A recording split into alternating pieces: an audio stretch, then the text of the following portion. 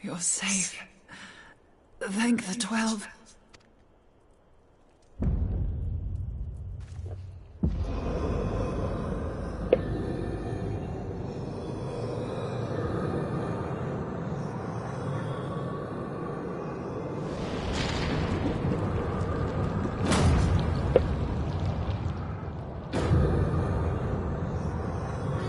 You may have bested me this day, but what of the next? What of all the days to come?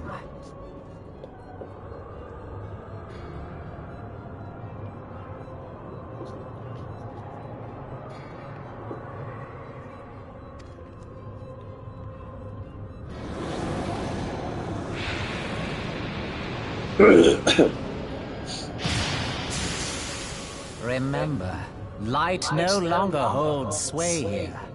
I may return whensoever I wish, again and again and again.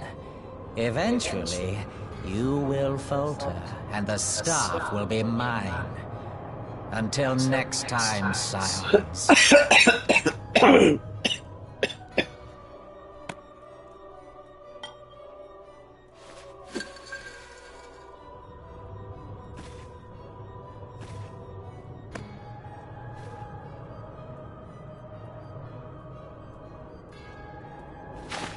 There will be no next time.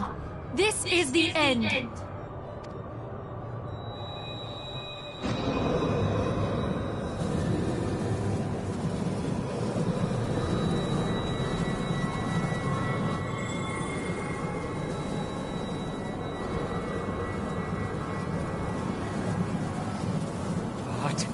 What trickery is this?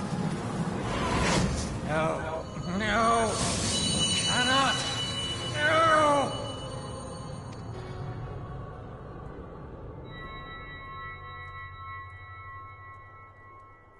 Use Tube Samati to gather ether.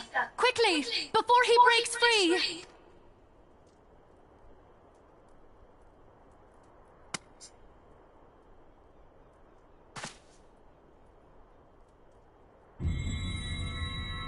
Concentrate! Call to mind the time you struck down La Habrea with the Blade of Light.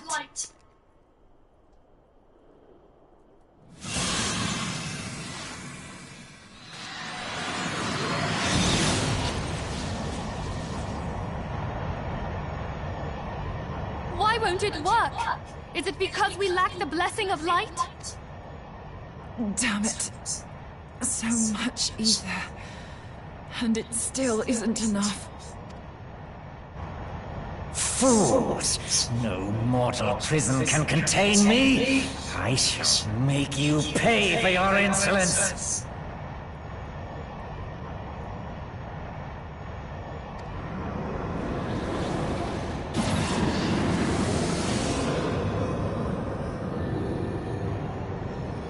Please, Mother Hydaelyn, hearken to our plea. Lend us your divine light. Why can you not hear us? Do our words no longer reach you?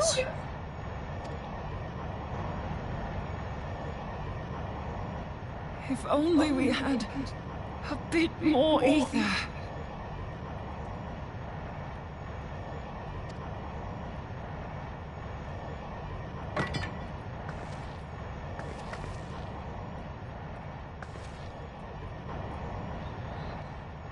Moonbreeder, what are you doing? Master Louisoix, I understand now. The choice you made in death. There is life. Farewell, Urianger. You daft old coot.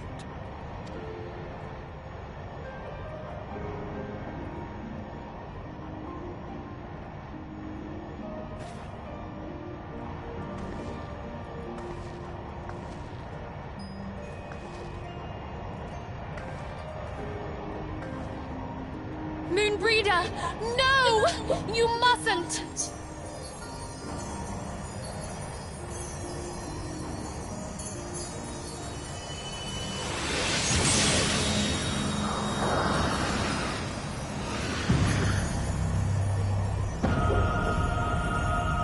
What? No! It cannot end! I am eternal! I am immortal!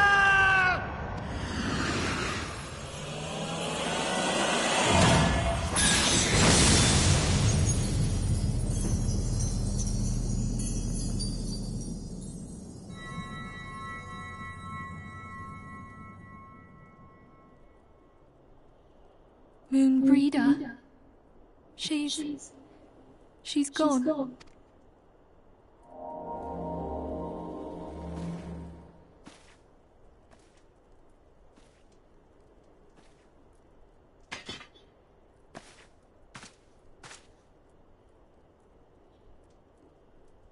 You did it, my friend. The Ascian is dead.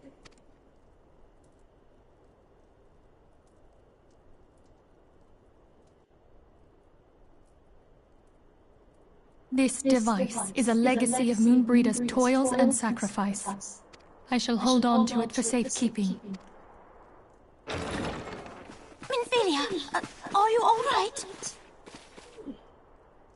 I am. Oh, we were surveying northern Thanalan when we received the distress call. We returned as swiftly as we were able. It seems you have everything in hand, however. What happened here? Where is Moonbreeder?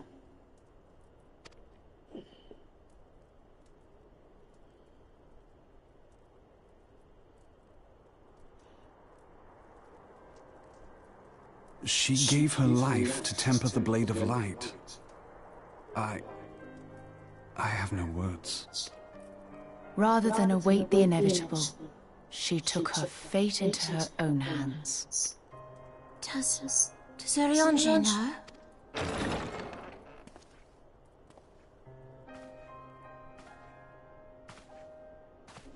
My friend, there is something I must tell you. I heard all, my lady. The moon sinketh, taking her leave of the heavens. Yet her passing heraldeth the coming of a new day. Moonbreeder hath fulfilled her destiny, hath she not?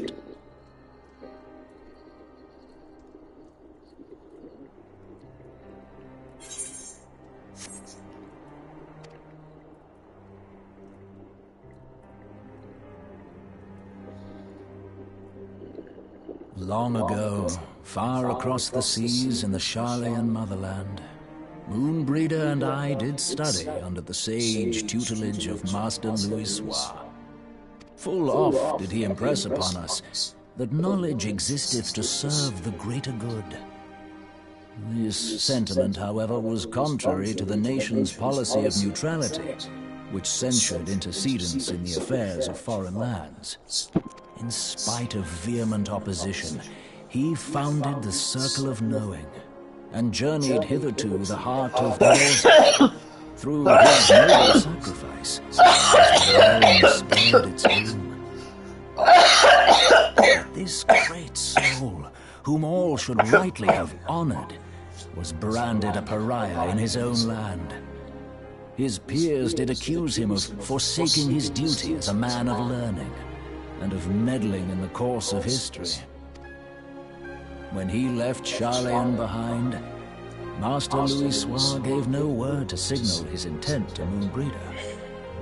Close as they were, as master and disciple, she was deeply wounded by the sudden exclusion from his confidence.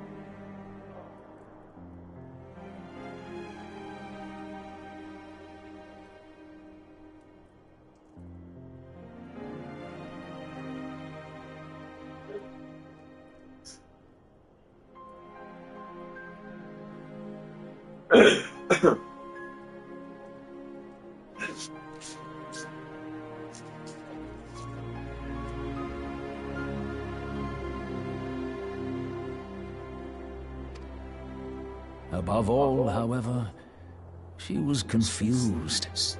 Try as she might, she could ill comprehend her master's motive.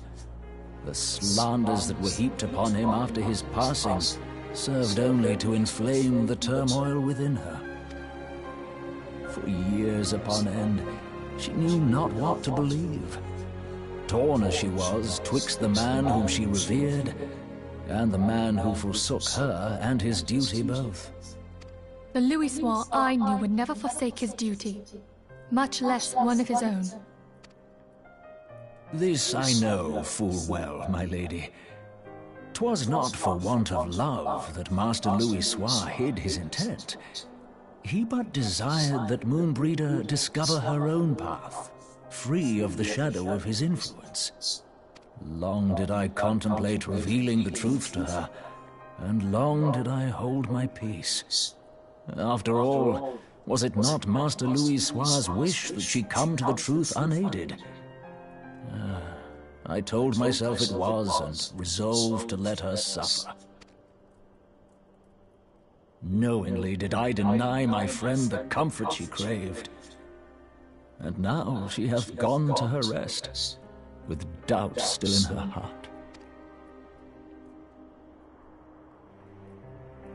Speakest thou in earnest? Did Moonbreeder truly come to understand Master Louisoix's will before the end? The realization hath set her free. She may now find the peace which hath for so long eluded her. Oh, Moonbreeder, my dearest, how I shall miss thee. Moonbreeder gave her life that we might possess the means to defeat the Ascians. Her sacrifice must not be in vain. Let us continue her work on the Blade of Aether and see it to completion. My lady, I would mourn Moonbreeder in mine own way. I beg your permission to return to the Waking Sands. Of course, my friend. Take all the time you require. We shall be here should you have need of us.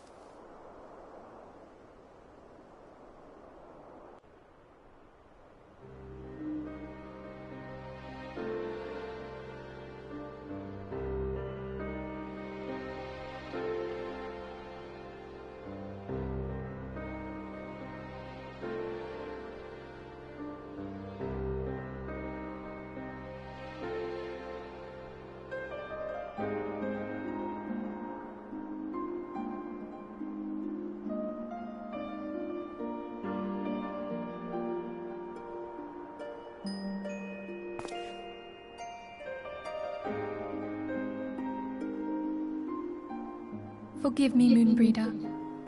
Had I been quicker or wiser, but I was not. And you paid the price. But you would not suffer us to wallow in our sorrow, would you? You would tell us to pick ourselves up and get on with it. And so we shall. We shall defend this realm and her people to the last.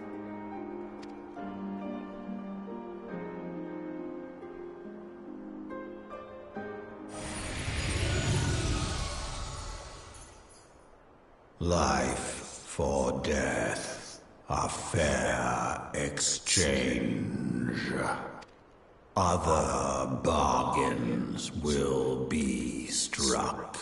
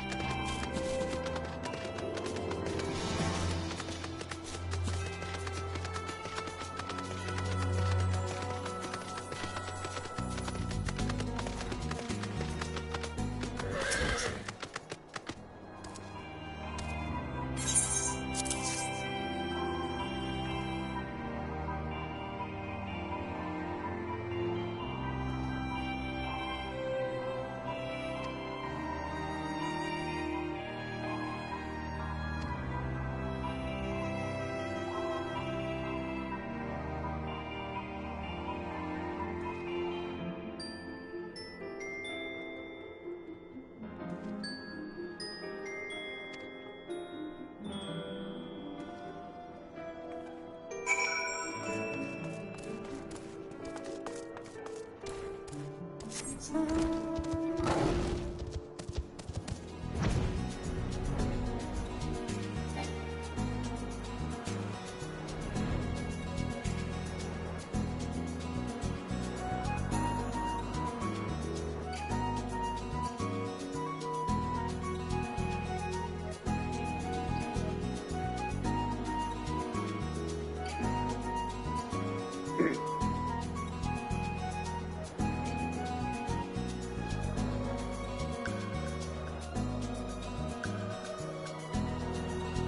song rises a crescendo.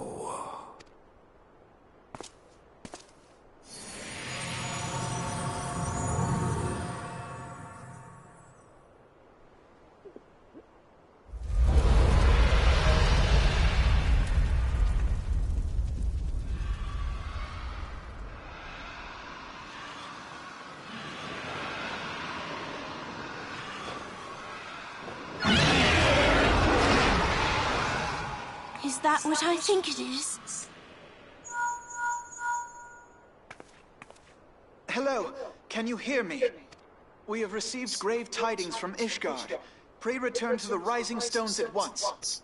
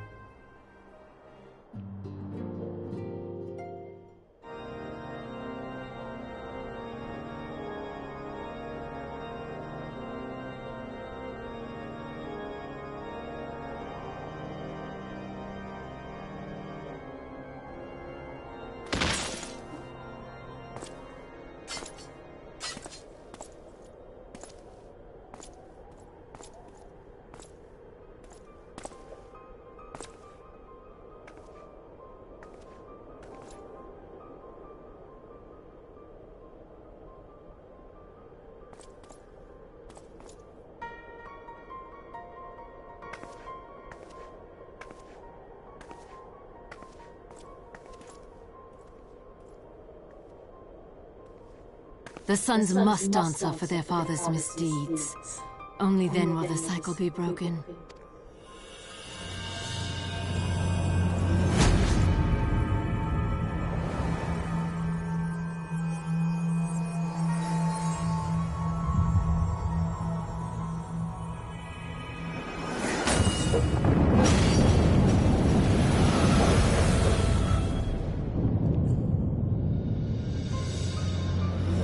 Brothers and sisters of the heavens, we raise our voices and join you in the chorus. The sinner's feeble magics are undone. Come, claim your retribution.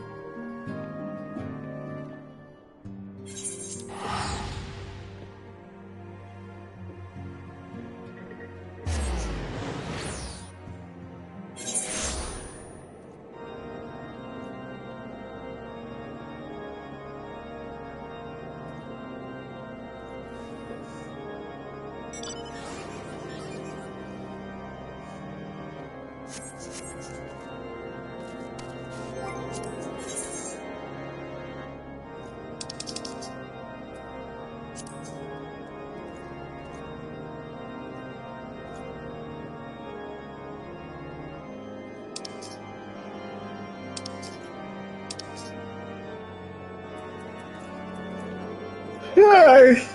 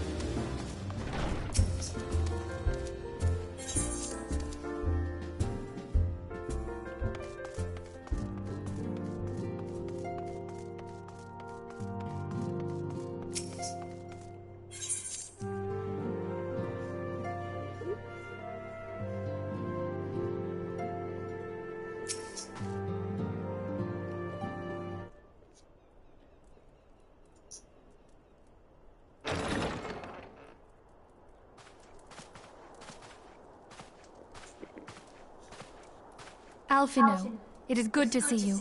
Tell me, what have you learned? Pray summon the others. Everyone must hear my report.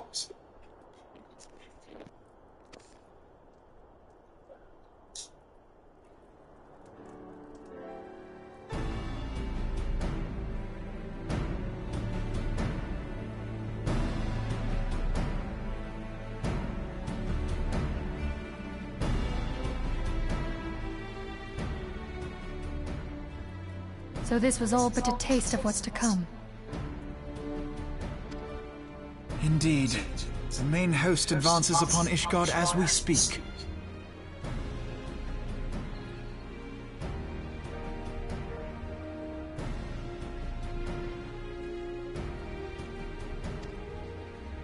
Whose vaunted defenses have been nullified.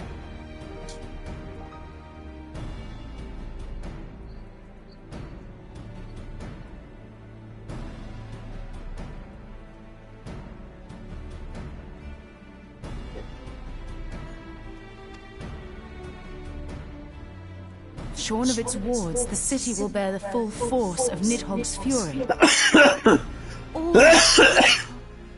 Alphino is right. The Dravanians cannot be allowed to prevail. If Ishgard falls, all of Eorzea will suffer the consequences. Then you agree that we have no choice but to intervene. For the good of the realm, the Scions of the Seventh Dawn and the Crystal Braves must join the defense of Ishgard. Let there be no ambiguity about what has been proposed. We would be directly intervening in the war. But if all here believe the cause to be just, then to war we shall go.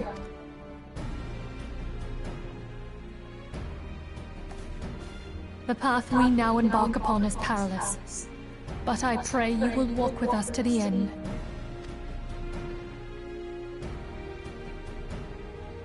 For those we have lost, for those we can yet save.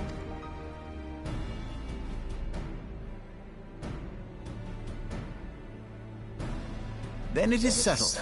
I shall inform the Council of our intentions and request that they contribute their own forces to the defense of Ishgard.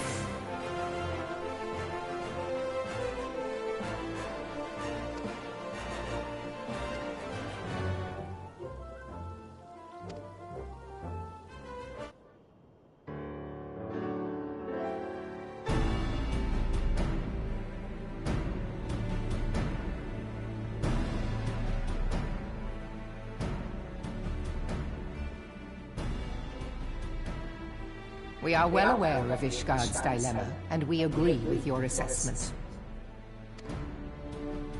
Then I trust there are no objections to the Crystal Braves' intervention. Ul'dah has not. Gridania does not object. The Crystal Braves are yours to command, Alphinaud. Do what you will. We shall pray for your success.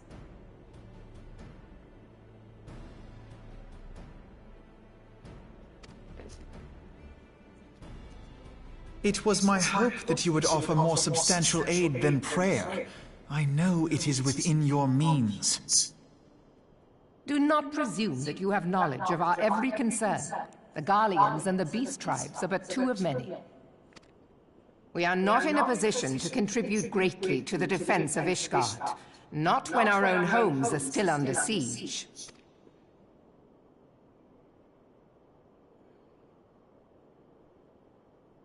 We dare not leave our interests in Carteneau undefended as well. Teleji Adeleji and his ilk would seize control of the territories in our absence. The enemy is at their gates, and you would cower behind yours? No one is cowering, boy. We will offer what support we can. Aye, support. A handful of men and no more.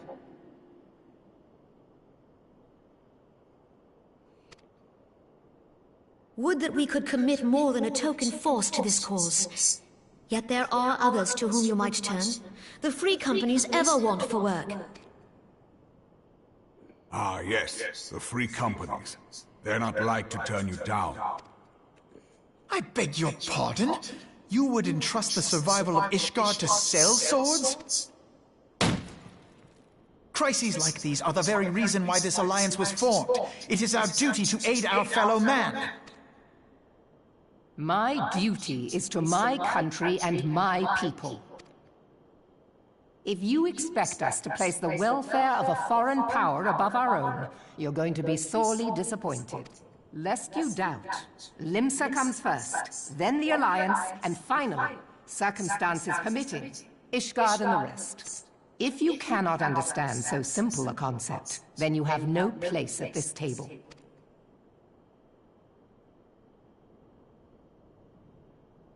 Forgive me, Admiral. I was careless in my choice of words.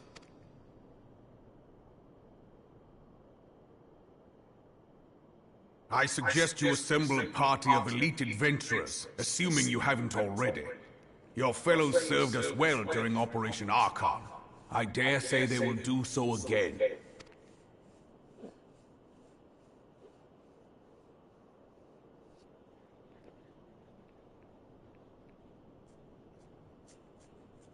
If I may, Your Grace, I wish to propose a redistribution of forces. If we entrust the security of Ul'dah to the Brass Blades for a time, we can dispatch a larger force to Ishgard. Your Grace?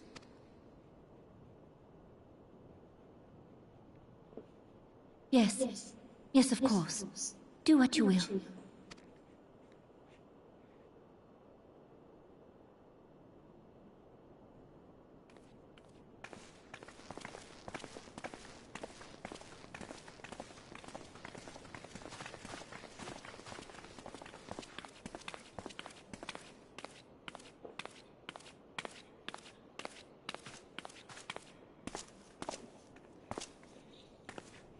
Is Her Grace not feeling well? To the best of my knowledge, Her Grace is in perfect health. I see. Carry on.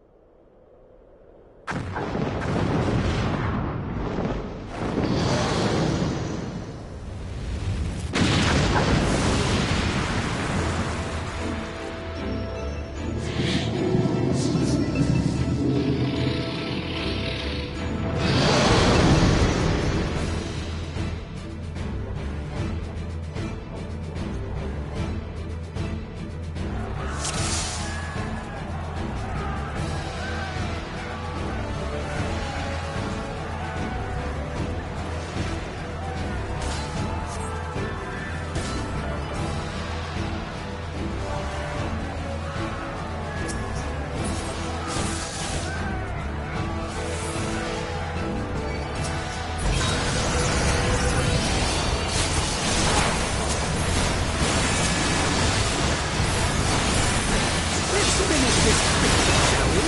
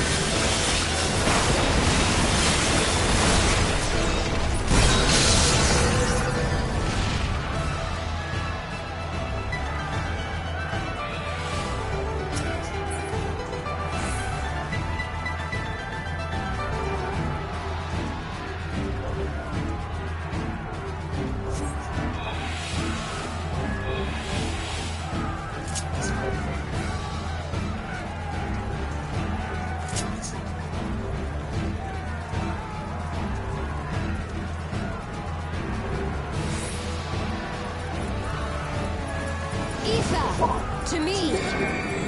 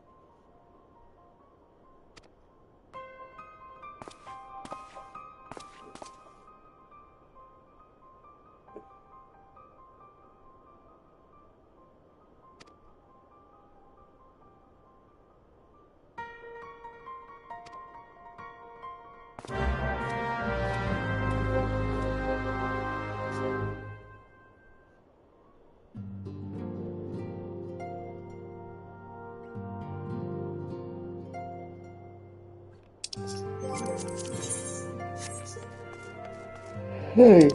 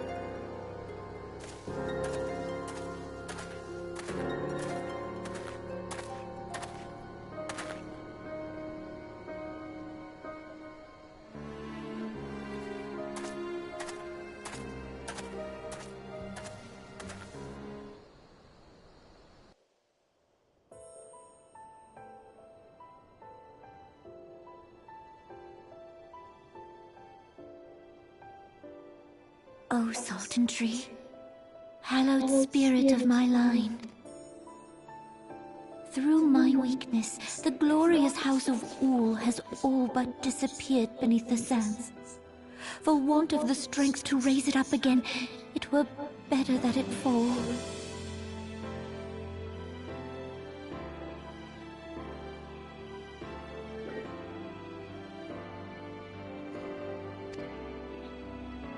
Forgive me, but I know not what else to do.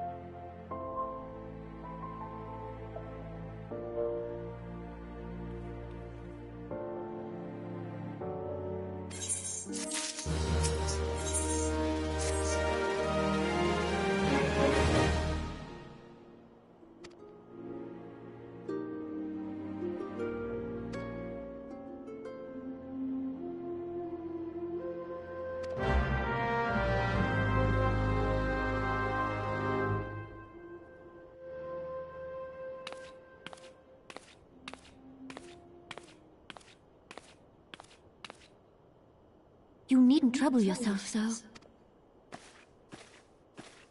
Your Grace is most kind, but it is no trouble to me, rather an honor. If your Grace is ready, I shall summon the Warrior of Light. I am.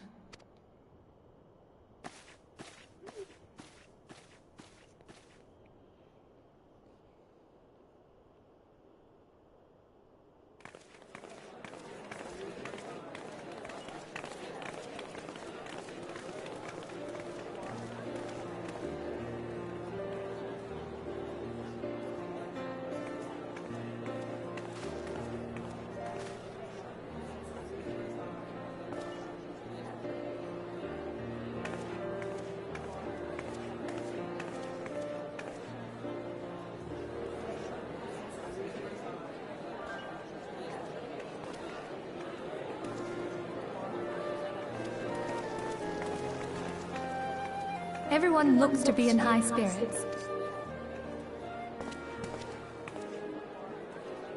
With good cause. A common victory may serve to unite even the most unlikely of allies. You've brought us one step closer to a united Eorzea.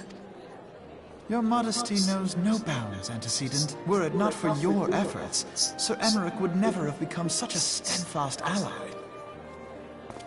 When he convinces his countrymen to rejoin the Alliance, we shall all reap the benefits, military and economic. I tell you, we are on the cusp of a new era of unity and prosperity. Territorial disputes are all that divide us now, but I have faith that we will find an amicable solution in time. And failing that, I'll have my trusty Warrior of Light box the ears of all concerned.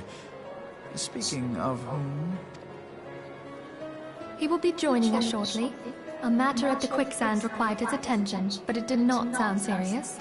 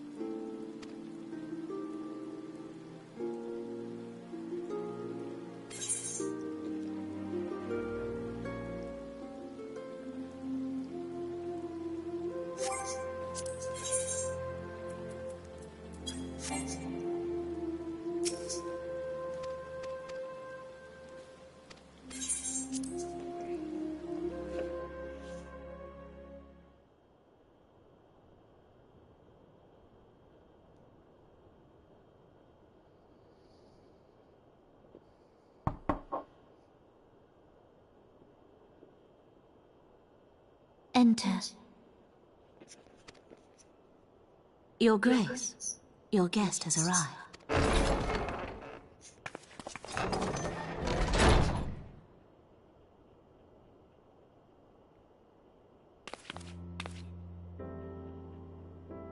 Pray, come in, and take your ease.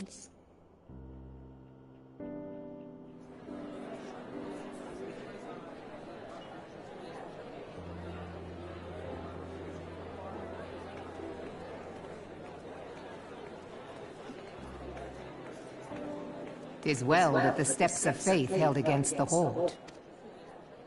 And what of the city proper? We sustained some few losses, but the heart of our nation yet beats with vigor. I am not certain I could say the same had we not received your most generous aid.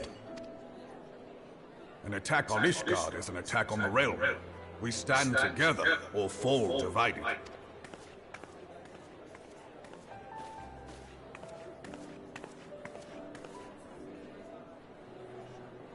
Such noble words, after the fact.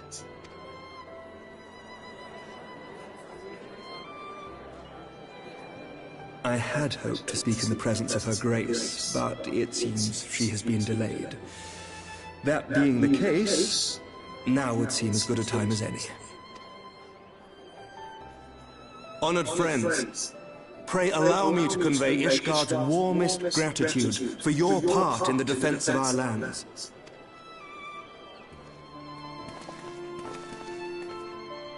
Tis upon the success of this very alliance that my recommendation to throw open the gates of judgment shall be founded. With the blessing of the Archbishop, it is my hope that Ishgard will soon be reunited with her long-estranged sister nations, and that Eorzea shall once more be as one.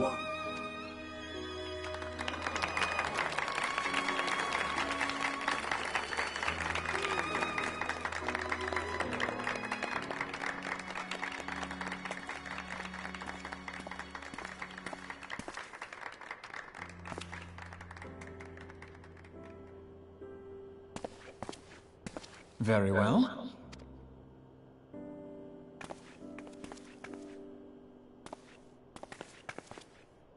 Is aught amiss? Nothing to worry about. I shall return anon.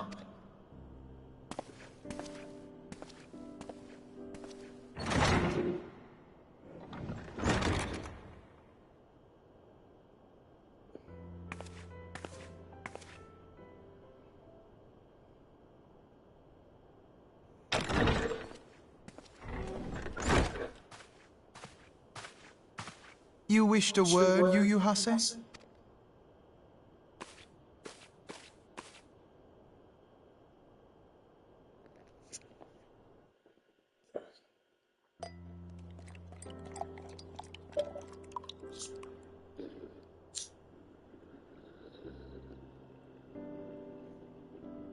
You may go. Your Grace.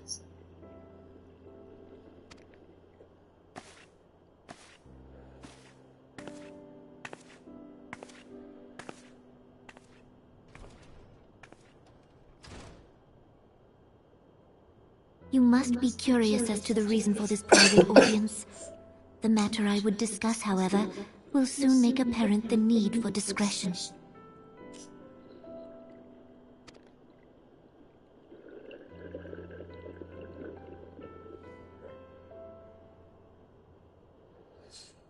I intend to abdicate the throne and dissolve the monarchy.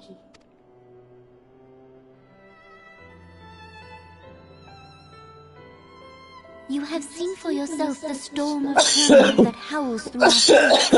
The government fails its responsibilities, and my subjects suffer the consequences of our incompetence. But I will see them suffer no longer. The victory feast shall provide the stage on which I declare the dissolution of the Sultanate. 'Tis mine intent that the ruling class of our golden city should take its place beside the common man in a fair and equitable republic. No more shall this nation bow to the whims of a privileged few. Yet, That which I propose will entail the tearing up of this city's very foundations. And even Roban, with all his strength and influence, will be hard-pressed to keep his footing on such treacherous ground. Thus would I ask you to lend him a steadying hand. You who have endured the wrath of innumerable foes are the one hero in whom I can place my trust. Will you do this thing for me?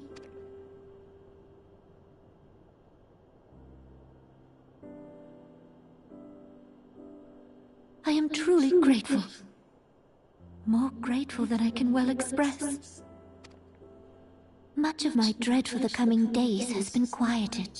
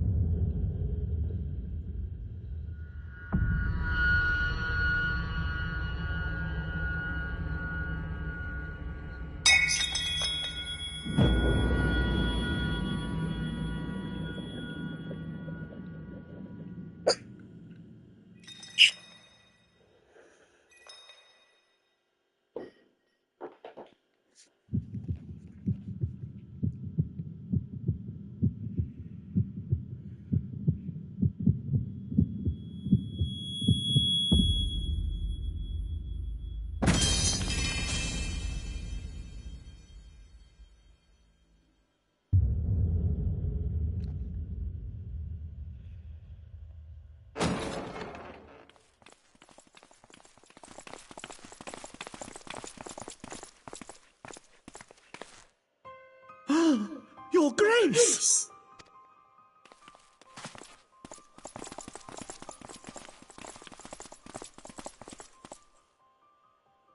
Her Grace, the Sultana, is dead.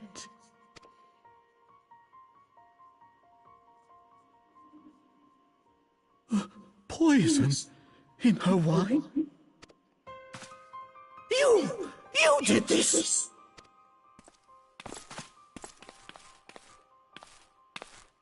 Spare us your denials! I see no other suspects, and the room has but the one entrance.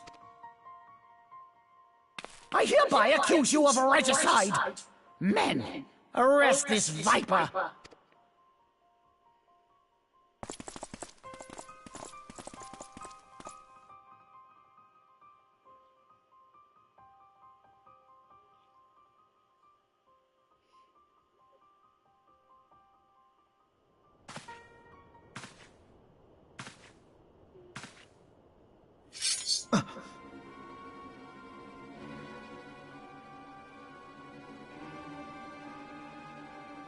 Sir, barring a few exceptions, we have detained all those with allegiance to the Cylons. The Rising Stones is also under our control.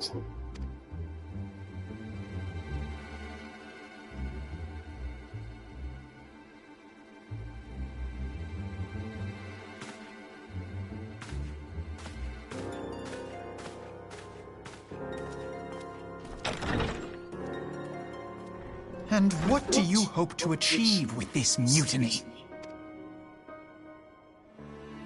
Why, that which we have striven for all along, Commander. The salvation of Eorzea.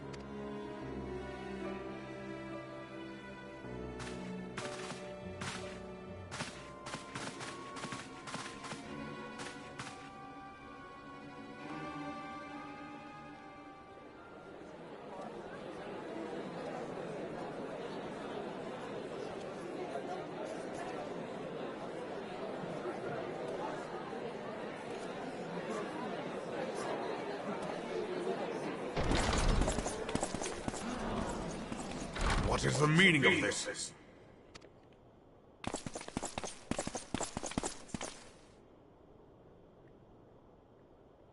Knights from the homeland. This cannot bode well. Lord Commander, we have received an urgent message from the Holy See. I am grieved to report that your serpentine foes have resumed their assault. Needless to say, your presence is urgently required. These knights have come to bear you swiftly home to Ishgard. A surprise attack? We've had no such word from our men, and the timing is most fortuitous to catch us away from the city. Most fortuitous indeed.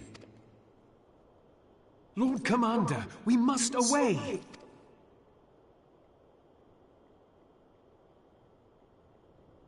You have been a most gracious host. I hope that I might one day return the favor. Come, Lucia.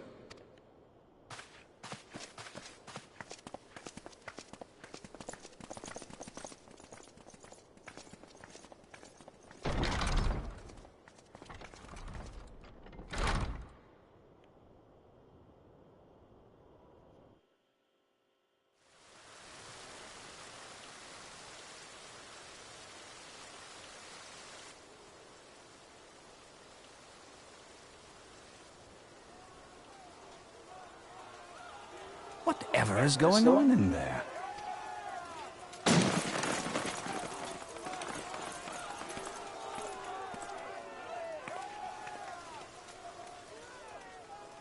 Ah, the ever-dutiful brass blades. I must apologize, but my dance card is rather full.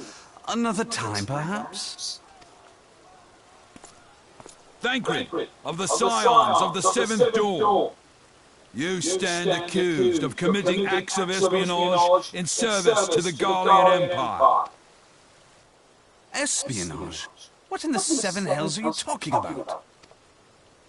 Ah, if you're referring to that business with the Ultima weapon, then you must understand. I wasn't myself.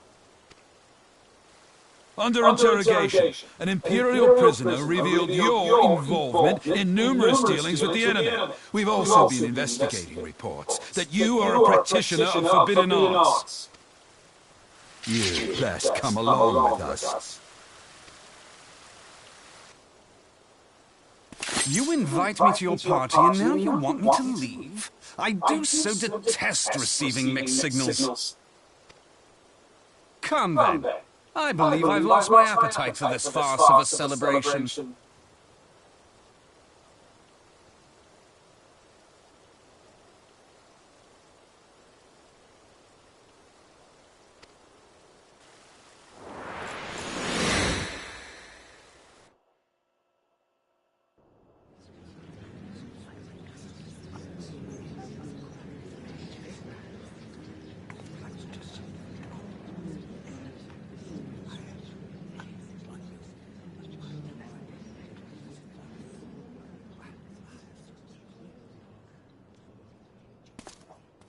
You go too far, Lord Adelegi.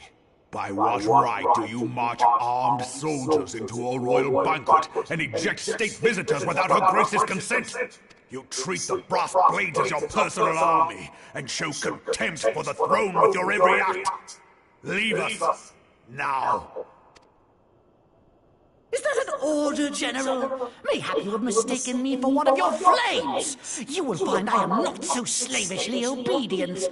And you lecture me on personal armies. As for your outrageous claim that I have shown contempt for the throne, let all here observe that it was not I who feasted while an assassin removed its occupant.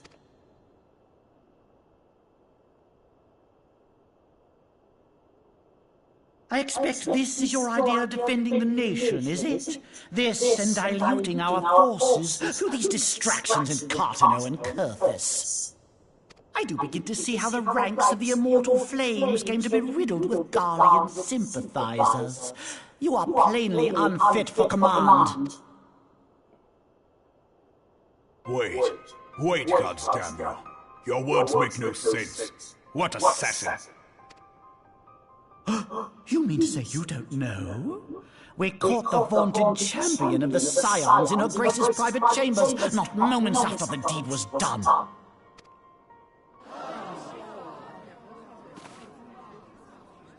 No! No, this cannot be! Save your breath. You will need it to plead your case. You and your entire order are to be tried for this atrocity.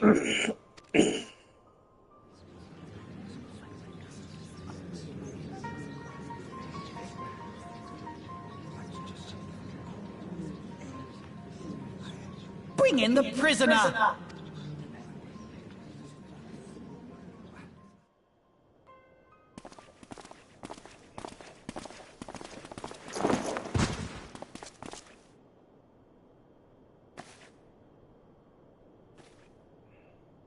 This man stands accused of poisoning Her Royal Majesty Nanamo Ul Namo, and his suspected accessories to the crime. All members of the Scions of the Seventh Dawn will be detained for questioning. This is madness! What a pity. Who'd have thought your tale would end like this? Should you demand further proof, a vial with traces of the substance used to poison Her Grace was found upon the assassin's person.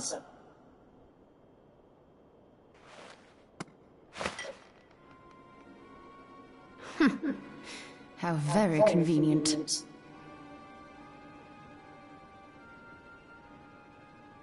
You would speak of convenience? Who persuaded Her Grace to host this celebration? A diversion which presented you and your confederates ample opportunity to commit the crime, and a crowd within which to fade from view. A more convenient occasion I could scarcely imagine. How dare you!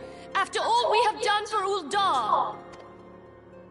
Hold your tongue, witch! I'll not be ensorcelled! I know all about the dark gift that you and your disciples wield.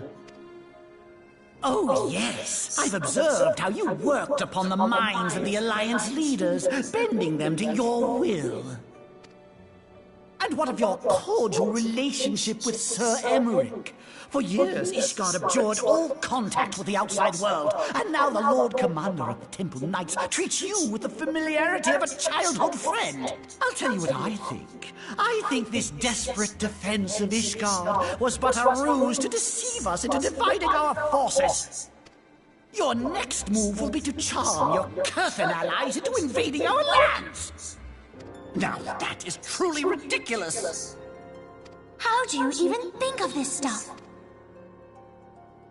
She cannot be dead.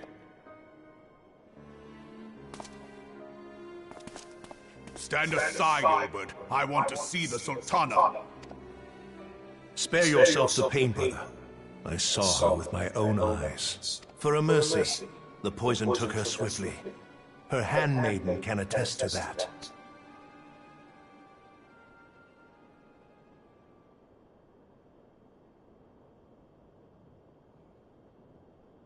This cannot be. Nanamo. Nanamo. No!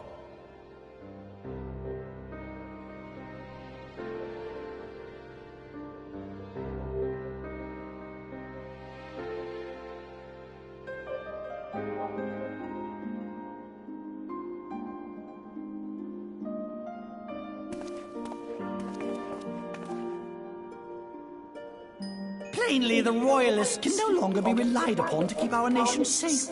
And so it falls to the monitorists of the Syndicate to govern Uldar. But should you wish to help us, General, we would be more than happy to entrust the task of planning Her Grace's funeral to you. It seems only right that you should bury your precious Sultana, and we will be glad to be rid of that burden.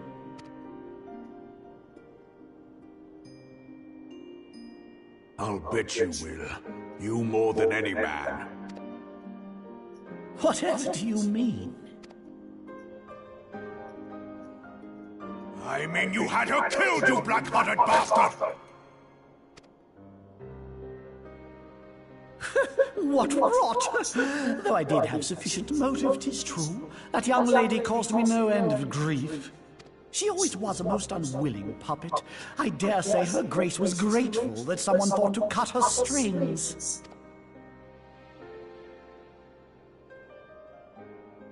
You would mock her, then mock her from hell!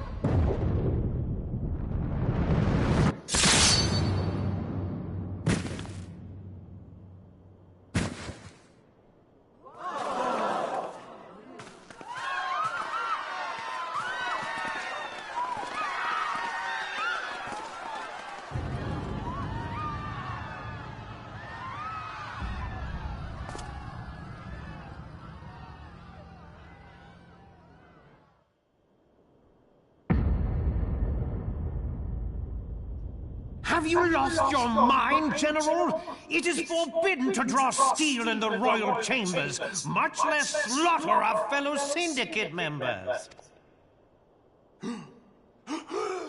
You're one of them. You've been in league with the Scions all along. You're next to scheming bastard!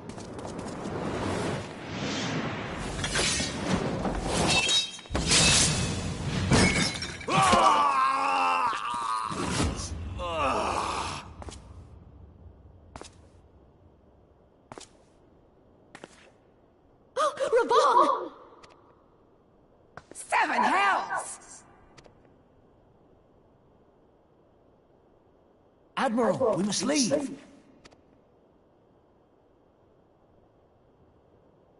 Ah!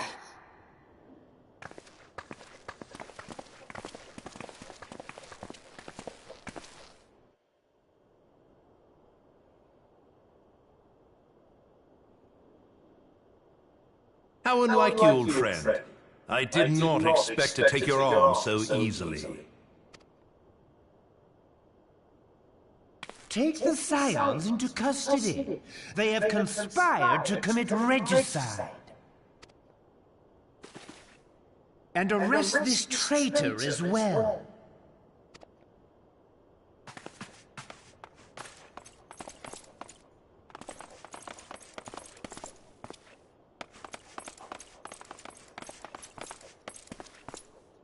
Ilbert, I hope you choke on their coin. Tis better than the dirt I've supped on these long years. We can't all abandon Alamigo and become great war heroes as you have.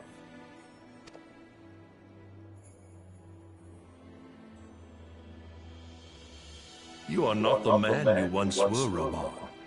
Since that girl strapped the yoke around your neck, you've become docile. She took the mad bull and cut off his balls, and a bull that cannot rot is fit for naught but slaughter.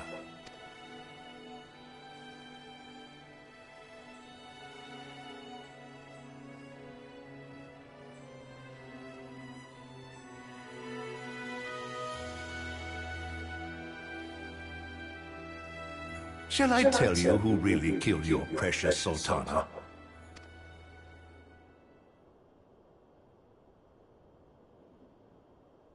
It was me.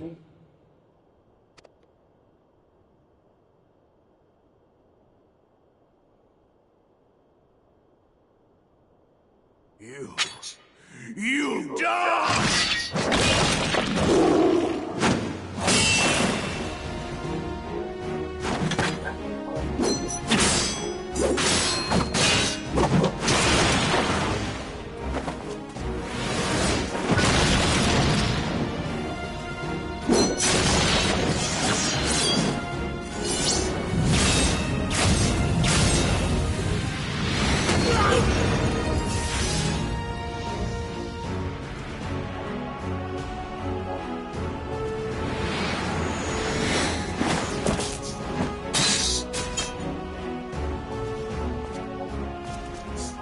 I never doubted you, not for a moment. But there is more to this than I yet understand. Flee this place. Clear your names.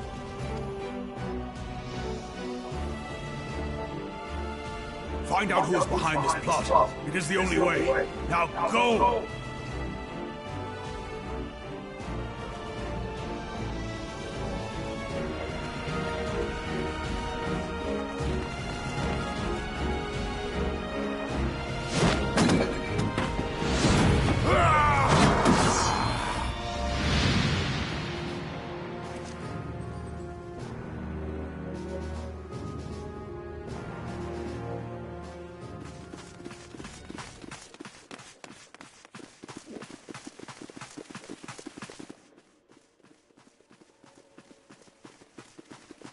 Ah, there you are. Thancred, where have you been? Avoiding the fumbling advances of some very persistent admirers. When I realized the celebrations had turned sour, it seemed prudent to slip away and take stock of the situation. 'Twould appear that much of the city is already under tight guard. It occurs to me that expanding the Brass Blade's authority may not have been such a wonderful idea after all. The success of this plan was contingent upon those thugs having the run of the place. Just how long has this scheme been in motion? The careful preparations, the maneuvering of forces. I am inclined to agree with the General's insistence that a deeper plot exists here. So, would I be right in thinking we now have an excuse to pummel as many brass blades as we like? Unless you plan on pummeling them all, I'm not sure that will greatly aid our cause. The Sultana's assassination was but one part of the scheme. We too were its targets. And though we did not share Pornonimo's fate, we are yet hobbled by the charges laid at our door. Where now might we seek refuge? Where indeed, we may safely assume that our foe is thought to have the Rising Stones watched. Forgive me for stating the obvious, but our choice of destination will matter little if we cannot secure an escape route out of Ul'dah. Happily, I believe I can provide one. Papashan once told me about the passages hidden in the walls of the palace. If I recall correctly, the fireplace in Animo's chambers conceals the entrance to a tunnel. It should lead outside the city and allow us to avoid any messy confrontations.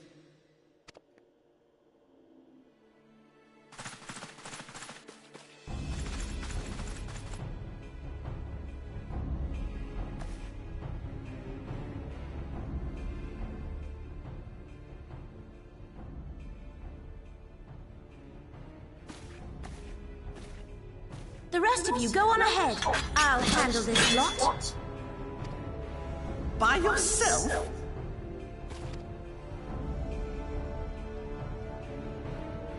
I suppose I shall just have to join you.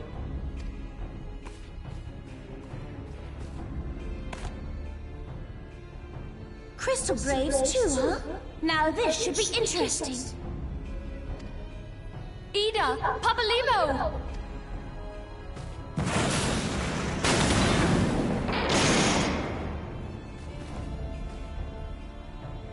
We will hold our pursuers here. Hurry, now! Find this tunnel of Thancreds.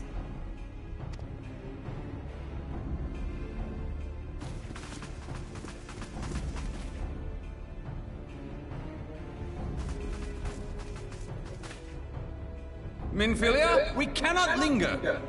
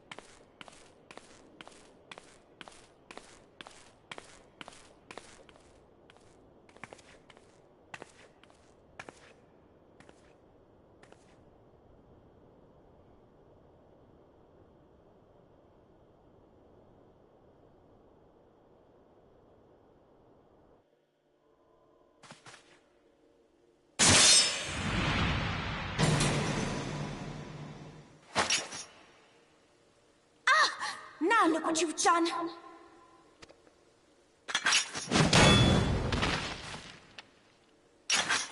Ida, are you all right? There are just too many of them. I'm fine. I could do this all day. How about you?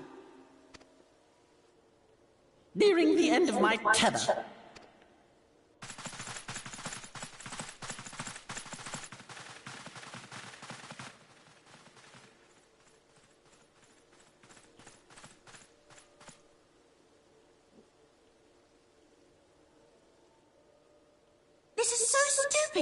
We're the Scions of the Seventh Dawn, the ones who stand between this realm and the evil that's trying to destroy it. And if you think we'll leave the stewardship of Eorzea to the likes of your masters, then you're sorely mistaken.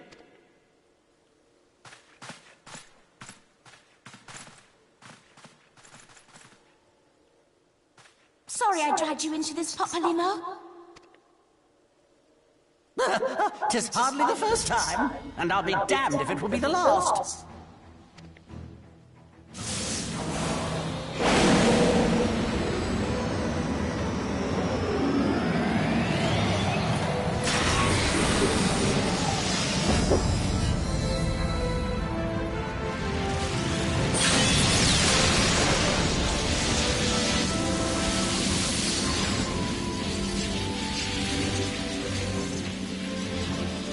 Let them have it, Ida!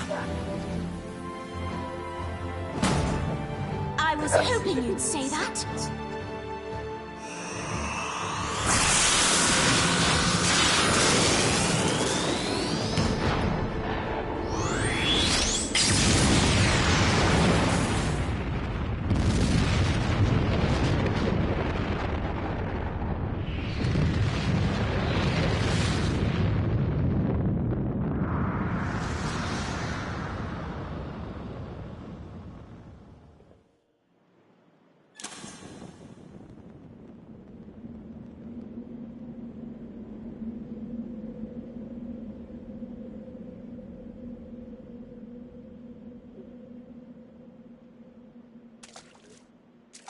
I never knew such a watercourse existed beneath Ul'dah. The architecture is of the Sildine style, if I'm not mistaken. The ancients plainly foresaw the need for a ready means of escape.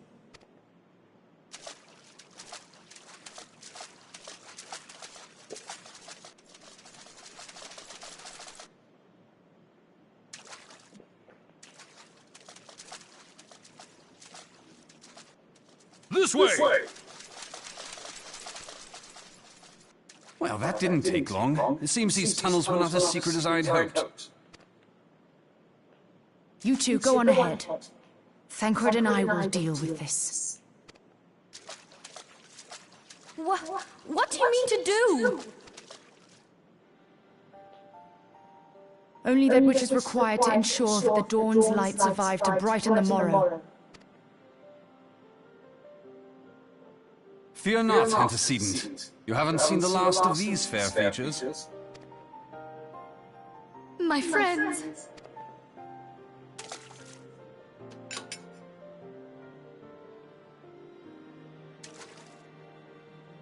Leave us!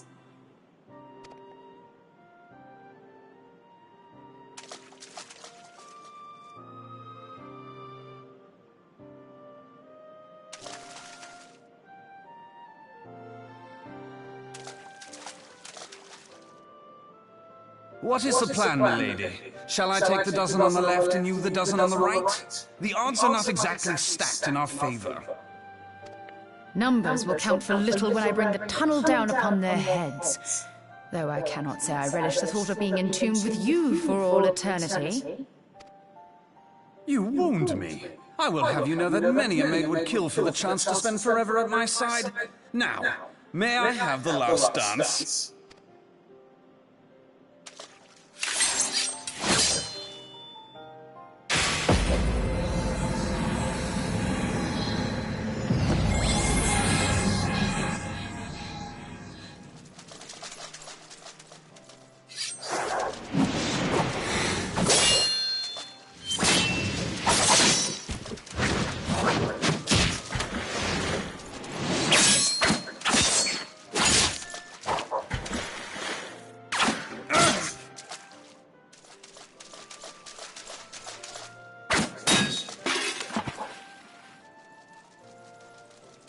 Well, this is going splendidly.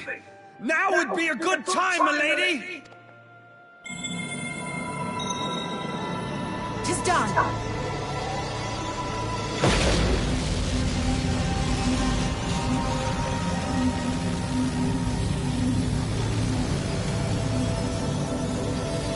Forgive me, Mitra.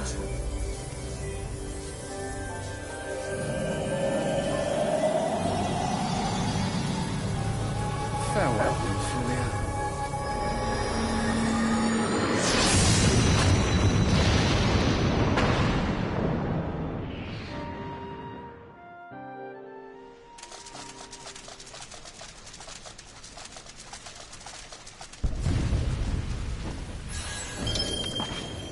Hydaelyn, she speaks to me. No.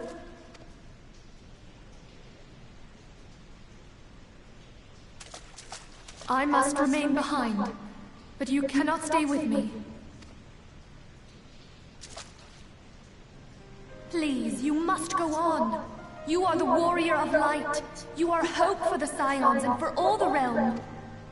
As long as your flame continues to burn, the light of the dawn may ever be relit. You must escape and save Eorzea from those who would plunge it into darkness.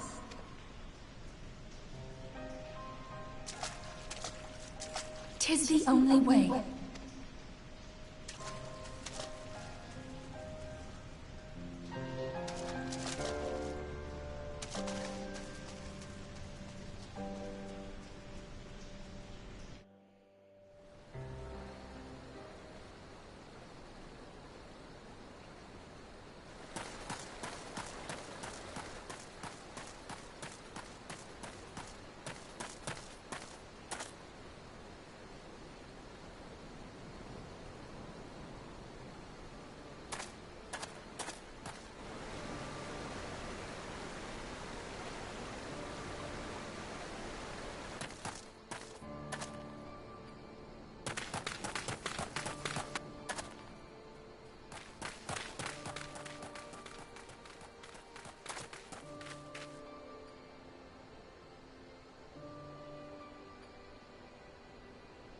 I am glad to see you safe, my friend. What of the others? Damn that man! Teleji played me for a fool! I thought the Crystal Brave's mine till the very moment I felt the blade at my back. There will be ample time for soul-searching later. For now, we must put some arms between us and Ul'dah.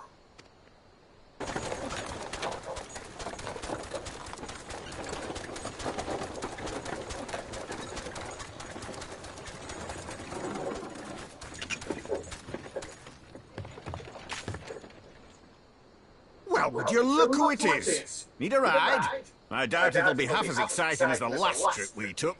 Not if I have anything to say about it anyway.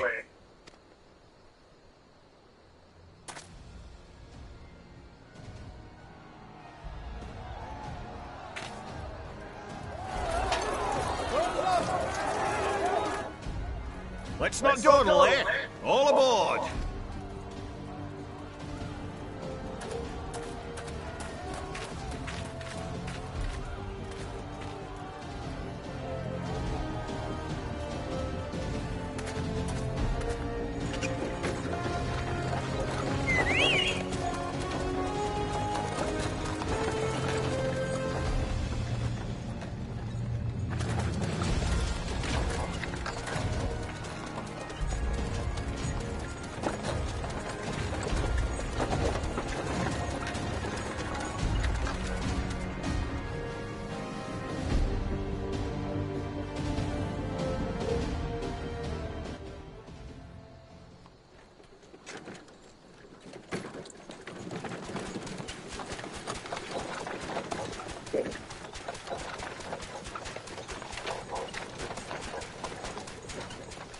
I was stocking up on supplies over in Vesper Bay, you see, when your sister come up and begged a favour. Said her brother was having some trouble down in Ul'dah, and likely needed a helping hand getting away. Thinking them ruins would make a fine hiding place, I decided to try there first. And lo and behold, there you were! Aye, and judging by them soldiers as were pouring out of the city, I arrived not a moment too soon. Ha! Must have been fate that we happened to find you there, though, eh? I had thought to look out for Alisaie. but would appear she was the one watching over me. I've made such a mess of things.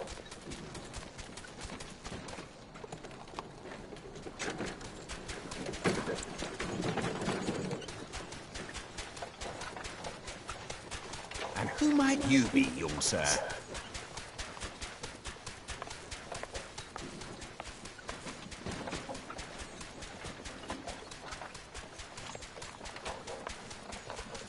Pippin Taropin, Vice Marshal of the Immortal Flames. I had been on the Alamegan front these past few moons, but an urgent communication called me back to Ul'dah. Scarce had my boots touched the cobbles, though, when the streets erupted with cries of assassination. I immediately went in search of answers, and came across Master Alphino here. Needless to say, I did not think his imprisonment justified. The blame plainly lies with the Monetarists. Their greed and corruption are well known to me, but for them to take advantage of the situation with such alacrity... Was that Pippin, you said? Ain't that the name of General Alden's lad? Yes, I am his son. Adopted, of course. 'Twas only as we were leaving Ul'dah that I learned of father's fate. Once I have seen you a safe distance away, I mean to return to the city and extricate him from this madness. Then you needn't travel no further than Blackbrush. Our fugitives have a friend waiting for them there.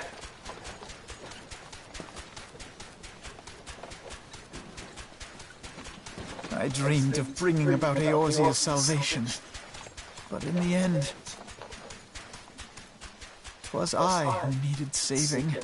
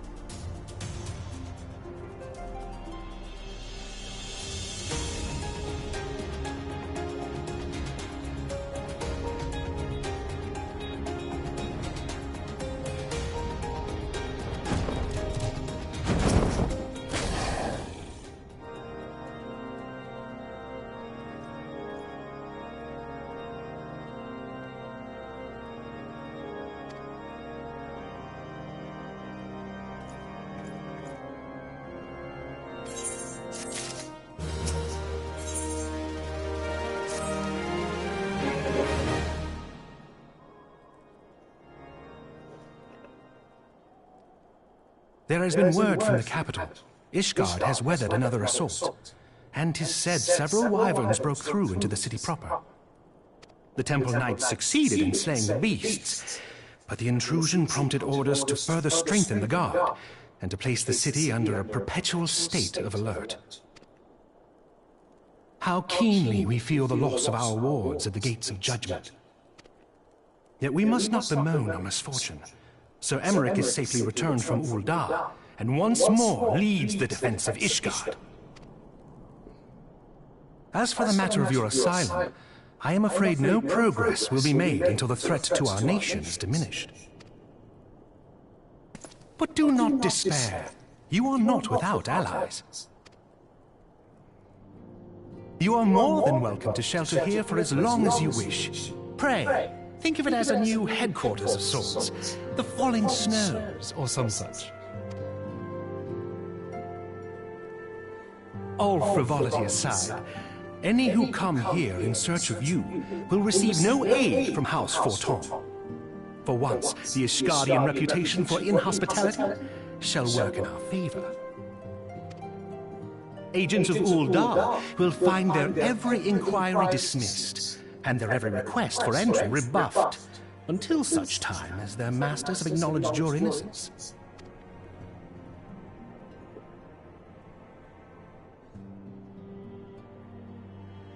You once fought to preserve the honor of my dear friend. 'Tis a blessing that I may now repay that debt in kind. But let us dwell no more on this. Pray, join the rest of your companions. 'Tis bitterly cold this day. I suspect there are those who might welcome the warmth your presence brings.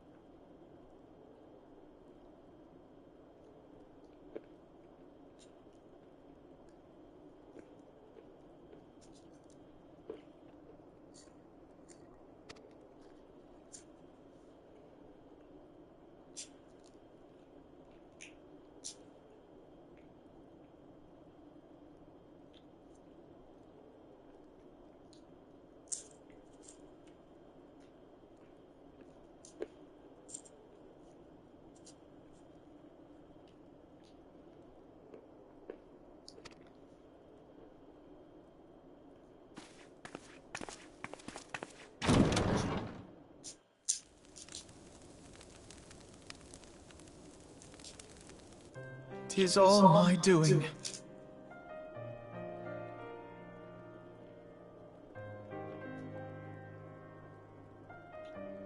I believed myself the only one who truly understood Eorzea's woes, and look what that arrogance has wrought. I gave commands, influenced governments with my certainty.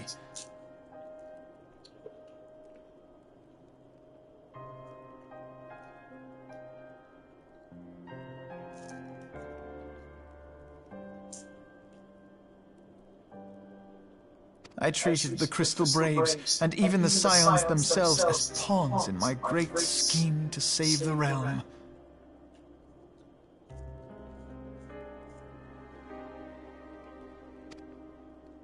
But in my headlong rush into imagined glory, I paid no heed to the ground upon which I trod.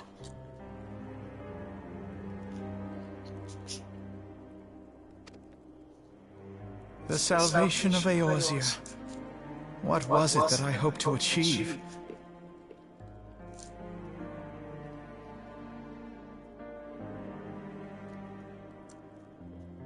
Did I believe that I could rid the realm of every danger and difficulty? That I could defeat the Empire and the Ascians, and find homes for every refugee?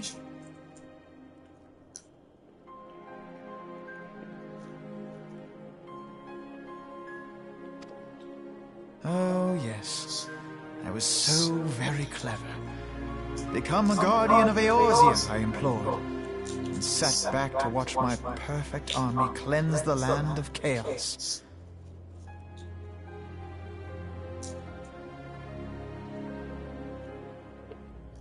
It was all but a means to feed my own vanity.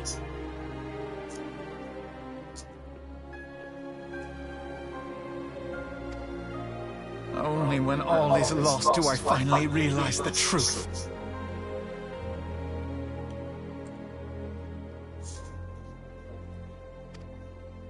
Oh, Alphinaud.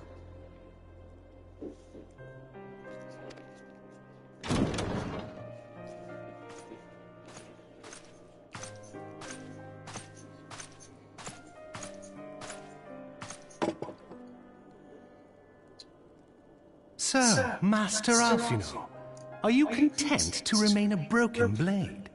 Is there no flame hot enough to reforge you? What of the fine companions who yet stand at your side? I dare say the fires of their determination will soon have you slicing the air again with your customary wit. I hardly deserve such friendship. And besides, where are we to go?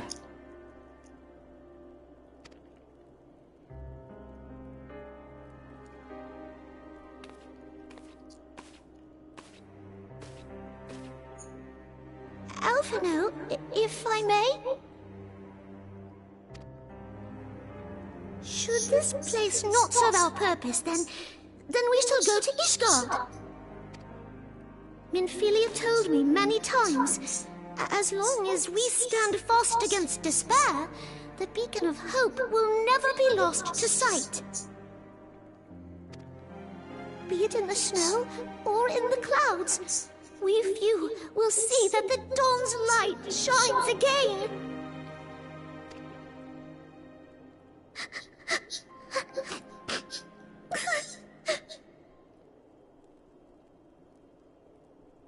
You are right, Totoro. Thank you. And thank you for your kind words, Lord Orchefon.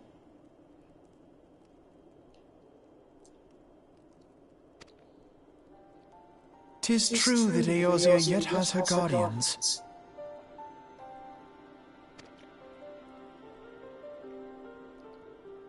The Scions have achieved much, and 'twould be remiss of me to discard it all in a fit of self-pity. Let us then resume our journey, together, one step at a time.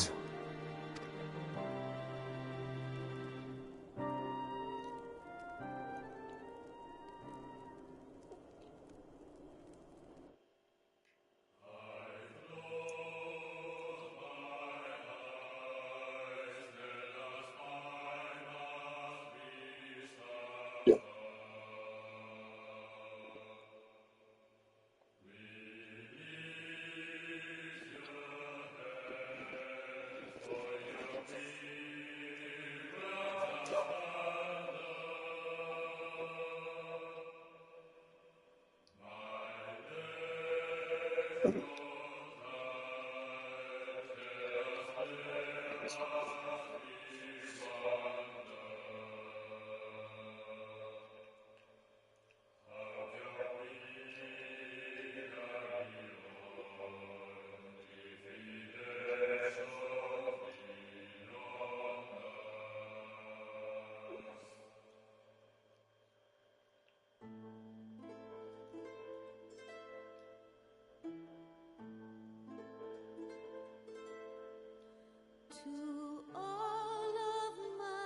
children in whom life flows abundant.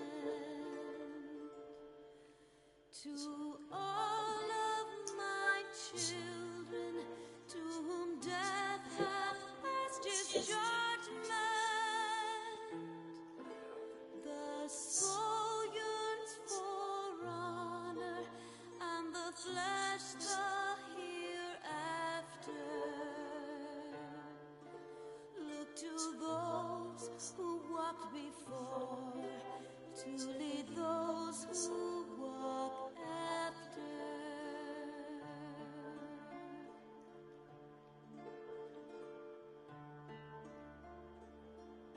Shining is the land's light of justice. Ever flows the land's well of purpose. Walk free, walk free, walk free. Believe the lamb's alive. So believe.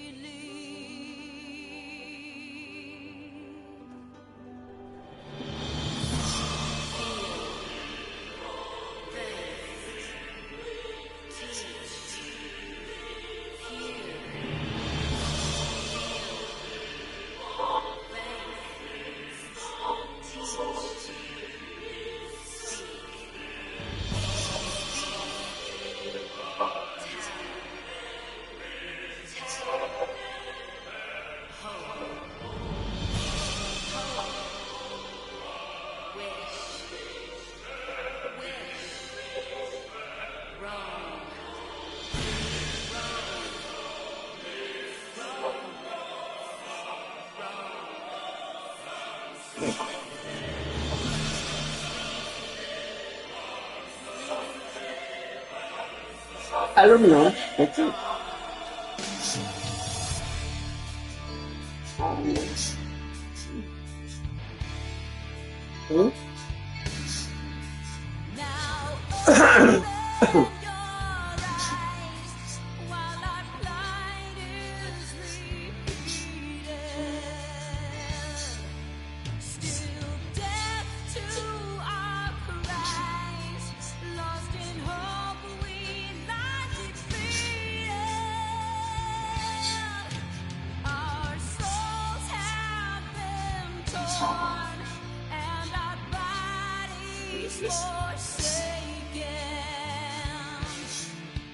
Bearing sins of the past, for our future is taken.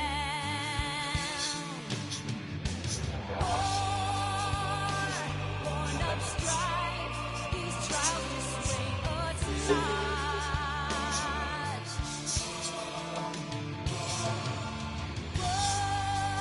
Words without sound, these lies betray us. The science of the seventh dawn. Iskizari.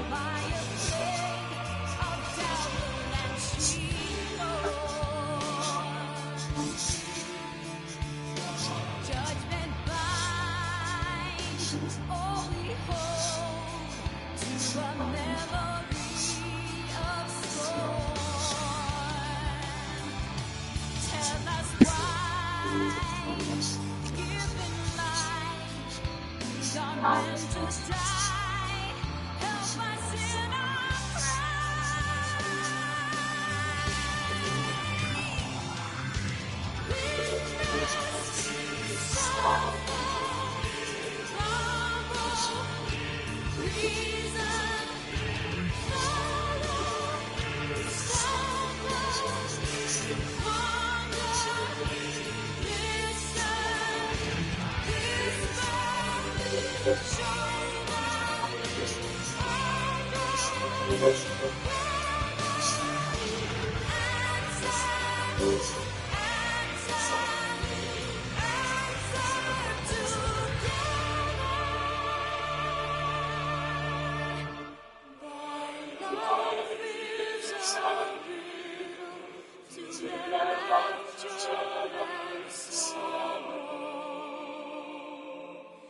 To listen, to serve, to entrust unto tomorrow.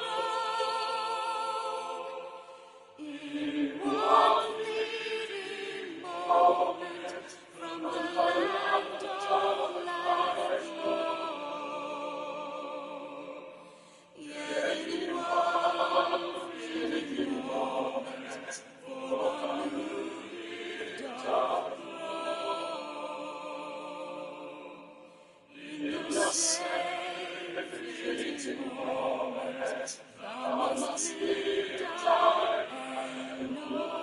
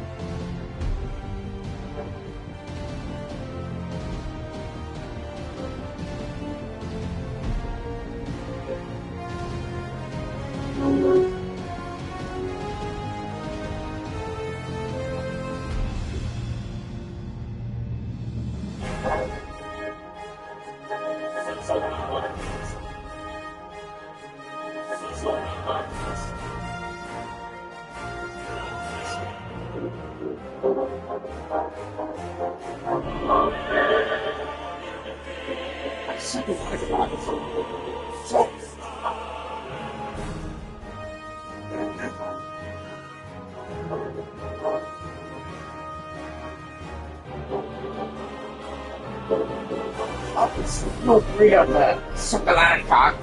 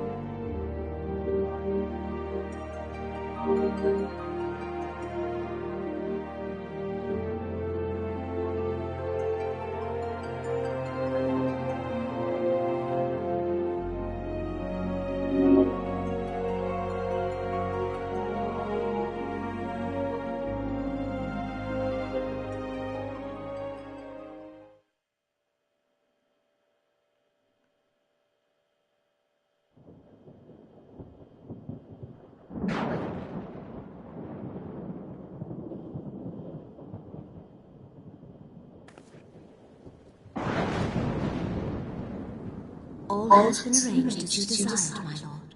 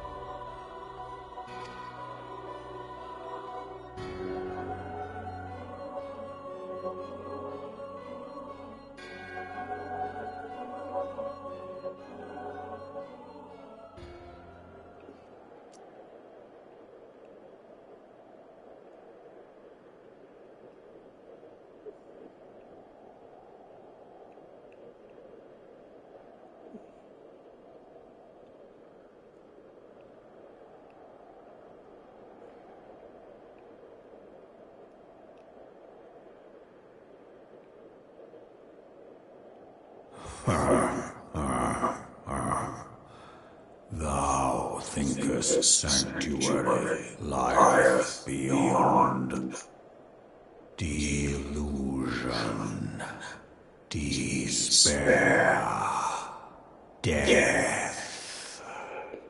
Thou shalt find naught else here.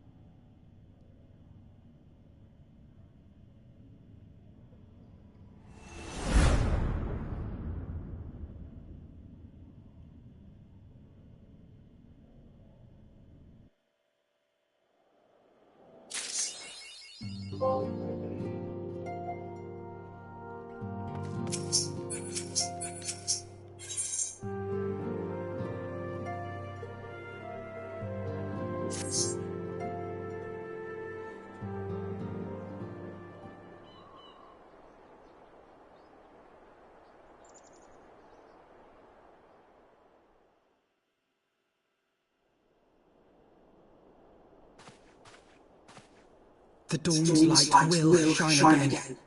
So long as we have these specious accusations hanging over us, we will struggle to achieve anything. You must go to Ishgard, as Tataru proposed. I will return to Uldar and set things right.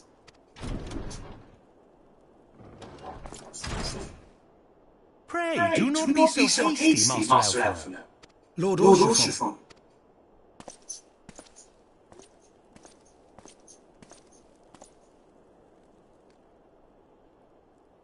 Full well do I understand your desire to clear your names.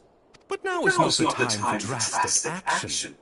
You yet have allies upon whom you can rely. There is no need to act alone.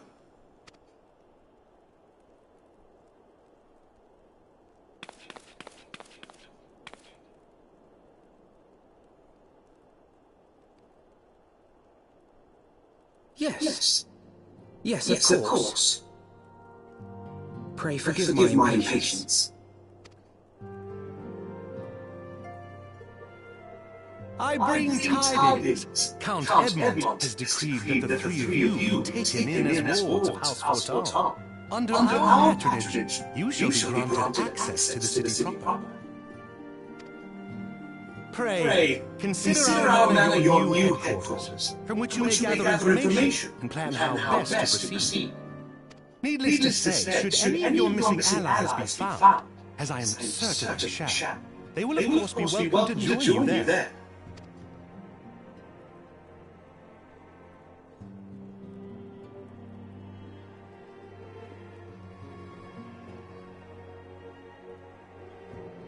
You are more than generous, my friend.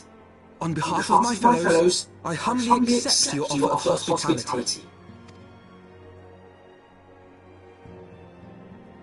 The Count is a good man and just. He will treat you with the kindness and respect that a hero and dear friend deserves. To Ishgard, then. Together. There we shall carry on the Scion's legacy. There we shall begin anew. Here!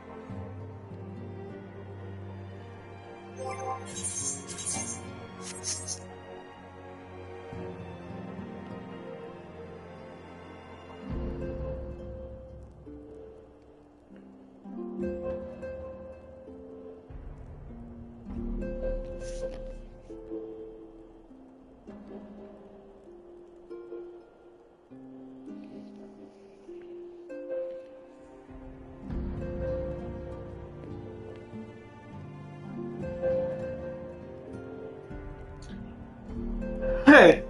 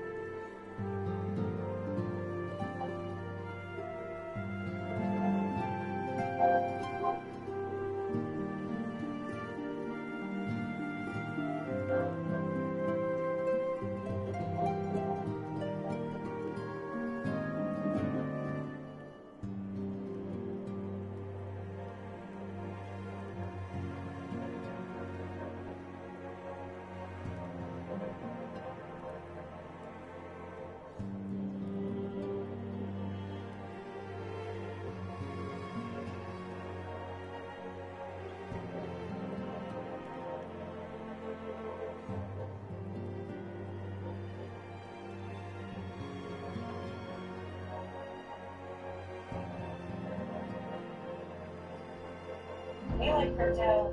You like crypto. Says Faith. Hi. Russia and China have been in each other's good graces in recent years, so it might be hard to believe they could be falling out. When the Ukraine war started, everyone assumed that Russia and China were united forces because of their reasons. But recently, trends have started to emerge in this friendship. As the famous saying goes, indicating geopolitics, there are no permanent movements and determinate enemies, only permanent interests. Today, we're going to dive deep to see what's changed. Mostly, China remarkably crowds meaning and expression of friendships. We notice that it's really difficult to find content like this on YouTube lately. It reflects that discuss geopolitical space, actually, pressure, downright the internet, or politics.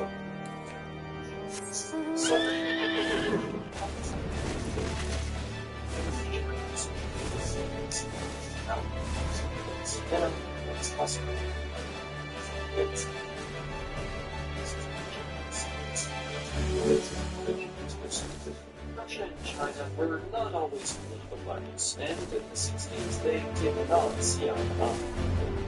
Countries control of the foreign communist states that individuals had too wide a conflict of parties to constantly require China to the decision in 1969 was a pre-war conflict known as the Secret Service. It lasted 7 months, and though it was later resolved, it left a bitter taste in the mouths of both nations. After the fall of the Soviet Union, Russia was held on the hand. Playing nice for the 29s, but its discriminatory policy finally put importance in the rest of the pursuit permanently in the 1990s. In 2001, the site of the Operation Crossbow President needed a second one. It's what we economics, exchange, relations. Interestingly, Article 9 of that clause basically binds the two nations to help each other out. States the situation arises because one of the contracting parties deems that peace may be threatened, otherwise foreign security interests are involved, or political aggression. The contracting party shall maintain full context of these conditions. We also see intelligence sharing.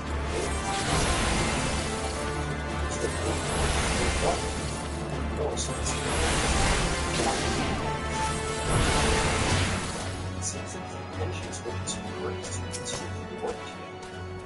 Furthermore, it seems their allegiance is stronger than ever, and it's pledged that that's his name.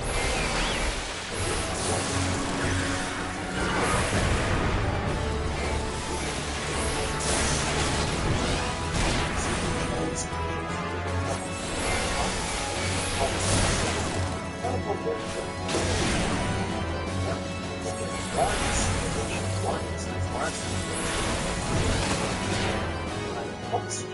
strong the things they go, and that would show us the fault lines behind it falling in. Now, as the second your movie is right.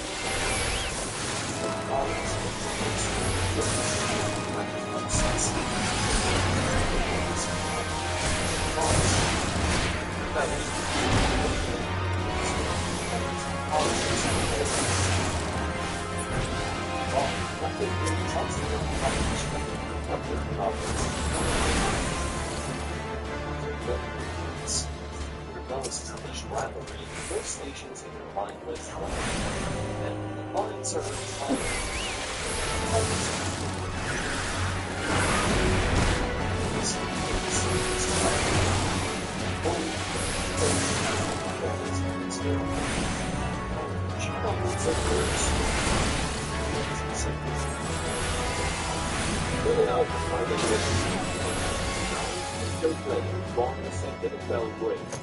always was bringing China into the conflict on the same pursuits.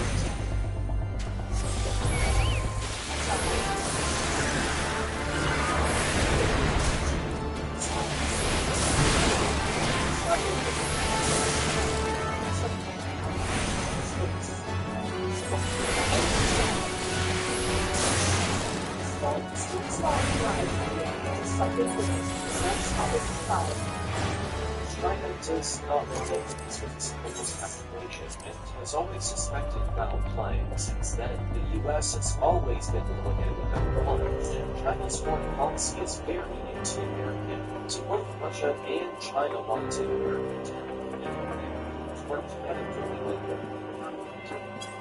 that factor is military first. Russia and China's Russia makes them invested countries. Outside of the relationship, very military bills in the same term Taiwan, helping strengthen the military ties. Furthermore, while China's declined request not to sell arms to Russia, China does provide nuclear goods. These goods of course, in more military purposes, and it's obvious that China uses this loophole to sell military goods to Russia.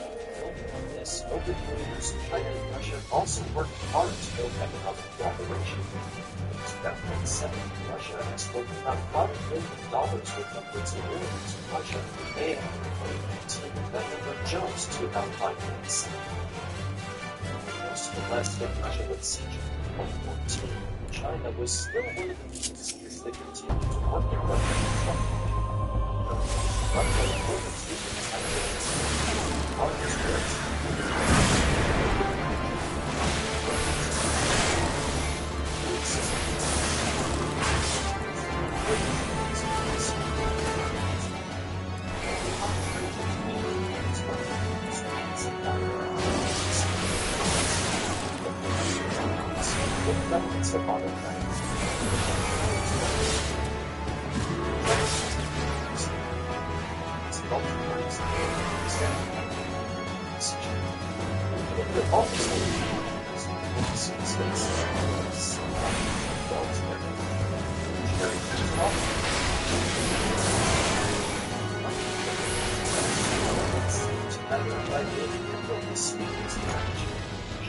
described Putin as his best friend and shared an intimate meal with him in 2018. They shared Russian pancakes and took machines.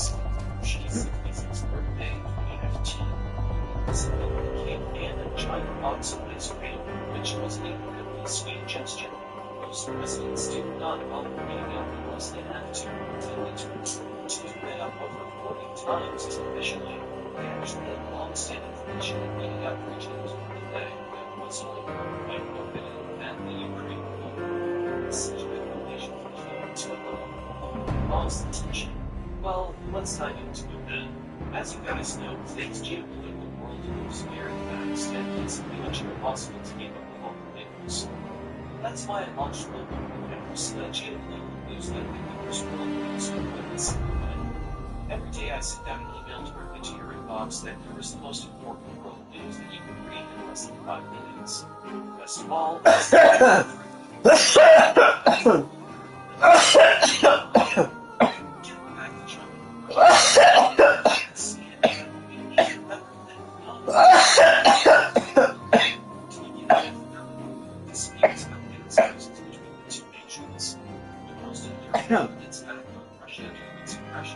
China was one of its few economic allies. The intention was for Russia to begin pushing of its oil through the pipeline known as the Power-Siberian 2.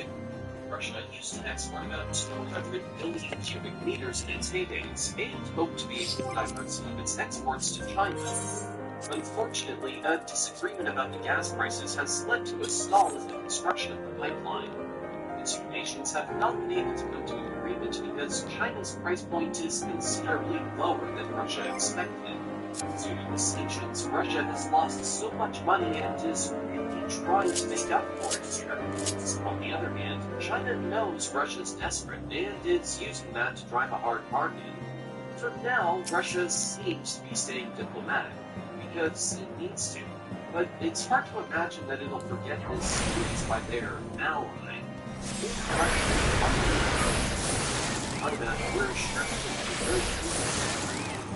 But currently, it is a convenience on top of all this, dabbling with Russia is beginning to cause some problems. To try and the Biden administration is shifting to imposing sanctions on China for aiding Russia. To reduce the US and rights of China's companies and private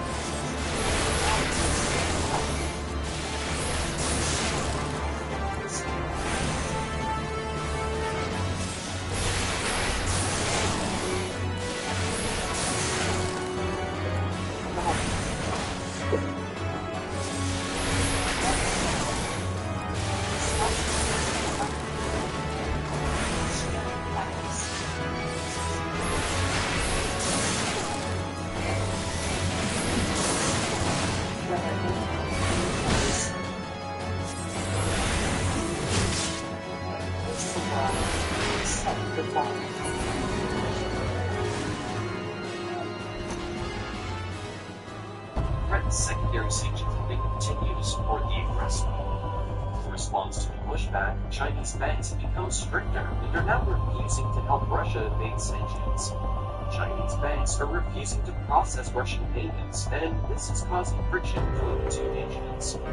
But you'd expect Russia to understand the critical decision to place China in. It seems that the Kremlin is disappointed and feels that its allies should help it out. Between China's irritation and Russian entitlements, this sanctionation has the potential to push countries further apart as they rush to protect their own interests.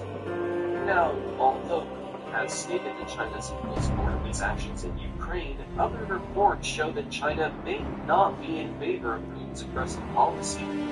China is fearing a looming World War III on the side of the aggressor, which could cause big problems for Beijing. An anonymous source in the Kremlin states that the current Russian leadership has a looming conflict with the leadership of China. This week, through the Ministry of Foreign Affairs, the Russian side once again expressed concern about the reluctance of the Chinese leadership to universally assist in circumventing Western sanctions imposed on Russia. While they have seen eye to eye on most issues, it seems that China's patience for Russia is running out. Russia's destructive and intimidating foreign policy is gaining many enemies, and China may cut ties soon if it doesn't want to go down with the Kremlin. To further sour the relationship, there are reports that China's been using hackers to spy on the Russian state. Chinese hackers have targeted dozens of computers belonging to Russian state agencies and tech companies. Importantly, malicious tools have been implanted in its systems. The Russian cybersecurity firm Kaspersky picked up on an unknown plug-Y backdoor and an updated version of cloud sorcerer malware, which was previously used to spy on Russian organizations. The spyware has previously been identified and linked to the Beijing-linked hacking group APT-31. Although there's nothing concrete to prove these allegations, the possibility that it could be true is enough to sow distrust. Parties to cross the upper sure, but this is the point to speak suspicion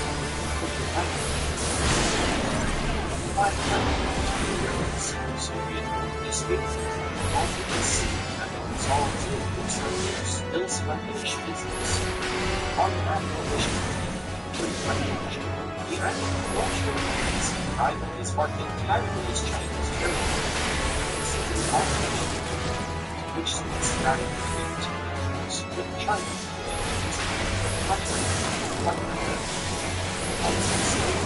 Probably China may have played along for this long, but it has plans to take back what it believes belongs to it. The island, known as Hejiasi Island in Chinese, may seem unimpressive, but its strategic geographical position is important for China. It sits right at the junction of the Amur and Ussuri rivers, which means it's close to capital Skowron and Chernigov. China's uncomfortable with territory so close to one of its largest cities being partially controlled by Russia. Also, Russia controls the portion of the island where the rivers converge, and this means that it has access to shipping routes, which is strategically enormous. With all these factors considered, it's not hard to see why China would consider overthrowing the current agreement and taking back the territories that have been allocated between China and Russia. Outside their disputes for territories along their border, Russia and China's interests in Central Asia are cause for concern. There's currently no friction as they've not come head-to-head, but the competition between the two is undermined. Russia tends to interfere in the politics of Kazakhstan, Kyrgyzstan, Tajikistan, Turkmenistan, and Uzbekistan, which have sizable ethnic Russian communities and speak the Russian language. In 2022, the Russian military helped the government of Kazakhstan suppress anti-government riots in Kazakhstan's capital, Astana. China's role in the region for suffering is focused on the known infrastructure is a powerful two-way trail. China is focused on the region's economy, and Russia is looking at it from a political view. Interests in one region have a We also need to ask ourselves if China is going to need Russia's allyship in the foreseeable future. China is shaping up as a global economic force, and it continues on its trajectory with very little play master Russia. China is $89.4 billion goods being pushed from Asia in 2023. Russia's current military means that it's likely to harm. If we look at it, China's economy is currently 6 times the size of Russia.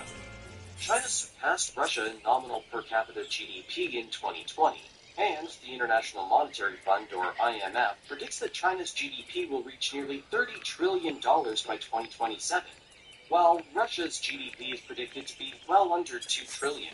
Furthermore, according to the SIPRI report, China's military expenditure as of this year sits at $296 billion, whereas Russia's, despite the war, sits at less than half of that at $109 billion.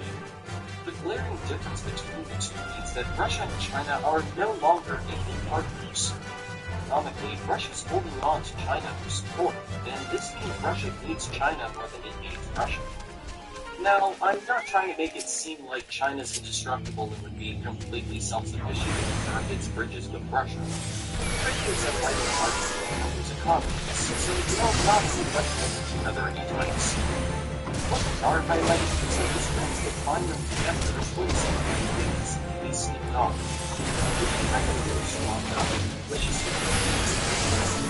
quarter that Russia do away with the understanding of earthly events. China's military is modernized, and as it grows economically, it's now in a position to better fund its expansion projects. What's more, Russia's struggles in Ukraine have hinted to us that China is not immortal. The limited capability of its armed forces and the holes in some of its strategies shows a nation that is more aggressive than it is precise. If China were to mount an attack against Russia, it could really be anyone's game. The cracks outlined are still small, and maybe the relations between the two will remain intact for something to There is the possibility that the cracks will be in 7 times between the two nations. Currently, no Russian president. However, over time, as interest changes, powers could be on opposite ends. This is an Alphonsian class.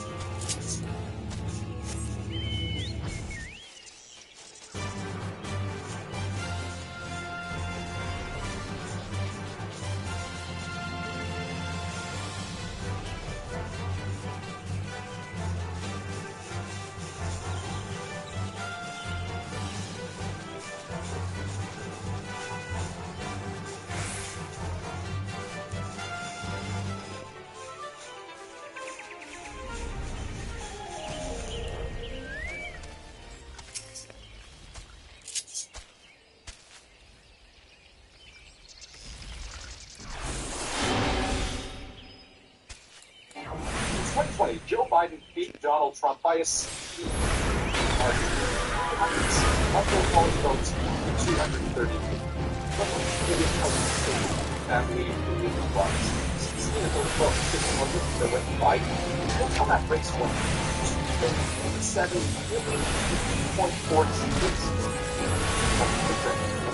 11,779 votes. Phoenix get half that number. 5,819 switch from Biden to Trump. All 16 of those electoral college votes to Donald Trump. And this is great. Arizona, the Senate race in James Biden. Biden won by 10,470 votes. If 5,129 votes were decided to change their mind, Trump would have taken all of Arizona's 11 electoral college votes. In Wisconsin, Biden won by almost 1,000 votes. 10,342 Biden supporters changed their votes to Trump. Wisconsin's 10 electoral college votes would have gone to Trump. So what's the point of this event? Well, it outweighs 20,000 people across 3 states changing their votes. Trump votes 7 third and ultimately a president of the perfect 269, 269. What happens at the time? The House of Representatives decides who wins. And it gets so little political. One possible outcome of that vote is that Donald Trump becomes president for a second term.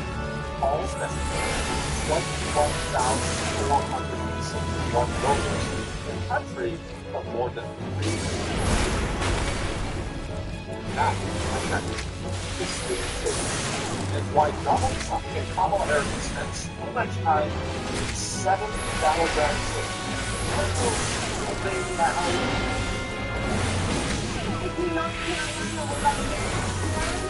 That 30% of the election this event. For the voting pricing is that it's the highlight of the summit. When you get my price on blue steps, what's happening?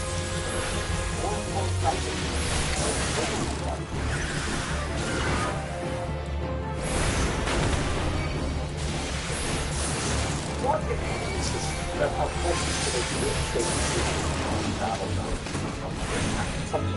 Most precincts have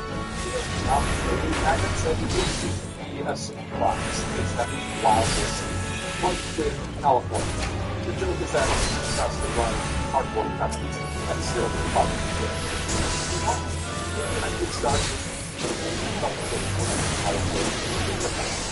That's not all. 70. But on the other side, that's swap. That is solidly red.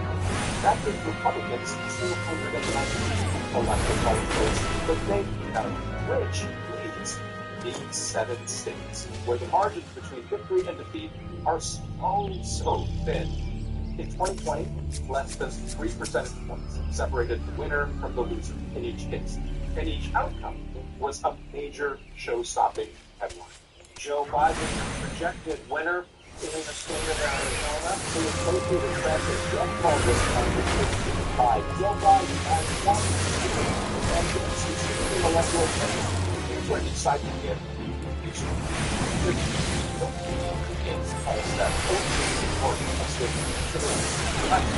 either side of the group of these states. In some cases, there's only one way to advance Virginia, North Carolina, and Georgia, the 3 biggest, most valuable swing states. If he doesn't win exactly those 3 states, he'll need at least 4 of the swing states to snatch back the presidency, or else he'll need to generate another surprise elsewhere on the map. Meanwhile, there are several combinations of 3-state victories that give Harris the win. But that's just a mathematical look at the swing state paths to victory. Here are the most plausible paths for Kamala Harris and Donald. The most straightforward way for her to get elected is still to carry Pennsylvania, Michigan, Wisconsin, and the 1 congressional district in Nebraska. It sometimes goes for Democrats. That would take her exactly to 7. I think her strategy is going to be to try to gain Sunbelt states, states like Arizona and Georgia. For Donald Trump, they're at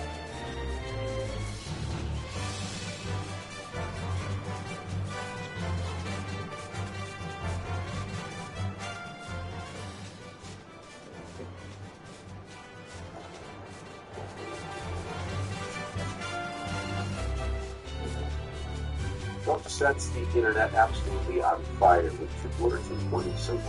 I hope you're up to speed on this story. HuffPost put up this article, 2 words, and Donald Trump's latest anti-immigrant rant sends chills down to its spine.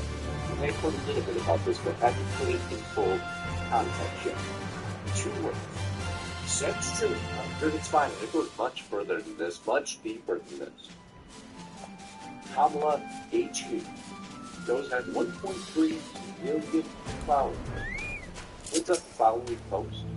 With the following text. Trump says Project 2025 plan to sell markets in massive energy camps will be raising money. Sure. All about context. All about the Just play this part for 1 second. And you know, what is this out there?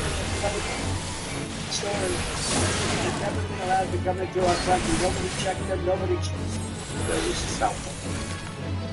But have you got the full context of the story? Again, remember, it will be a bloody story. Bloody story in 2 words that HuffPost is referring to. Those 2 words that said, down 35, internet goes on fire, of course. Except there's something in the marker here to make it big story. I'm going to make this a little larger so you can see it. I'm going to post on that. Eric Weaver is up. He could be your second. Did you ever see 124? If you haven't, then you realize the game that's being played right now. I'm not sure. This is very good.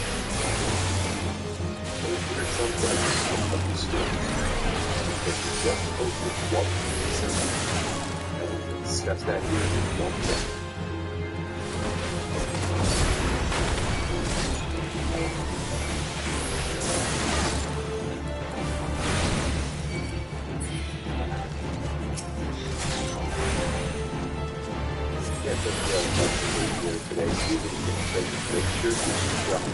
Channel. It's a home. Hours of the visit, joy, and it's simply welcome home become with passion. And subscribe to my channel, Rich Balloon, just to can't tell how much you can subscribe to both platforms because you never know which one we're going to hear. And that will be just a quick word from our sponsor. Do you constantly feel exhausted or weighed down, or maybe even struggle to get through the day? It could be that you have an overworked liver. The reality is that your liver is under constant attack from processed foods, toxins, GMOs, microplastics, fluoride, and some of those are serious toll. In fact, a startling 100 million Americans now suffer from the overworked and sluggish liver, according to the American Liver Foundation. That is about 1 in every 3 people. If you're tired of feeling that way, I highly recommend that you give your liver the support that it desperately needs. And you can do that by going to getliverhealth.com/Haven. And you can check out the liver health formula from our sponsor, Pure Health Research. And right now, for my listeners only, you guys can try Liver Health formula and get a free 1-month supply of nano-powered omega-3 to support your heart and health as well. Check out by going to getliverhealth.com/Haven. That's getliverhealth.com/Haven. If you want more information, click that more button or click the link in the description box below. All right, back to the broadcast. Let's get on to the sensationalism of this story. Anatomy of a destruction campaign. Donald Trump warns getting migrants out will be a bloody story. Well, is that in the right context? Trump says his plan to expel millions of immigrants will be a bloody story. This is on The Independent. First one, Newsweek. Go over to Washington Post. Trump reiterates there will be blood. They seem to use this storyline quite a bit now, don't they? September 9th, 2024. Aaron Blake publishes this. 6 months ago, Donald Trump presented us with all with a Rorschach test by predicting a bloodbath. You see how they threw that back in? Now, if I don't get elected, it's going to be a bloodbath for the whole. That's going to be the least of it. Quoting him. Trump said while discussing the economy and his tariff plan, it's going to be a bloodbath for the country. Somebody pulling that out of context. Yeah. And America's fallen forward again, not you, of course. Trump lied about migrants and crime, so mass deportation will be a bloody story. Mass deportations. Hi, we're Newton. Want to dip a toe into crypto? We're here to help. Our app makes it easy to move money around, and it connects to all major Canadian banks. Aren't there only like 5?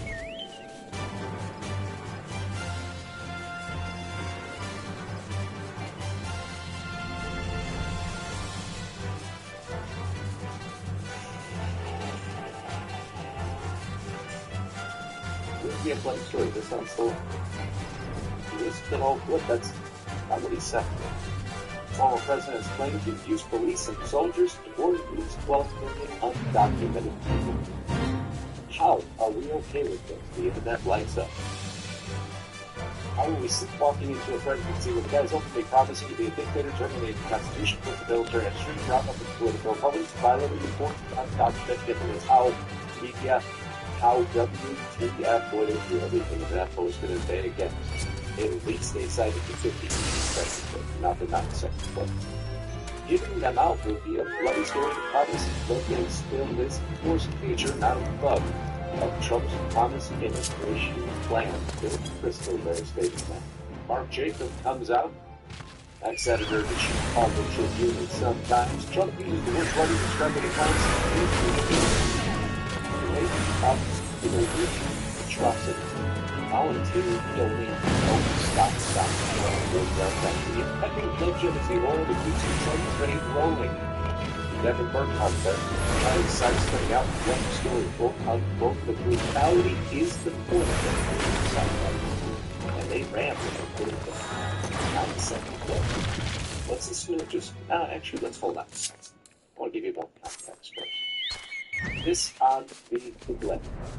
This is how they do it. This is the anatomy of the smear campaign.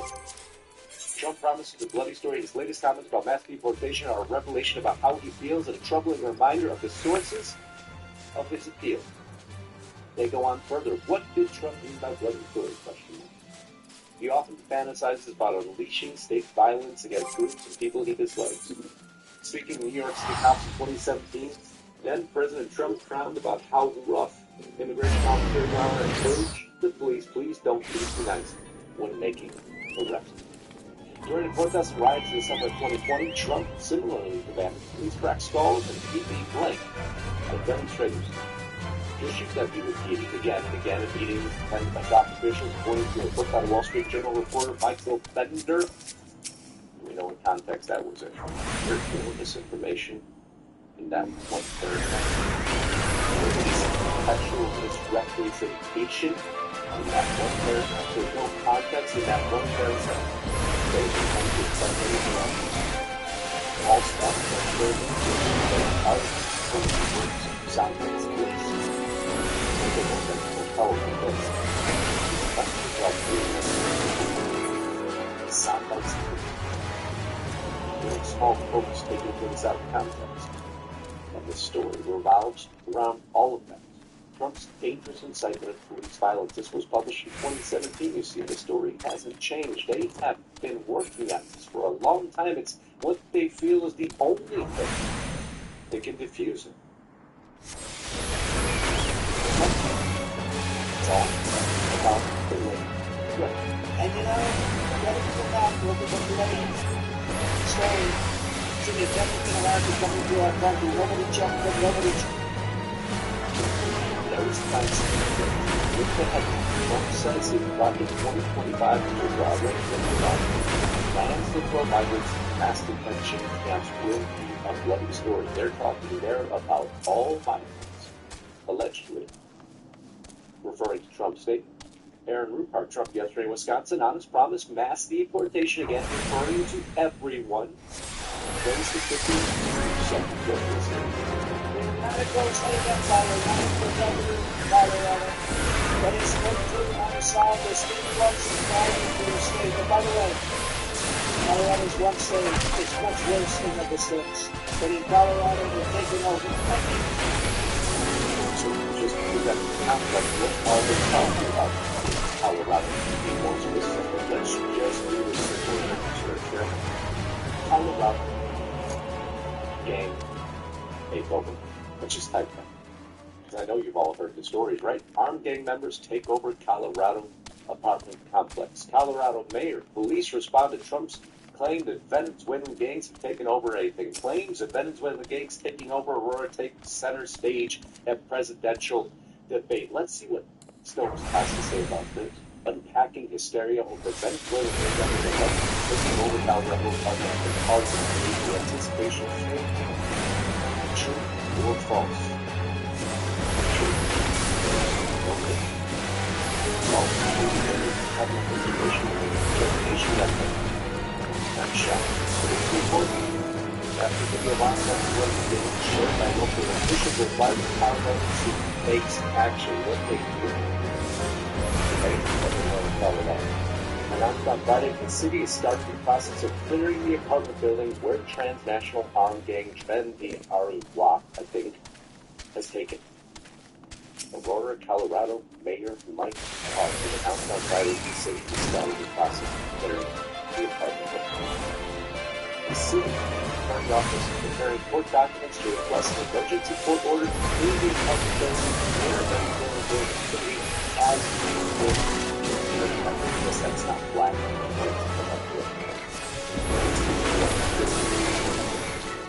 They got a lot of things that they're taking over the citizens of the state.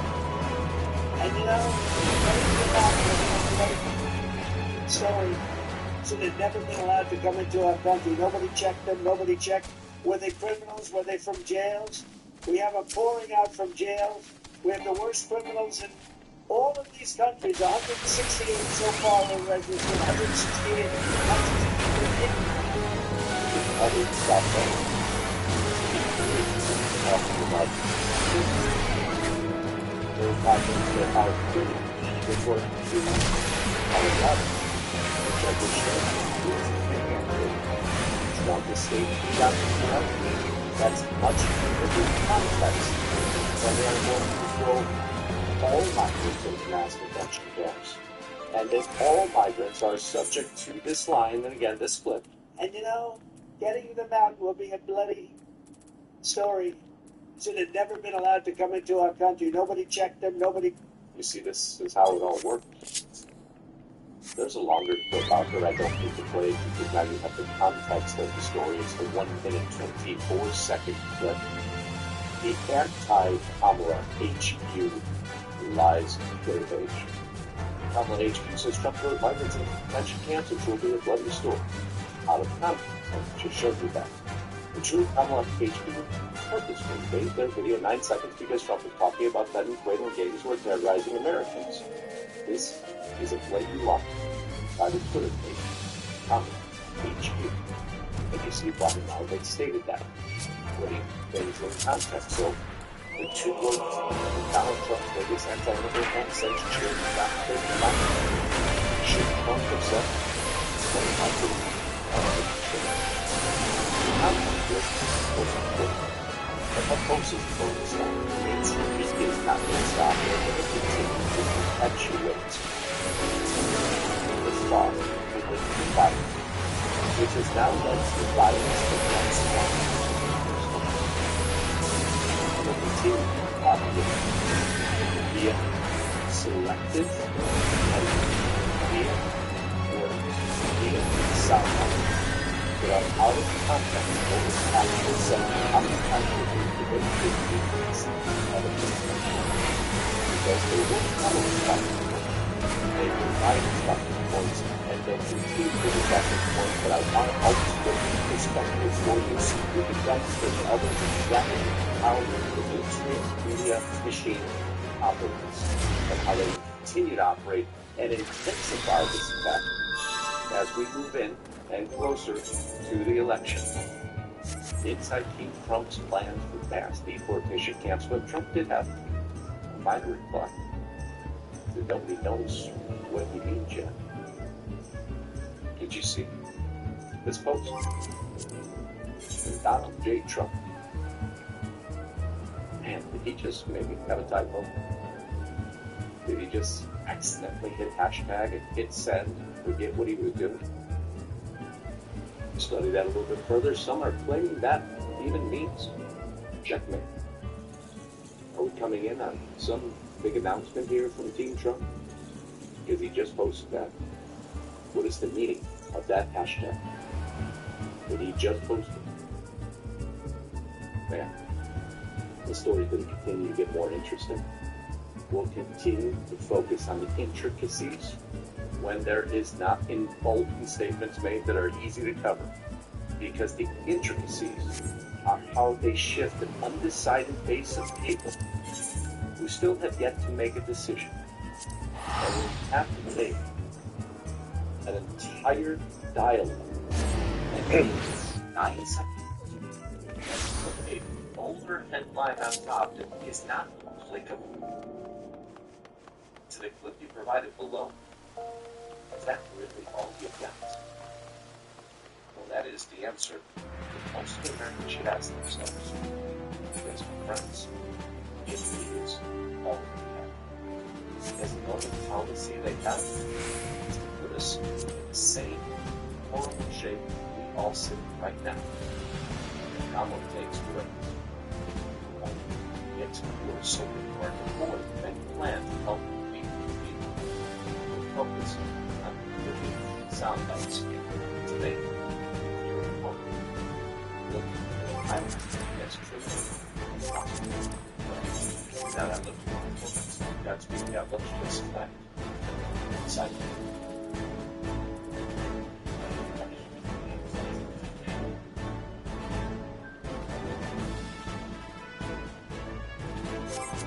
On the victims' perspectives of Minecraft's border crisis, which are now recognized as Netherlands, Texas, it is all the political is rising.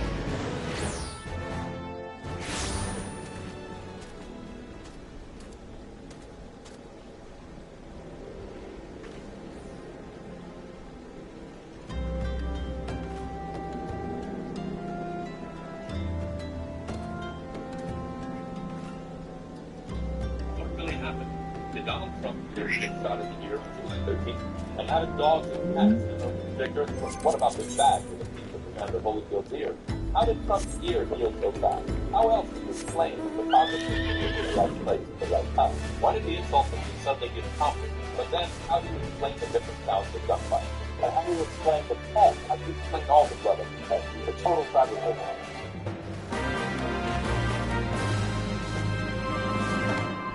For Danny, running for president is a gamble. You never move that hand, you never get dealt. A lot of things that could change the election 2016 famously. And James Comey reopened an investigation into the use of private email server a week before the election. Well, Like playing it, much like last time, Doc. Everything complicated, like that down. Physically, literally, metaphorically. Did it work? Well, then this electric cycle is extreme pain play, but your mind saying, come on, what's it? I'll play you. I'll be early. But nonetheless, Donald Trump said yes, you got to play the hand that you're dealt. And what happened next? Well, did that bet pay off for Joe Biden? Still, look here. Here's Trump versus Biden. Real clear politics average. So they take like all the polls, dozens of polls, they put them all together, and they show you that Donald Trump and Joe Biden bet ups, and they bet downs. And you get over into here. Here's March, May, April, and you see sort of a real tightening of the race. There you go. Here's the thing. This is the thing. You're going to Joe Biden, right? Well, that's really what the market happened. You have this right here. So you're now kind of like crawling back. So you think that's rehabilitate your body. And then no one comes to the boat. Go ahead. He gets up and he responds. And he starts back.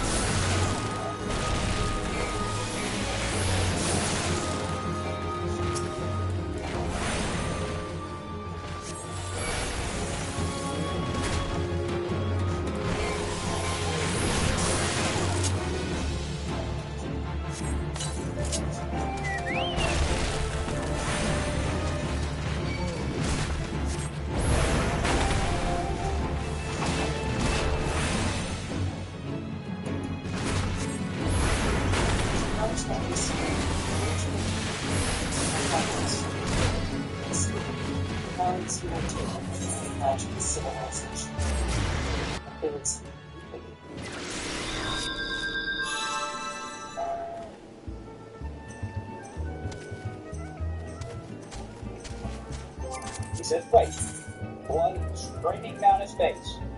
And he said, we are going to fight. Well, what effect does that have on the world? People like Mark Zuckerberg, who spent $500 billion to Donald Trump from office, saying that this is the most badass thing he's ever done. Story of that.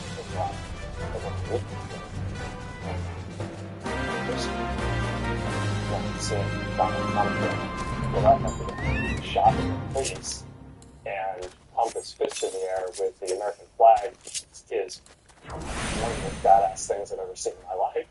Then you have The Rock.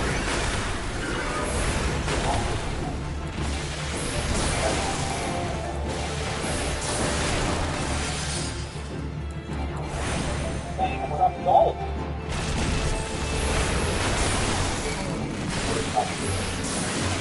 So now, people who hate Donald Trump are out there publicly defending him.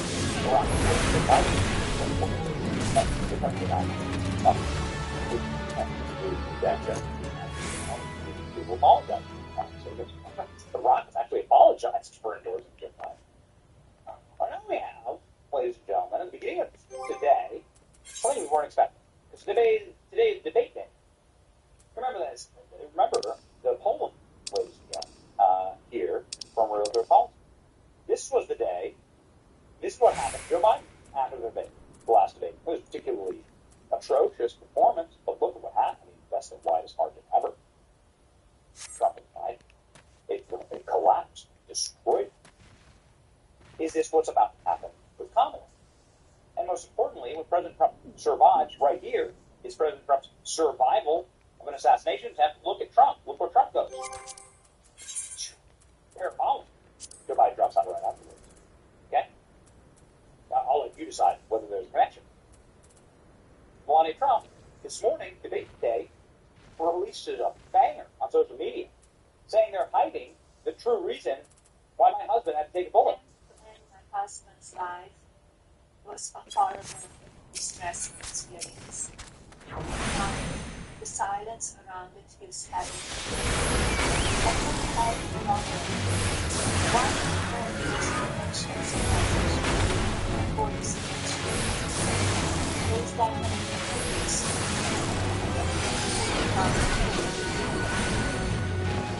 the story. What do you know?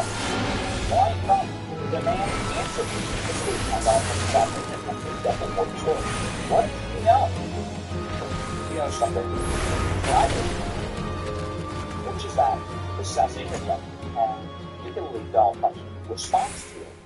You know, you learn this in life. I'm getting old, right? I'm in my late 30s, and you learn as you go through the get punched by life again and again, that it's really not about you getting punched. It's about your response to it, your reaction. And that's truly all that matters. What is your reaction exactly? And Donald Trump's reaction here, well, it is the most inspirational thing to happen in politics ever. It skyrocketed his polls. It's iconic. At its core, it is who we wish to see ourselves as, American people. And the libs know that they can't win with a fake candidate running against an icon. Kamala Harris is a fake candidate. So what they do is they create conspiracy theories about President Trump never being Trump. Here we go. Trump on a jet tonight. Dag nab, that AR-15 here sure looks fantastic. Weird, huh? Yeah. Trump's beard doesn't have a blemish on it. Why isn't he making a talk about his staged assassination attempt? He just posted one yesterday. All the years later, the whole year still having this. And that's the reality. It's all the time about Thank Trump for the fact that I was remember that test inaugurated through the Trump assassination attempt in the case that Donald Trump was not hit by a bullet? On the basis of the violence on the Trump. This is the opposite. Here it is. Trump's here. These people are liars. They are indeed liars. It's important to note that their lies do get a lot of play. Here we go. Physically impossible for the cartilage tissue to heal this quickly on a 78-year-old man. This got 186,000 likes. This is how desperate libs are to try and take away Donald Trump's assassination aura.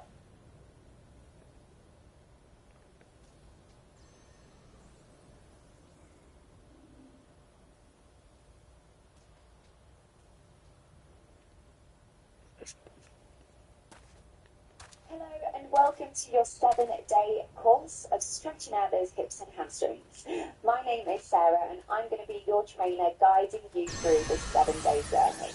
Now I've designed this course as I really want this to be a time for a little bit of self-care. Now we all take stretching, I think, for granted, right?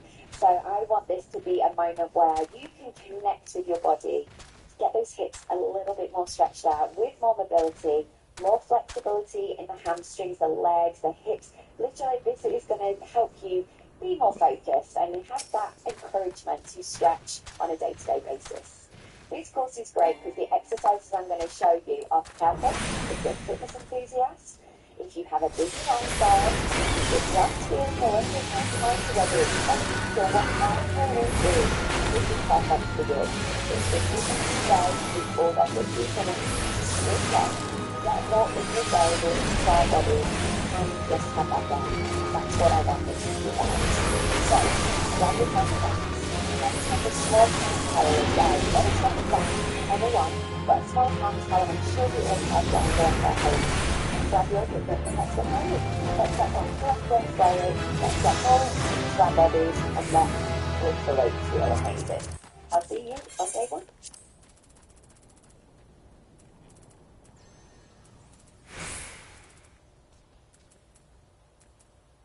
Check it out. Oh, watch this.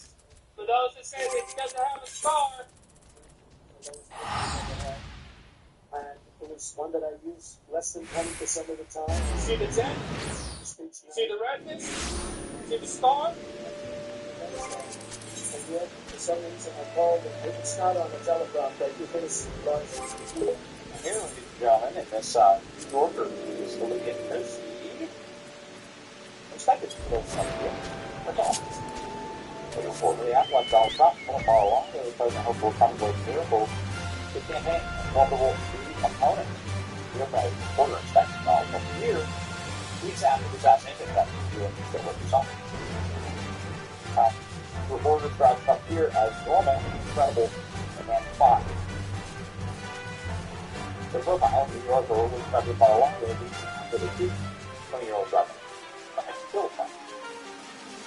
It is great movie. New York Magazine reporter Olivia Notley made a year spectrum when profile dropped before a few weeks after the shooting. It can help mark the prosecution of Trump from half the spot where he shot, which led Notley to write that Peter had never feared to have gone through his glass. People thought that he identified that the tap was pristine, carefully scanned, and running his brain was normal, incredible, and fine. So he put normal, incredible, and fine. Yes or no? And here again was gone through glass. Really? Have you ever been able to touch it?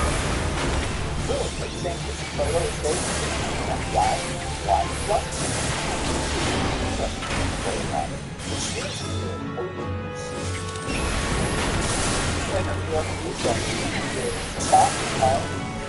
Silver has something to do with it, but it gives you describing the market, honestly doubting them.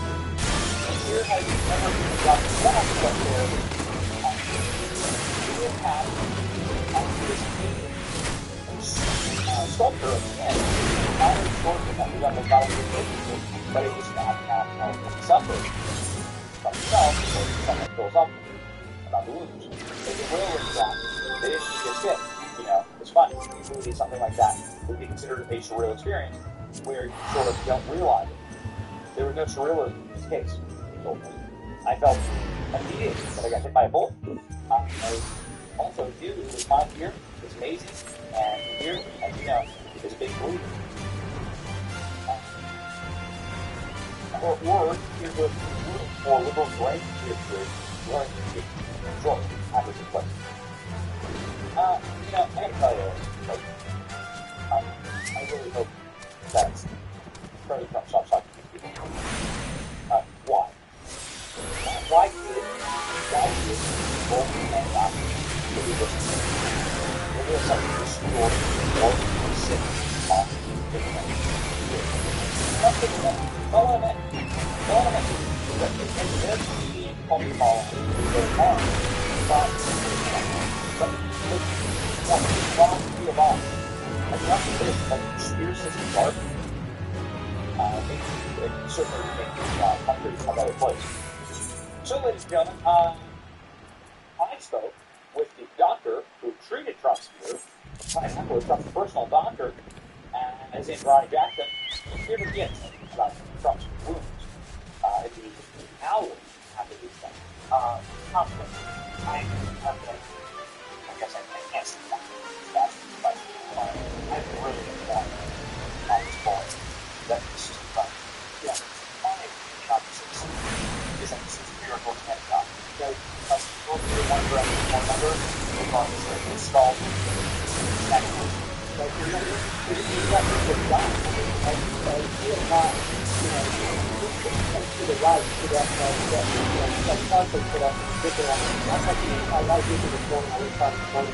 I like this again. We told you to over and over and over. Realize it. Have to take that right. Realize that if you never started making that basis, if you told your head, pull back a little bit and look up. If you never have done that, if you got the else that you started, that moment would have been in your head. Right? And if you would have been here, it would have been here.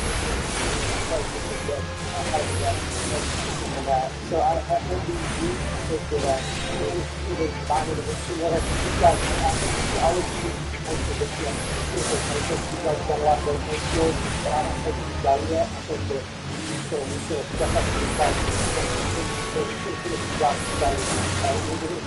Back. And I think people all the time, I'm not doing well. I think I've been in doctor for a long time.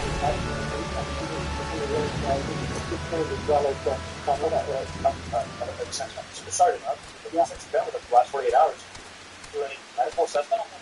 Well, my sister here. I went up yesterday this morning when I was there. So, yeah, definitely. Yeah, we need to talk, yeah. How did that work? Yeah. Well, yeah, that's what we did.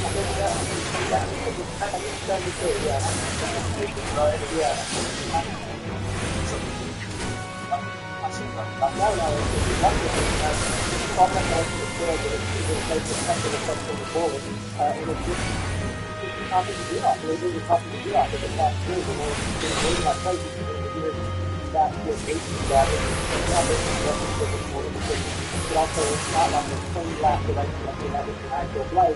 It's bullet trap, so it's real pliable, easy to bleed through. You can mess with it, it's like bleeding and all over it. You've got to get that video place, not going to use it. The granulate go in, sometimes you have to be done with it every time. Yeah. Let's get to right? And that's what right next to that is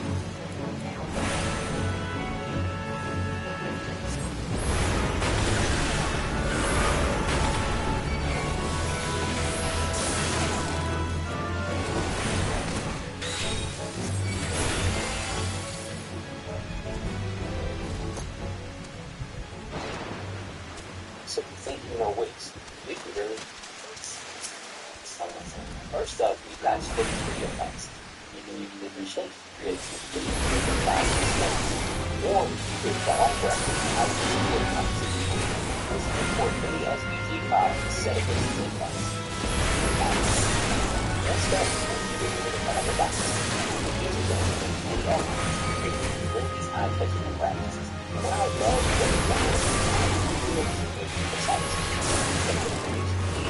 scale size and positions is really well together.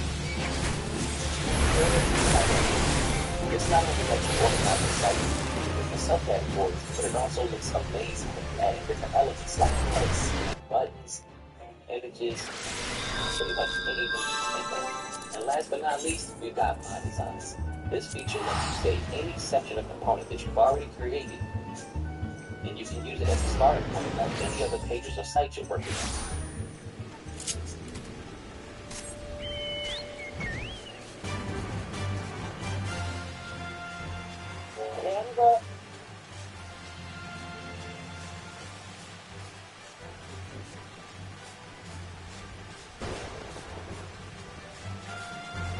It's impossible to ignore the public spectacle that surrounds Doug Ford and Justin Trudeau.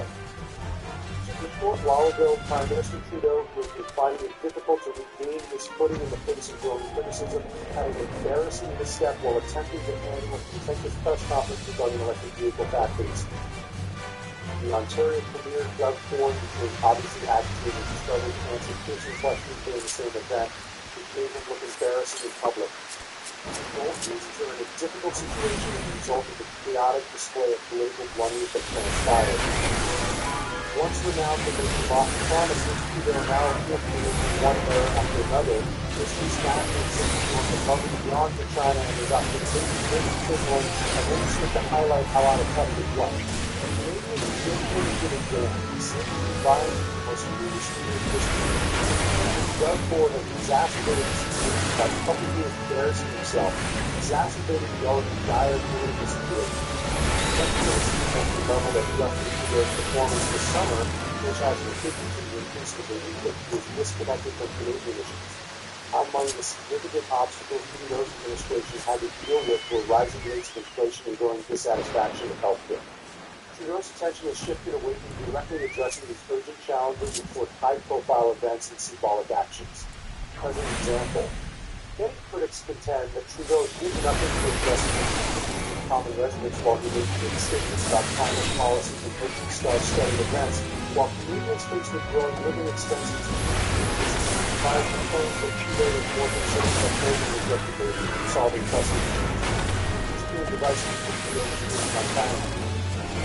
This administration taken aside for its immediate stance for taking the face of mounting claims about trade disparities and security of home. Taxes on Chinese goods as recommended by opposition leaders is perceived by numerous individuals as an inadequacy to safeguard Canadian interests. It has been said that focusing on keeping a cordial relationship with China while making idealistic claims about human rights is a surface-level strategy that ignores more important geopolitical and economic problems. Critics point out that Trudeau's lack of decisive action on trade and security issues stands in stark contrast to his virtue signaling, which includes his public comments on human rights. Public perception of Trudeau's approach to these problems poses to responders is significantly deteriorating. According to recent polls, Trudeau's popularity is declining as more Canadians voice their displeasure with his leadership. A July 2024 Angus Reid Institute survey found that just 35% of Canadians thought Trudeau was doing a good job of addressing their issues, a sharp decline from previous years. Trudeau's rhetoric and the realities that many Canadians encounter are becoming more and more dissimilar. Detractors pointing out that his initiatives frequently appear to dwarf the problem that ordinary individuals face. His diminishing popularity is mounting doubts about his capacity to lead effectively a reflection of this expanded gap. Doug Ford was recently the subject of intense public humiliation that has been extensively covered and examined. Ford looked shaky and ill-prepared at a high-profile press briefing about new local policy. The event happened when reporters pressed forward on how his administration was handling infrastructure and healthcare projects, took him off guard. Often reactions and obvious annoyance were caught on tape, sparking the attention and public outcry popular. This error not only garnered the attention, but it also gave detractors of Ford's leadership style plenty of material to work with. Ford's political career has suffered significantly as a result of this episode. Ford's reputation has already been damaged by criticism of his handling of important issues such as the cutting of public services and contentious choices about school funding. His reputation was severely damaged by the recent incident which cost him support from both voters and party members. This embarrassing incident has made it more difficult for him to mobilize supporters and hold on to office in the closing elections. Even if the example, the episode of worries about Ford's political future placing him in a perilous position. Efficiency of focus was a mentor. Ironically, the willingness of traditional to start contrast towards disastrous moments. While Trudeau faces criticism for what is seen as a lack of awareness of Canadian issues, Ford's slip-up highlights one difficulty for the public and political efficacy. Both leaders are being scrutinized, but in different ways. Trudeau is being criticized for not addressing important issues and for not sticking to a clear plan, while Ford's accident shows that he cannot take pressure well and communicate clearly. Their situations are so dissimilar that it borders on poverty and extreme shortcomings of blatantly obvious, exposing the extent to which their plans are taken. The press cover emphasizing the uncomfortable conversations and intense encounters between its leaders, adding to its tumultuous atmosphere, certainly the political reaction with targeted videos seeming spectacular attempts to replace him. Trudeau has come under fire for allegedly attempting to usurp his prominence by emphasizing eye-catching messages and policies. Canadian is doing strong things for a number of issues that many Canadians care about, living expenses. For example, he has continuously questioned Trudeau's approach to managing inflation and advocating for more forceful action to how that will cost. Canada has established itself as a community, preparing to address the basic financial challenges that ordinary Canadians face thanks to an emphasis on economic efficiency and tax reduction and deregulation. The straightforward and unambiguous handling of these matters contrasts sharply with Trudeau's criticized attitude to practical matters. Part of economic clearly has established a reputation for himself by tackling matters related to government transparency and accountability. He has criticized Trudeau's kind of policy simply a more robust approach to safeguarding his interests in national security and accountability. He has emphasized that he considers Trudeau's shortcomings in this regard, presenting himself as a leader who will put Canadian sovereignty first and make calculated choices that serve the interests of the country. His focus on pressing political leaders to holding the government responsible for employing citizens who are fed up with what they see as the current administration's incompetence and corruption. Voters who are upset with the current administration's alleged inefficiency and corruption find common ground with leaders. Furthermore, Trudeau's media strategy and skillful communication have contributed to his rise to prominence as a powerful political force. He is involved in it actively. From the public via social media and regular speeches articulating his goals for the future of Canada. Poilievre has created an engaging story that speaks to a wide range of people by tackling topics like government waste, healthcare advancements, and affordable housing. In stark contrast to Trudeau's recent troubles and Ford's public gaps, he is able to connect with voters and offer workable answers. Poilievre's campaign has been powerful and concentrated, which is helping him become a significant candidate for the leadership role as the political environment changes and might perhaps influence the forthcoming elections. Simultaneously, Jagmeet Singh is coming under more and more fire as his handling of NDP comes under investigation. His party's lack of advancement on crucial subjects that many voters deem significant is one of the main points of conflict. Singh has been attacked for failing to fulfill commitments on healthcare reform and affordable housing. Though he ran on a promise of revolutionary change, his capacity to carry out significant policy changes has been questioned, which has led some to think that his leadership is incompetent. Voters' discontent with Singh's ability to handle urgent national issues is reflected in the NDP's results in recent surveys. Both the opposition and members of Singh's party have criticized his public remarks and political maneuvers. A number of party members believe that Singh has mishandled coalition formation and talks with other parties, which might cause him to lose important allies and make it more difficult for the NDP to successfully influence policy. His handling of prominent debates and media appearances has also come under fire, with detractors claiming that his answers occasionally lack the nuance and clarity required to connect with a wider audience.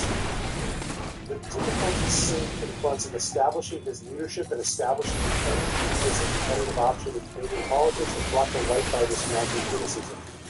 Trudeau sought to deflect attention from his criticism of his government by framing himself as the visionary leader reviewing leadership during the Plan's press conference. Critics contend that rather than focusing on pressing concerns, Trudeau's attempts to discredit belief are more about preserving his political advantage. This persistent need to project himself as the superior leader has frequently come across as pathetic and disconnected from the real issues facing Canadians. The story of Doug Ford's political collapse has gained momentum, especially in the light of his recent public humiliations and his reputation for handling political crises well. Ford's blunders and errors have only exacerbated the critiques already leveled at his administration's performance, with public support declining and discontent growing over how he has handled important issues. A rising number of people claim that Ford's political career may be seriously endangered. A number of high-profile setbacks in his current troubles have many wondering if he can bounce back and hold on to his position in the face of escalating obstacles. Trudeau's continuing difficulties stand in contrast to this deterioration, as both presidents battle with their respective sets of problems and ineffective political tactics. The way that people feel about Trudeau and Ford is probably going to change when these things happen.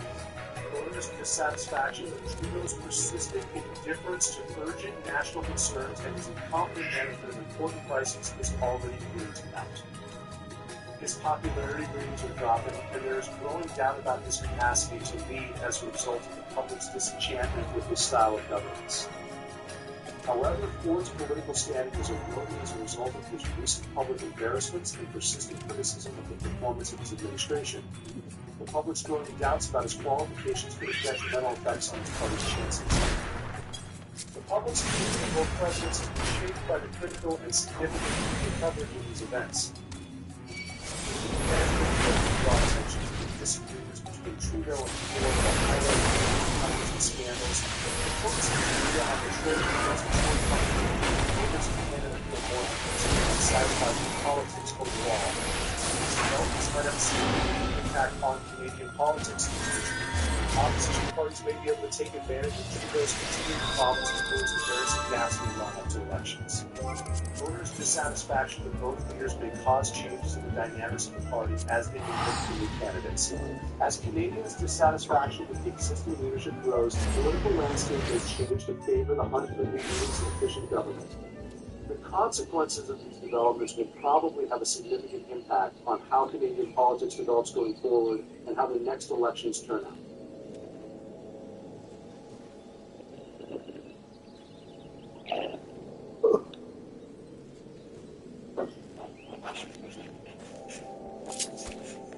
Hi, I'm Willow, partner in customer practice at BPOG. We help our clients transform to become more customer-centric and digitally enabled by designing and activating innovative customer experiences and solutions.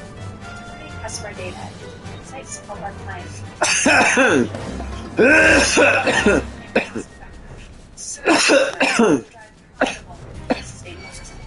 Some of the key challenges organizations are facing are keeping up with the evolving customer expectations and needs, balancing the increasing cost pressures to serve with customer spending sensitivities, essentially how to do more with less, effectively capturing and utilizing customer data and really creating that 360-degree view of the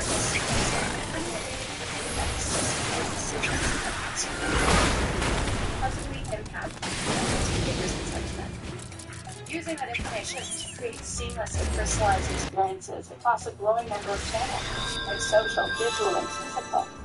Being able then to test and rapidly evolve your solutions and differentiate them from your competitors. And embedding transparency related to sustainability and social impact across your policies, your business, your products. And for the first time, demonstrating to customers the importance of sustainability and that they put their wallet where their mouth is when it comes to values. We work closely with clients to realize business benefit to enhance customer value propositions. Use services. Hello, I'm Matt Galloway. This is the current Park. We are gearing up for a rocky parliamentary session here in Ottawa. Chuck Kinsey has ripped up his agreement with the Liberals. Pierre Poilievre is chartering at the bid to a motion of non-confidence going. And there are questions about just how long the Liberal government and Justin Trudeau and the party's leader can survive. Joining me to break it all down is our team of political watchers. Stephanie Levins is senior reporter for the Globe Mail's Ottawa Bureau. Brian Fonzie is the parliamentary reporter for the National Post. Rosie Bart is the CBC's TV correspondent. Good morning to you all. Good morning. Lisa Werbrun, what would you describe the parliamentary session ahead? Starting again. Unpredictable. This is something that journalists are not like. I think that there is some unpredictability to it, some potential unpredictability. But I think that the likelihood that we get to a place where an electoral cabinet is installed is pretty slim. And that's because most opposition parties don't want that to happen. More exactly what we hear from the bloc that leaders. You just have the Conservatives sort of sitting there, as you said, chomping at the bit and hoping to make this happen. So they will try to do that through a confidence motion. They will try to put pressure on their friends to join them in this venture. But I think it's still going to be kind of exciting because the whole dynamic inside the House has changed. And while there's no formal deal, the government is now going to have to find ways to ensure its own survival. That's how minority parliaments work, but that will mean that we can take that for granted.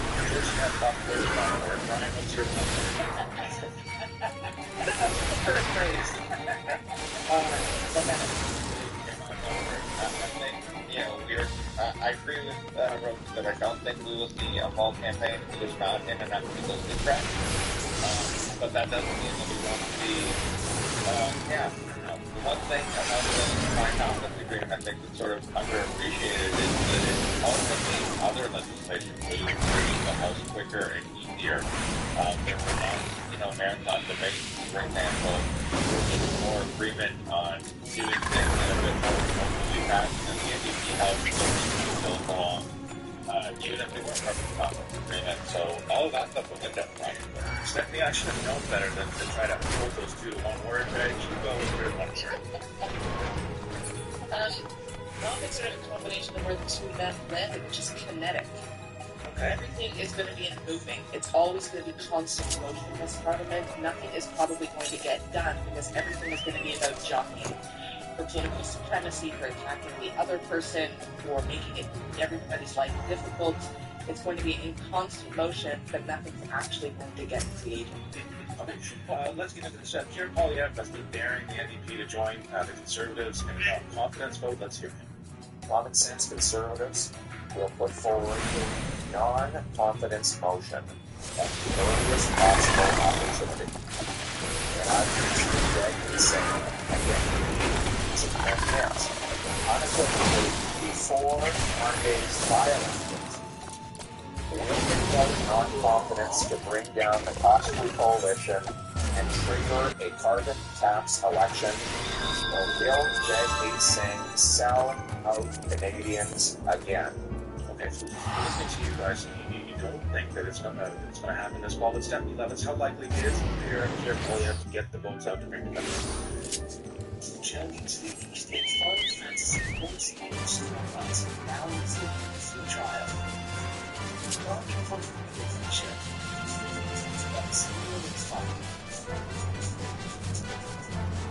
God's up against him. and join the fight as the warrior fights and kill the fights out.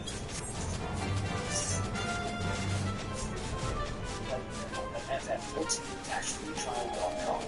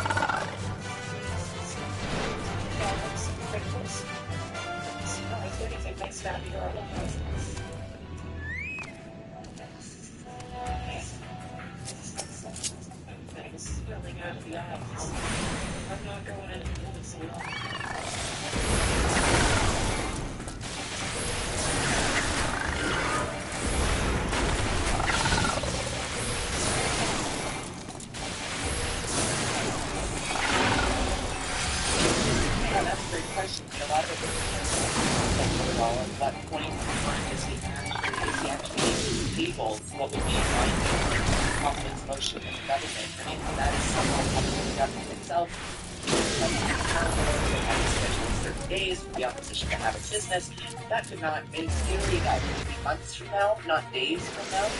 And as we have seen consistently in the life of, this part of it, things change from week to week so quickly that the conditions to bring down the government that may or may not exist, let's say next week, could be entirely different in 2 months' time.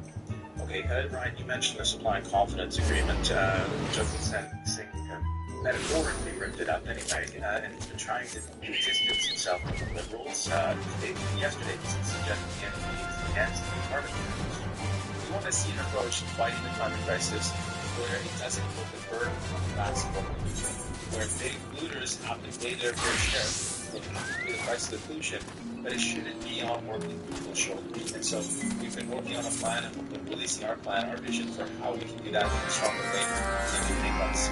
So Ryan, we've been pretty light on details there. Say exactly where he stood on the price of carbon for consumers, which would be. I think the whole idea is that he is trying to distance himself from the Liberals and want to get more unpopular politics. The carbon tax, is at best begrudgingly accepted. It is not a popular policy. It has never been a popular policy. The Liberals feel that it is a necessary policy to deal with climate change. The NDP feels that climate change has to be dealt with, of course, and they've supported this act in the past. So I found those comments interesting yesterday, and I guess we'll wait and see what more details looks like when the NDP leader gets around to creating. It hasn't been a popular tax, but it does seem like there's a bit of a pile-on going on right now. Rose, EBC has an election coming up next month. NDP leader David Eby said yesterday if they're re-elected, his party would end the provincial carbon tax if the federal government dropped the legal requirement for it. And that's significant. EBC was first jurisdiction in North America to have a carbon tax. So how big of a problem with this is... Yeah, I mean, we have had a consensus around the need to get carbon before almost anyone else. That would be close behind. And this is certainly not a big I mean, as you say, there's elected and the other party also promised to get rid of the carbon tax if the federal government, this federal government, is not elected. So there's a lot of politics going there. But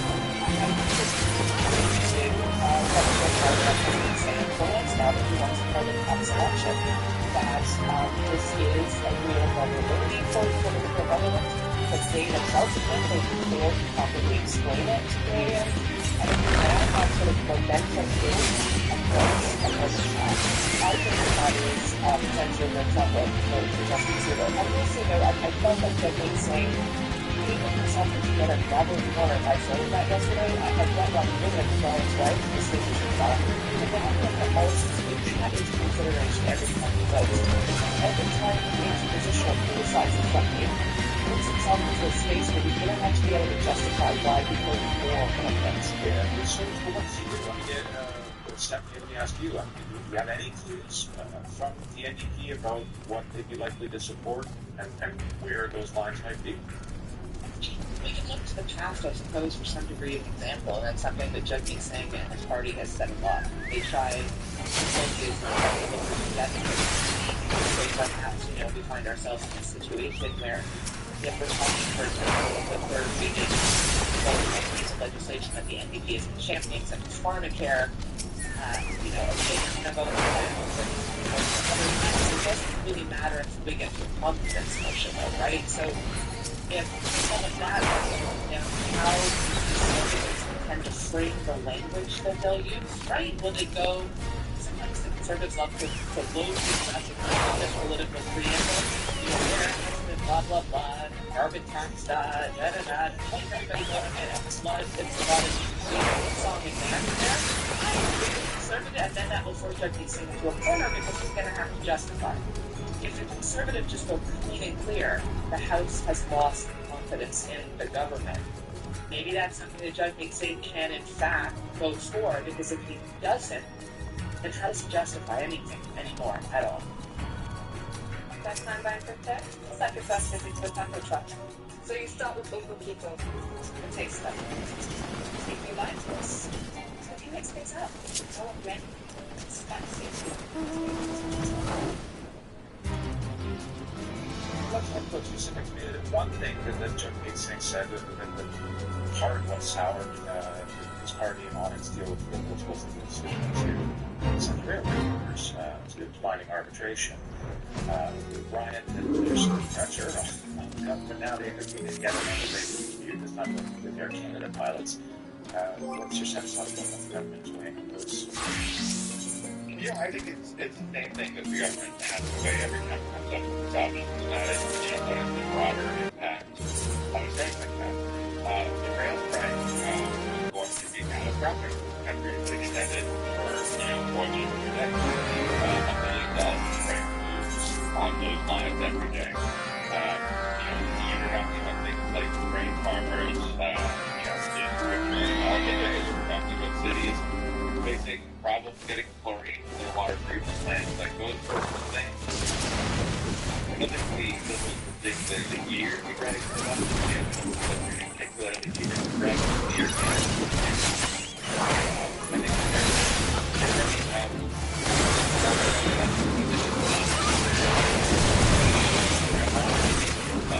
but there's the it is kind of illustrates the difference between being in opposition and being in government.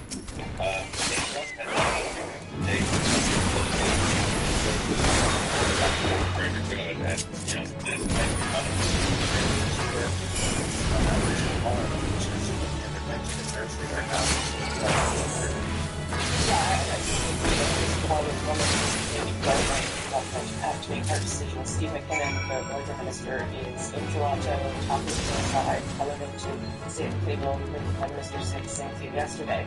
But at that week, given President Singh says absolutely no binding arbitration, and even Pierre Poilievre, their state stay away from that, only saying that pilots are paid enough for this country. I agree that it's not as catastrophic as the whale stoppage, but affects Canadians more directly in some ways. There's 100,000 Canadians traveling to Canada every day. Hundreds of flights. It's such a big holiday. And they are maybe not going to take their anger out just on Air Canada. They could potentially take it out on That's called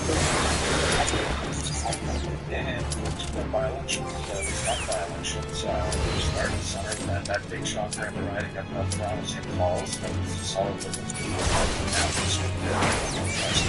starting fall with another two by-elections on Monday, one in Winnipeg, one in Montreal. See another political earthquake. Yeah, it's interesting. I mean, it's stakes really for both riding. In the Toronto by-election, it was a clean conservative versus liberal fight. In the other two, the two by-elections we have coming up on Monday, the one in Quebec and Montreal, it's a three-way fight. Really, it's Liberals v. Democrats and Bloc Québécois. The Conservatives are non-existent in this particular campaign. Who and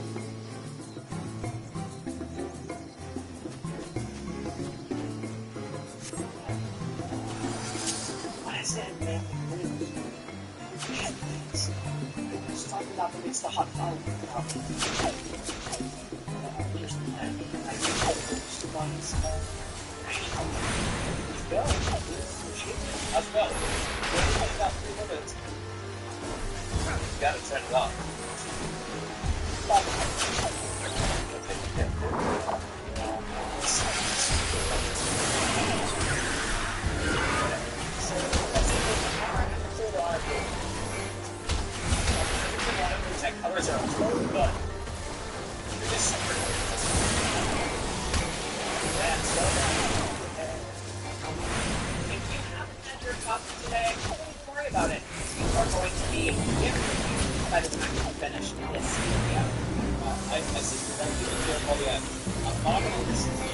someone who wants to destroy your health system, who wants to hurt Steve as many times, someone who wants to attack workers, someone who wants to strip away dental care from seniors.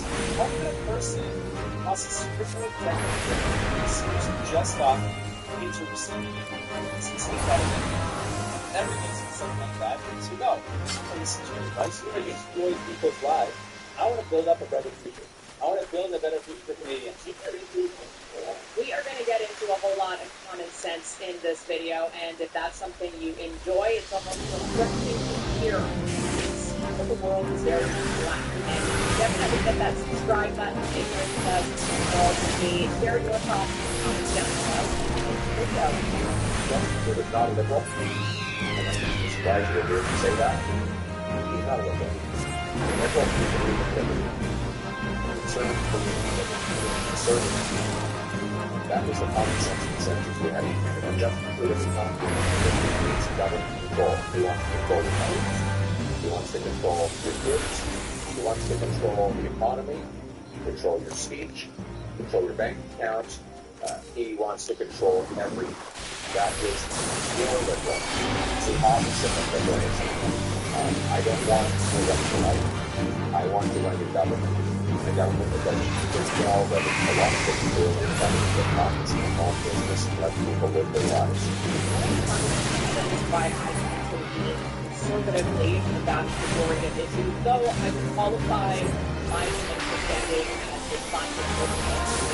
We'll get to why that is. Of a libertarian centrist, I would say I like to be rational. I like to think. One of the key flags that something like this start saying that it's disinformation, start completely go party right away.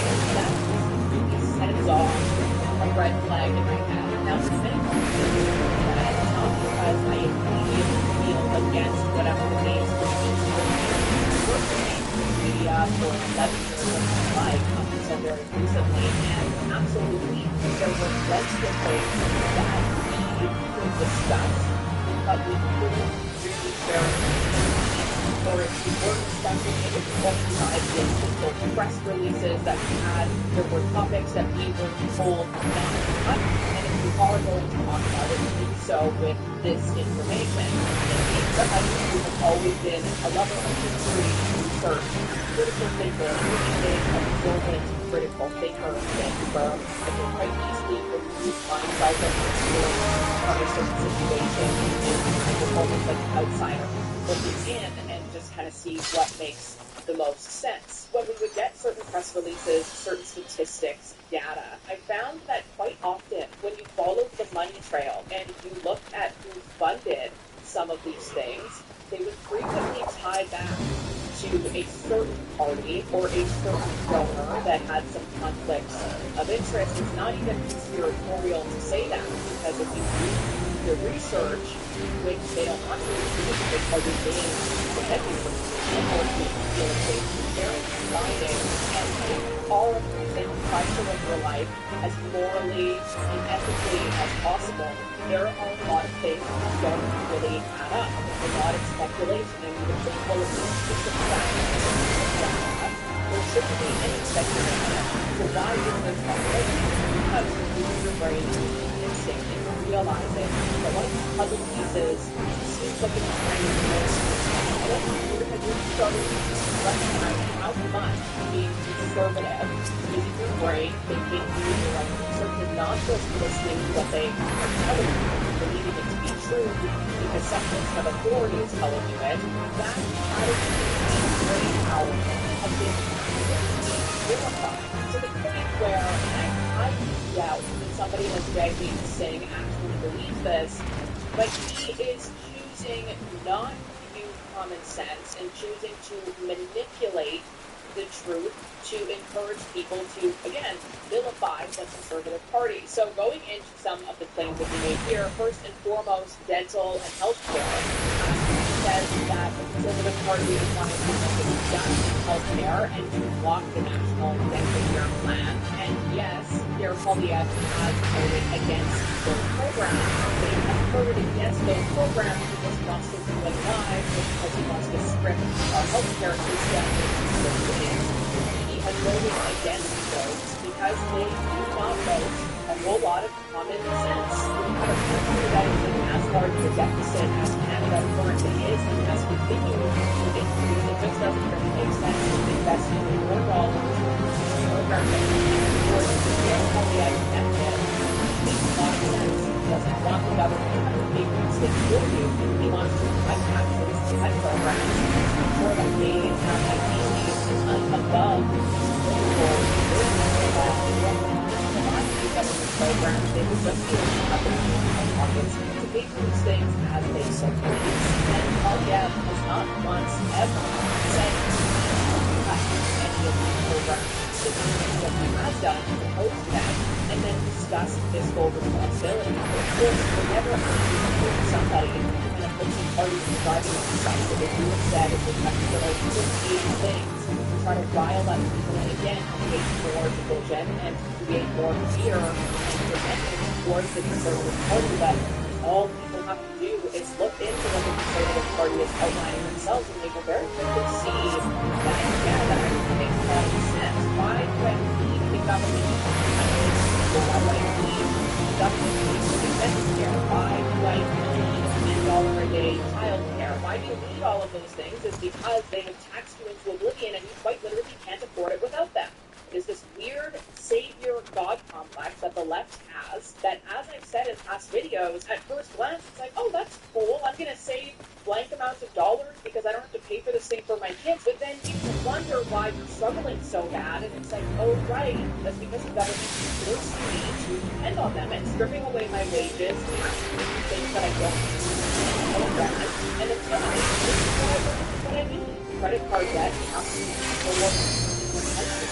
people are paying bankruptcy at unprecedented rates. Television starting to attack compared to the United States. In 2023, the U.S. reported per capita almost $65,000. That is compared to Canada, which is just over $45,500. Out of Canada's rate so far from the United States, market is a still to go. So if you look at last year, you gave the 2023 data. For Canada, that's just slightly below Canadian economy was per person. And years prior to that, back in 2014, whereas the United States was relative over 19% by that measure. But it's not just us versus the United States. That's like a small position relative to the Senate as well as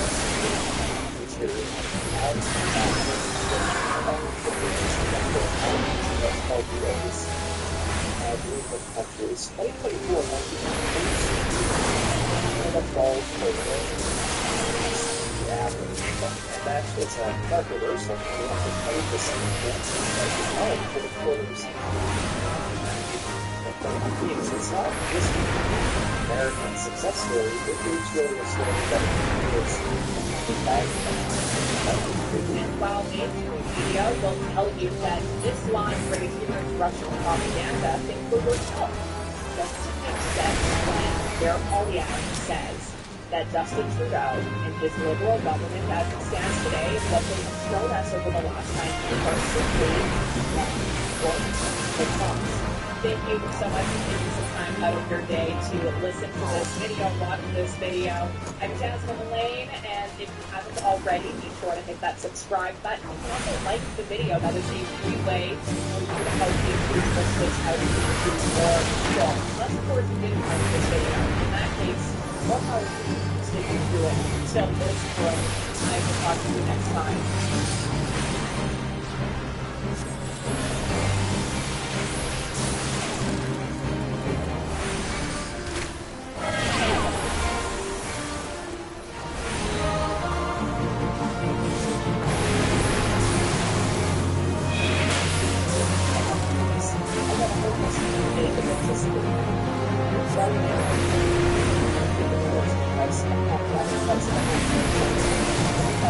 Thank you.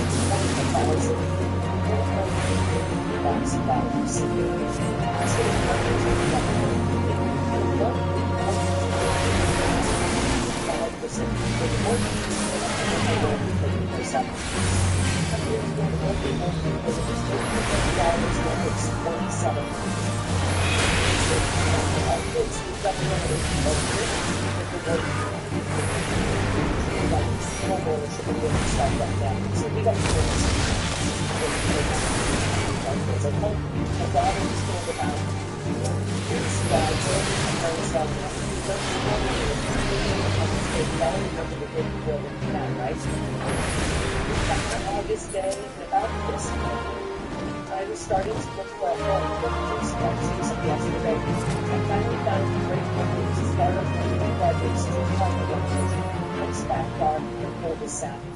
And it was a little expensive for me. It was $88,000. I was single. I was on my own.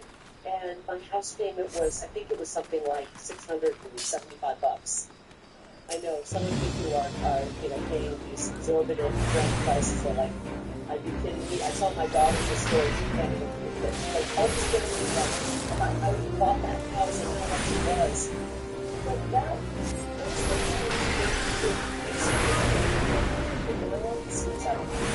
the only thing that just made us feel like president for J.D. Vance and everybody.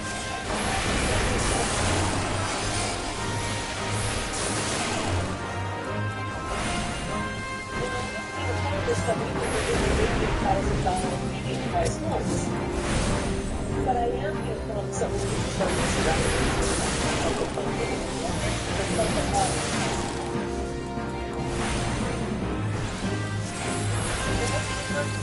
great dogs that are high paying dogs, so let's get back to the pasture to Arizona. I'm ready for that. This is how we get close to the world. We typically walk is anything you come here to vote? All across broken glass to vote. What's the vote? Get out there with judges. People who aren't, still giving a vote, they just don't feel entitled to vote. You're welcome. Our arms are open to you. If you want a secure border, we want you in the America First movement. If you want safe streets, we want you in the America First movement. If you want affordable prices, once again, come on into the America First movement. This is the Ultra ZX class.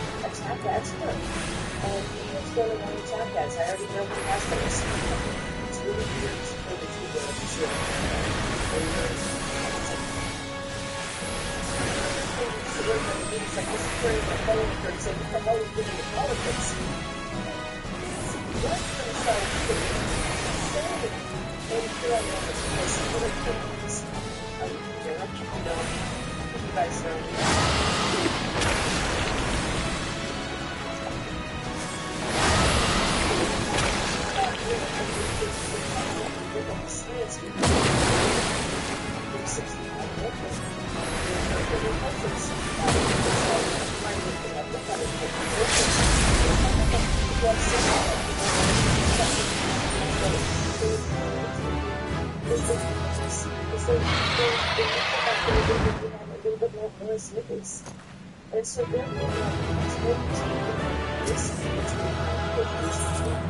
and so I'm talking to some of our older friends who are in retirement and explaining that these are just lies that are being told on the news. And these are lies that are being told on the ads. Ruben Gallegos trying to paint himself, as I said, as a cross between Mr. Rogers and G.I. Joe. And he's a lot more like Nancy Pelosi with a beard, okay?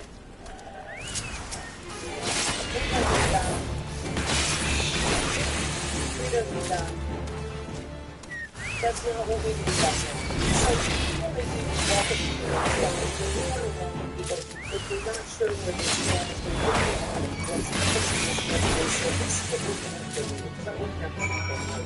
give them a reason to vote America First. Give them a reason to vote Donald J. Trump. Give them a reason to vote Carrie Lake for Senate. Right? It's pretty obvious. You want the dollar to go further? Vote for President. Don't vote for Carrie Lake for Senate. You want to make sure we see job growth with American citizens, not just job growth with vote for President Trump and Carrie Lake. Want to make sure that our police departments are fully funded? Vote for President Trump.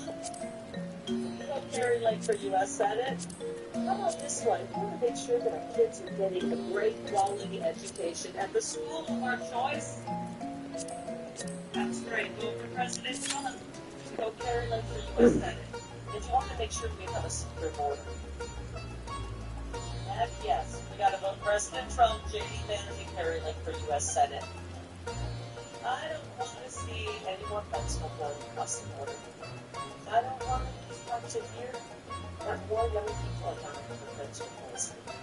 We're losing that miracle, that person, that child that's growing up and is dying at 19. What we have accomplished at 40? What we have done at 50? We're losing too many. We have to do this way. We can dream bigger. We can think of bigger opportunities for us than letting our kids do against this stuff. If you want to see the end of the fentanyl scores, vote for President Trump and vote for Carrie Lake. And if you want to see an end to endless, needless, stupid wars, vote for President Trump and vote for Carrie Lake.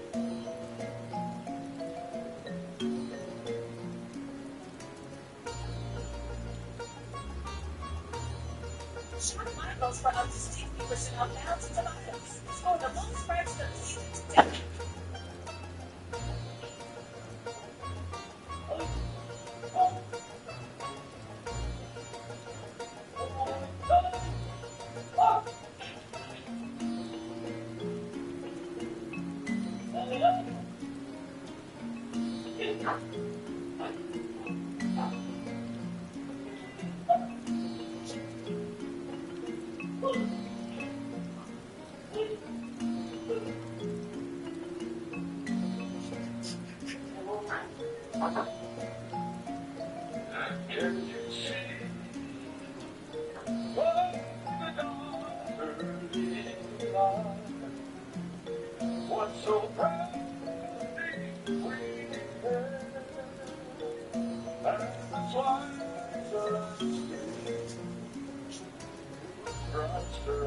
And the bright stars moving the sky, full of red, fire, we're so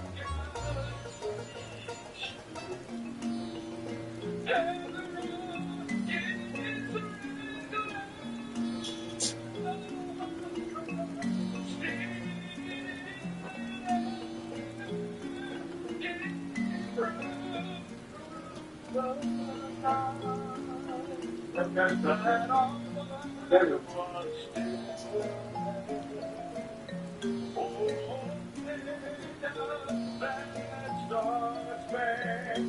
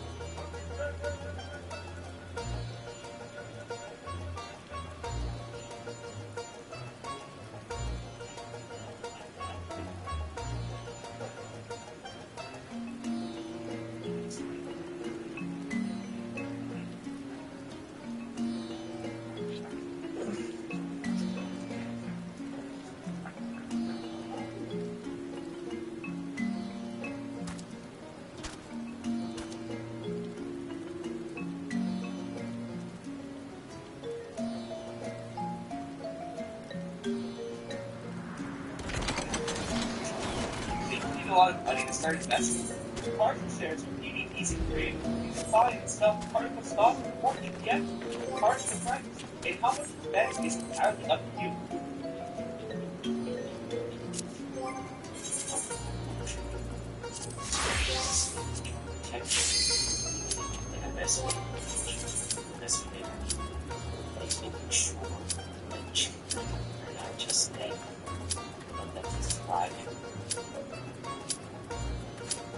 Guys, just imagine this is a peaceful policy to protest your under some where peaceful policy to protest the attention right here.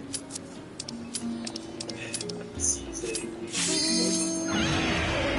on a school campus, this is how they react to crazy.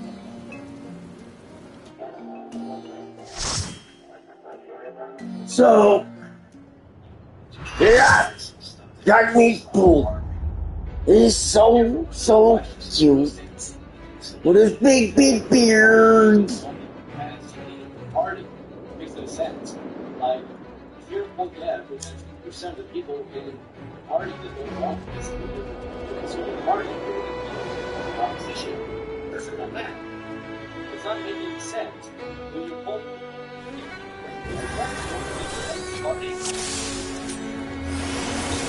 party, now this is so we don't. And it's pretty obvious what he's actually providing. He's not the guy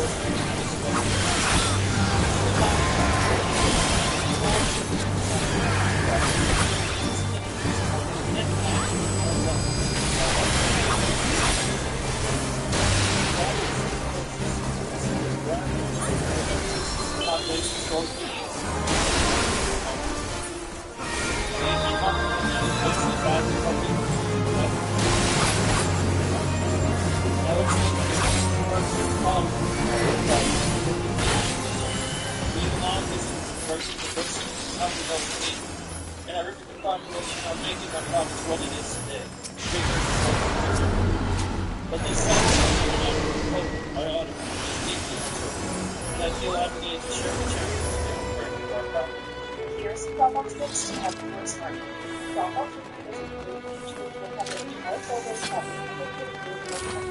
another big feature is file history. In this feature, you can see the different versions of the file of all the different companies.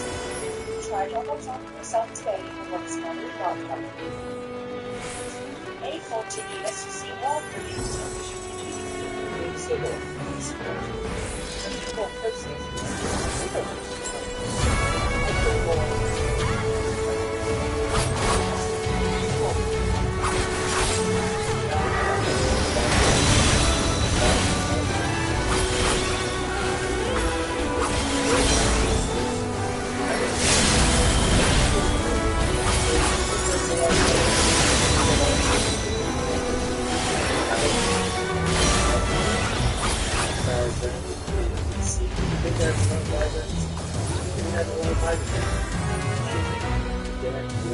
Quebec has 800,000 migrants. We have 600,000 temporary immigrants. 100,000 adults. Therefore, this city for operating. That's for one city. That's why?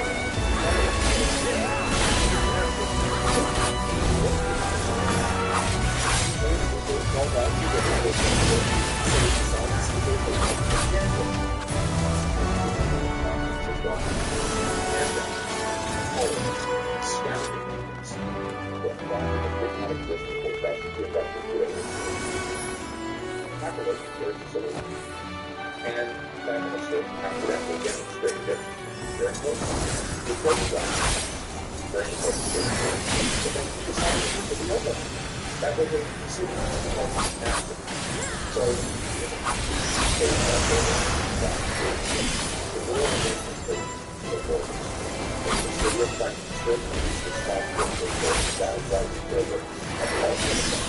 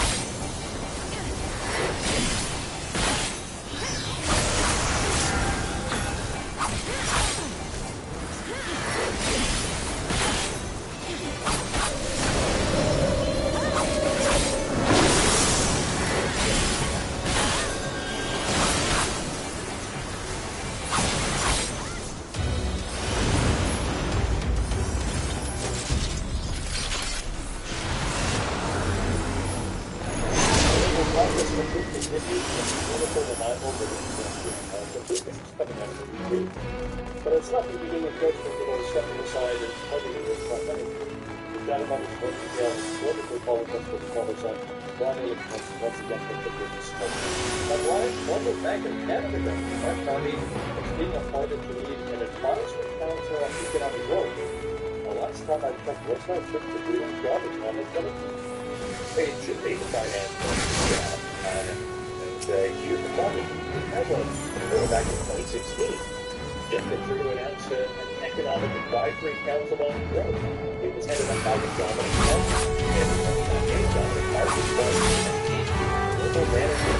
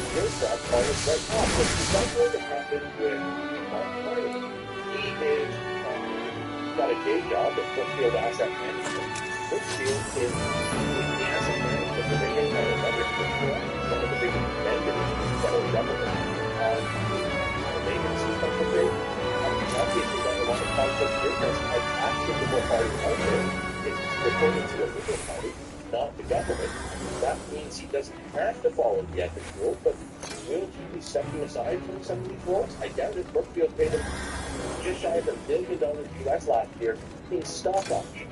That's not his salary, that's his stock options. He's on the board of the World Economic Forum.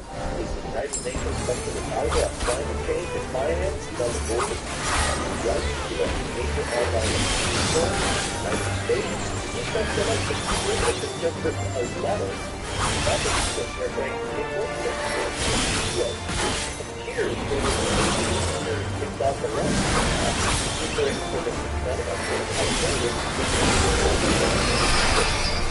Brian, let it put it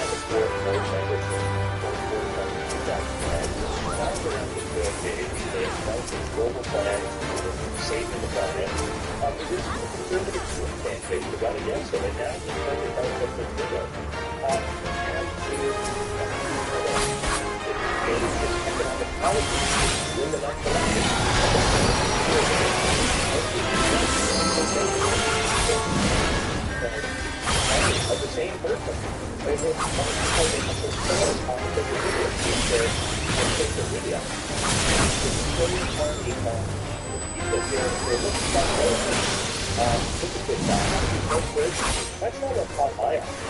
What caught my eye was noticing these socialist candidates of there in all of that's good. It's like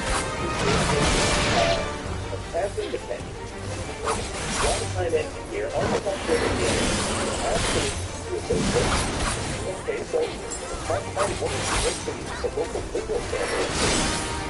But then you go back to the type of things yeah, bring it back to the real social party, which maybe it's like that really helps them up there. And then if you're not so liberal, but it's just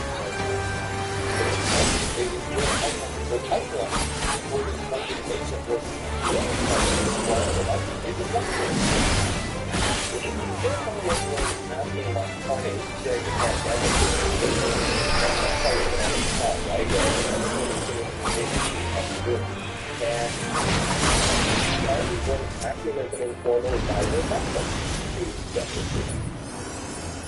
But Polyev was saying, do you support shutting down the road at Gateway Pipeline? Harry said yes. And Polyev called him against her because his firm, Brookfield, they are invested in pipelines around the world, in the Middle East and I think in South America. So they're not opposed to pipelines, he's opposed to Canadian pipelines. The party tried to dance around it, talk about a just transition, very popular words in Alberta.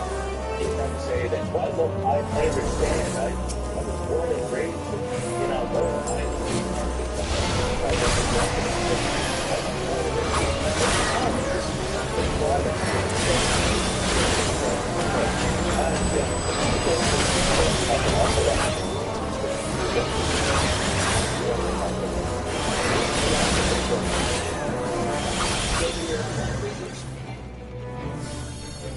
Go to Woodstock and set up your store with a single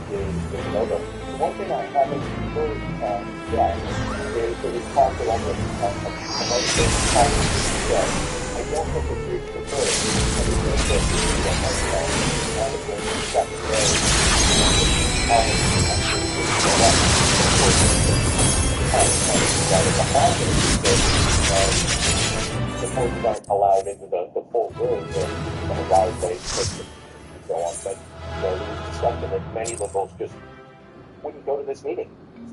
And it's interesting, some people referring to him as a sort of bowling quarterback, while other people would argue, no, he's more like a kicker that kicked wide left. Well, that's a good analogy.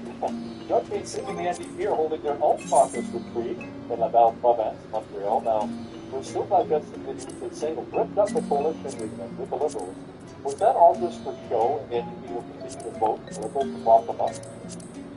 Well, I don't know if you saw the clip of Ontario Premier Doug Ford. There's speculation in Ontario that Ford may call an early election next spring, and so Ford was asked, what does this change mean for your plans, and if the federal government has an early election? Ford didn't talk about his own election at all. He just said, Jagmeet Singh's blowing smoke.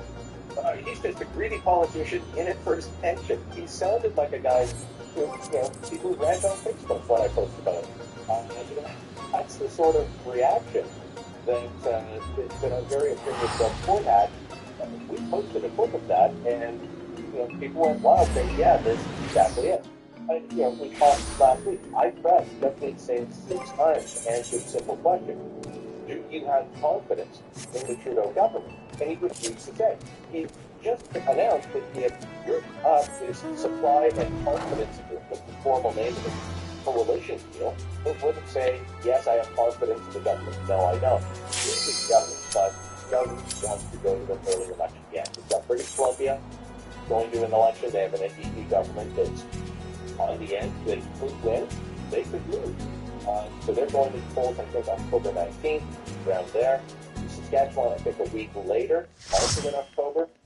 The Saskatchewan NDP was hoping to form government, migrate to the polls there. That's a bit tight thing, but they have the opportunity to see sure that we can vote government.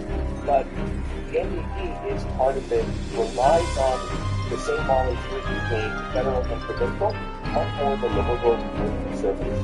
So the same type of pressure, don't bring them down, in October. So when Pierre Poilievre went up to House Reserves, when he moved that motion with non-confidence, I would expect the NDP to vote for him. I think they'll find a way out, Trudeau will be saved by some other means of I'll look to put himself on the subject line more than God's there's a fight. Now, that's Canada, will still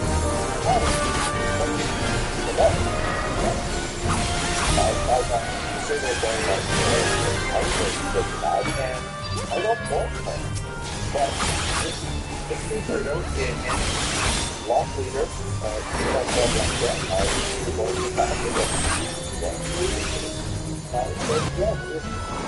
Trudeau Liberals could be driving Blanchett with whatever he wants to Quebec in the months coming forward.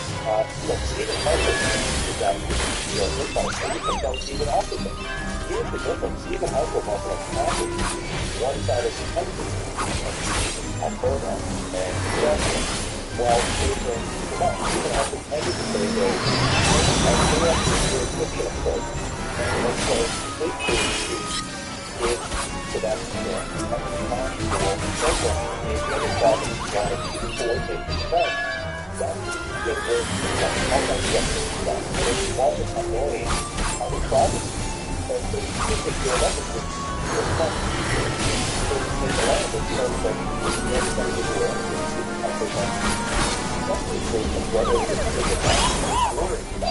will market time to see the number. They come back on it just because and I was going to encourage them by trying to strike a deal with Blanchett. But as I said, I don't see Singh being ready to go until months later. And if you buy into the question and go, well, then that's going to be probably February before he can make it go down to the government. So possibly an option is budget. Then again, this is all pretty well for the 2025. that's the issue in the last little while. Actually, also, still saying that themselves don't get into bars. So the red guys just do what they're saying. They go through themselves. So they have to go. That's what it's doing. They're just all of the some other monitors that they're supposed to put on like the upper planet over Mars country. Put on like personal biology. How do you do that? That's not what they're saying. There's no need of that right now. That's the MVP symbol.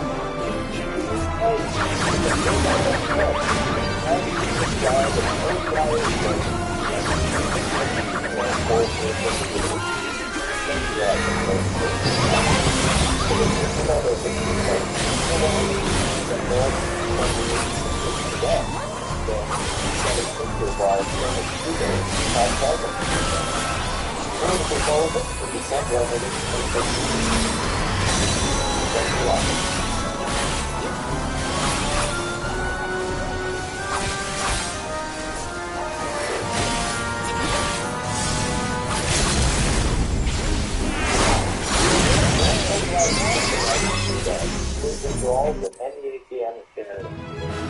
Because of all the money that's out in ATM, get a bonus for referring a transaction. Get my email. Thanks to Chairman Duncan and Ranking Member DeGette for allowing me to weigh on to today's hearing. And thanks to the witnesses for appearing with us today. The main takeaway from this hearing should be simple. It's actually something every elementary student in my district knows. That is the decisions of consequences. Over the last 3.5 years, the Biden-Harris administration has made policy decisions that have attacked the American energy industry. And now, the constituents are seeing those consequences each and every day at the pump, at the grocery store, or their utility bills. The most recent capacity auction for PJM in July hit a record high of $27 billion. That's more than $2 billion that the ratepayers, my constituents, will have to pay. As a Pennsylvanian, and as we heard last night, every 4 years,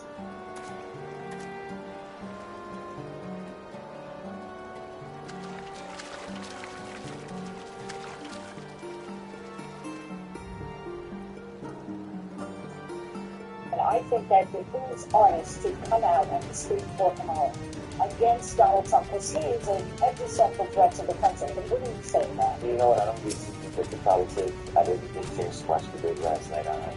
Look, I put that in. Never forget that your audience and customer. What do you think? Sure, they're trying to certify they're trying to reach and customer by the time work. Well, typically, what you want to do is you want to make sure that you have the widest possible customer base. That goes and extends to large brands like Bud Light, Harley Davidson, Tractor Supply, John Deere. You want to make sure that everyone can buy your product. Nobody feels like you're flipping them off when you spit in their face.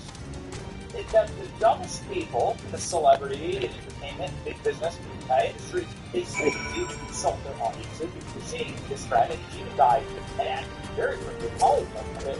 So, they hope to insult their actual customer base and fan base, and that brand is a totally complete blast. Everything at this point is in shambles because they've forgotten to their core audience, right?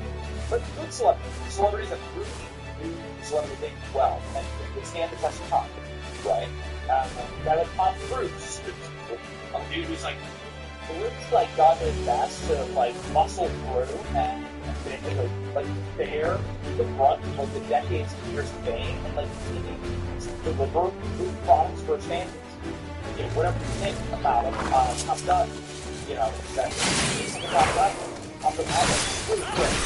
And he threw the block, didn't block his fan base like the that's right. $1.5 when the people spoke. There's big time celebrities like Jack and both stuff. On a global scale for multiple stuff.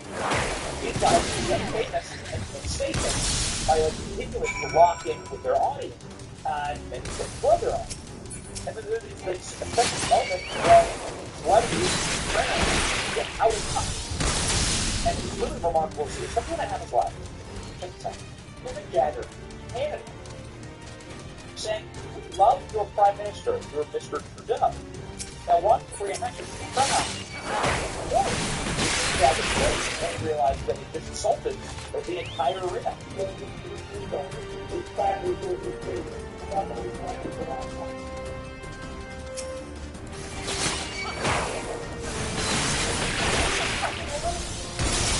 I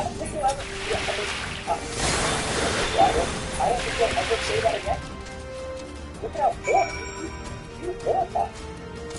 He was shocked and was clearly upset that he read the room. So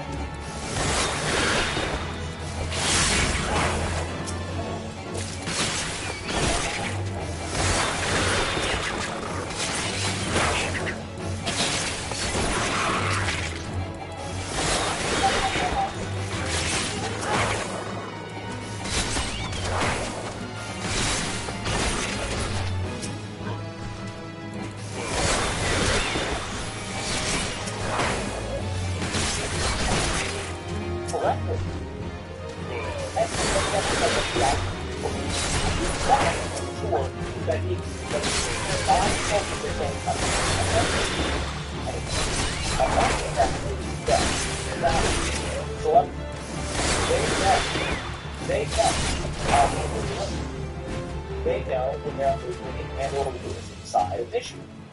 That was very interesting. Speaking of the crowd, very interesting approach. The presidents, one of the presidents, walked in the Parliament. They Donald Trump, give a good life, and Bill Harris. And see if you can find a difference.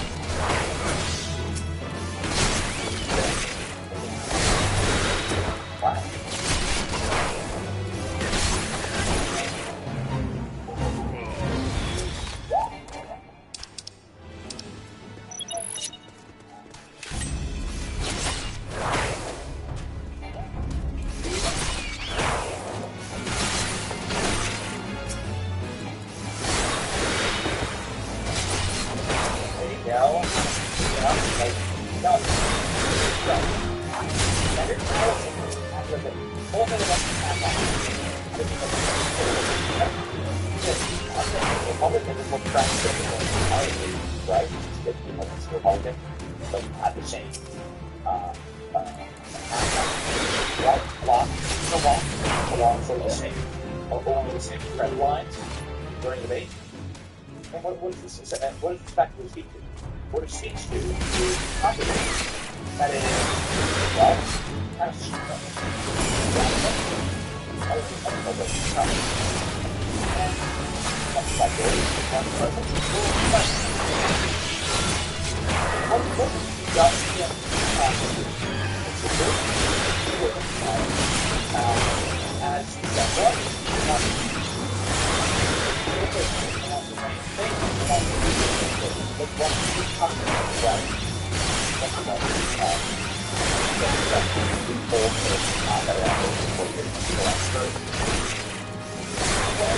opposite of what heroes himself. Here's where pre-planned, egregious, with embarrassing, scripted post-sign childish tattling says, I don't know, right? It was embarrassing. It was like midnight.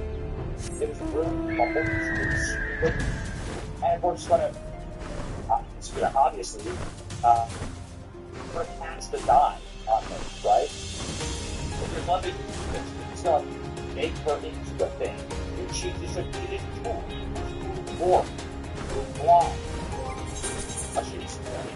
She literally is just like a manufacturer with low IQ. And I can't believe that thing. But maybe Hunter is somebody who's from high IQ people. At least who moved here in Vermont. Hunter was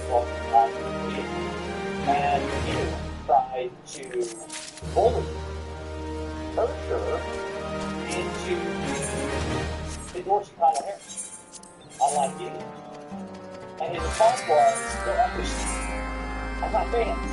But this emergency that way, and I think that it was honest to come out and speak for Kamala against Donald Trump, because he is an existential threat to the country. But what do you say to that? You know, it's probably good. I didn't get a chance to watch the video last night. I obviously have been watching like everybody else. I think voting is an individual choice. You have to look at the reality of the country as we are and the country that we want to be. And find the candidate that you feel both who fits the category of where we want to be. And that's it. And that's what you vote based off of how you choose to highlight it, whatever platform you have. It's just a lot of it. Yes. Yeah.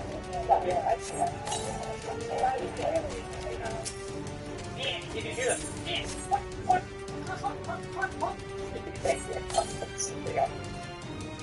You're doing it tall. But you understand? You're a celebrity. You're black.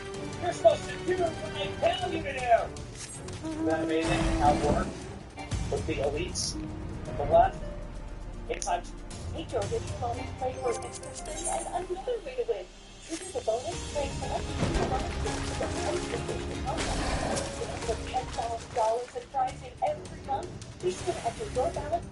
for another way to win.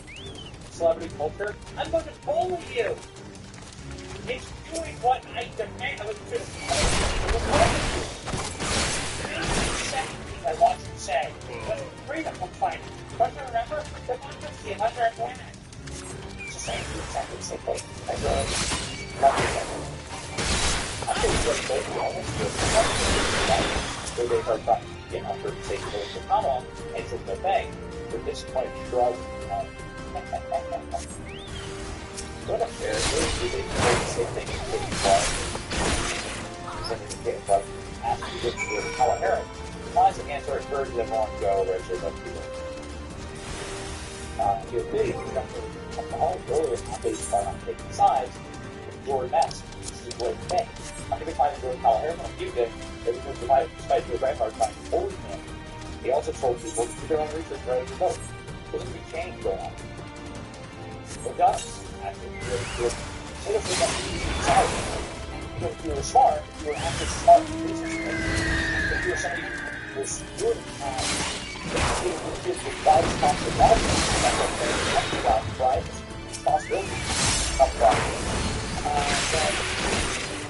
well, obviously, some opposite circumstances.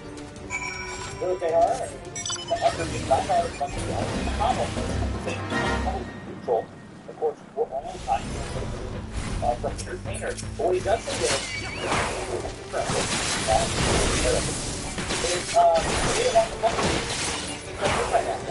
that is actually Kamala Harris device.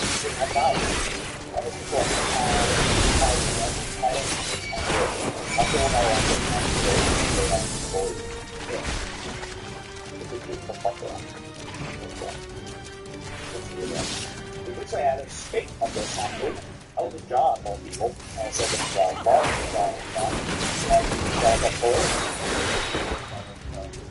he loved what he said. How did it feel when he took the lyrics to Rocket Man and used it as a nickname for Kim Jong-un, and then he gave Kim Jong-un I laughed. He was brilliant. Good on you, Donald. The Rocket Man. Donald's always been a fan of mine. He's been so, I mean, I've always been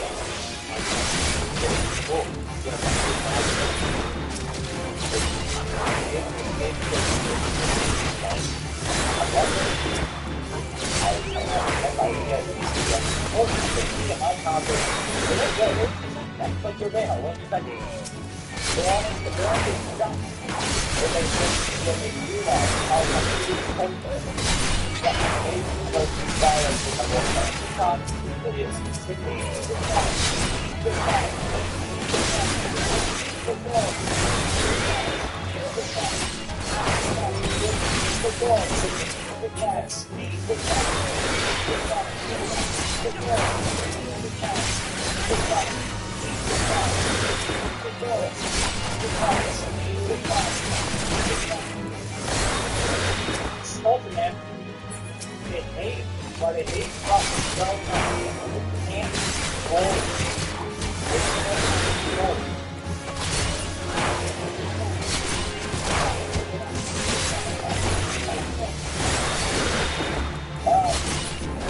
very fun.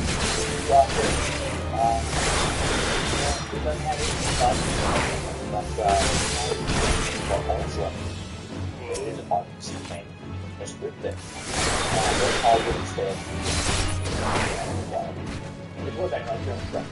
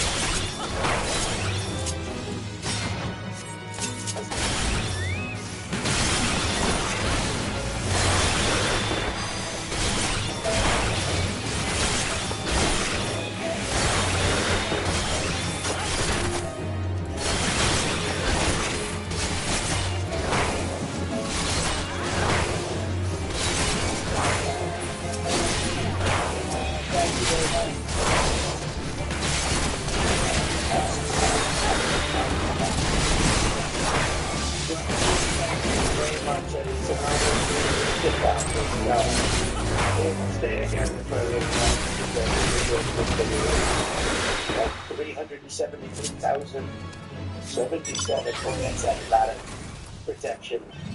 That's big protection, and we appreciate it very much. It's an honor and thrilled to be back with the incredible heroes and patriots of the incredible police, an incredible group, and a group that's highly respected all over the country. You don't hear it, but I will tell you, it's true. To all of the law enforcement men and women here today, I respect you so much. I admire you, and as your president, I will back the Blues. I back the Blues more than hang out.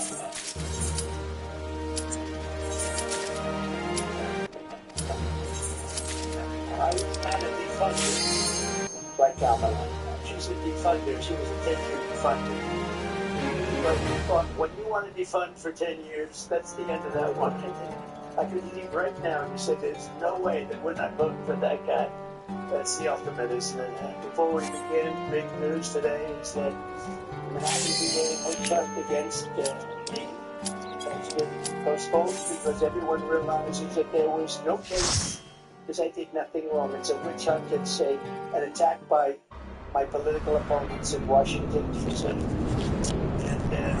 Comrade Kamala Harris, radical left opponents, for purposes of election interference or so.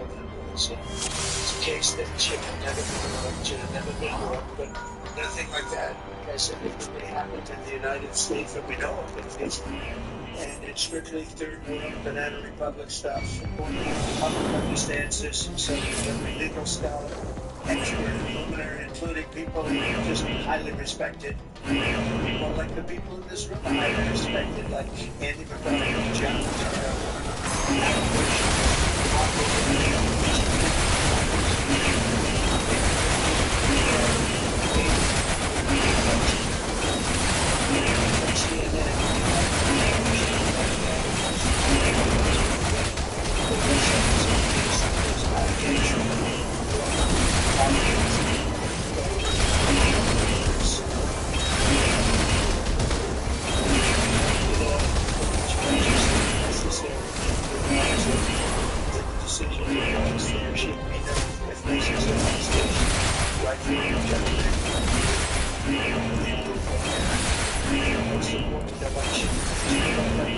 It's the most important election because our country's going to end.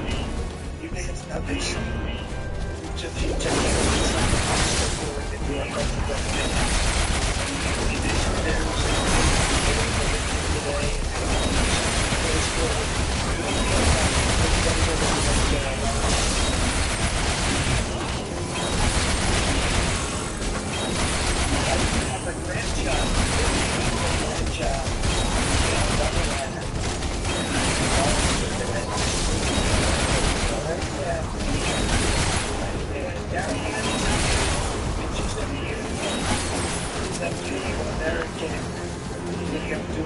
for this, you know, his own speeches give them plenty.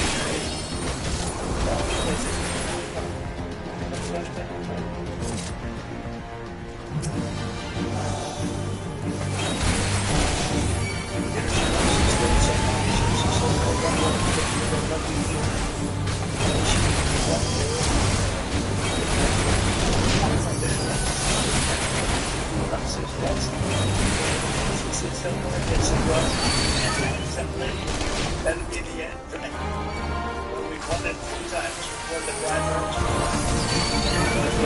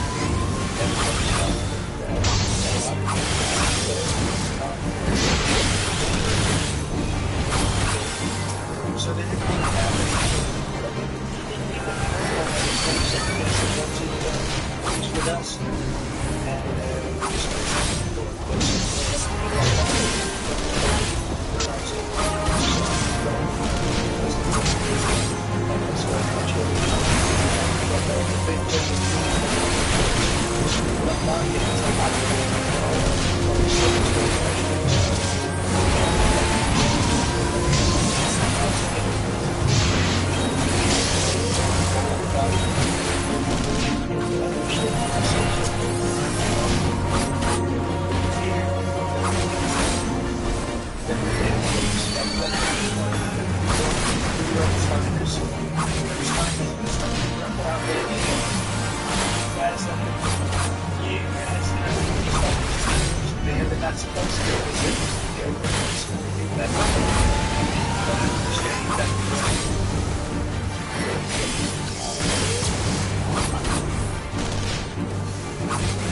think we've been into this way It's like tickling, even if they're slightly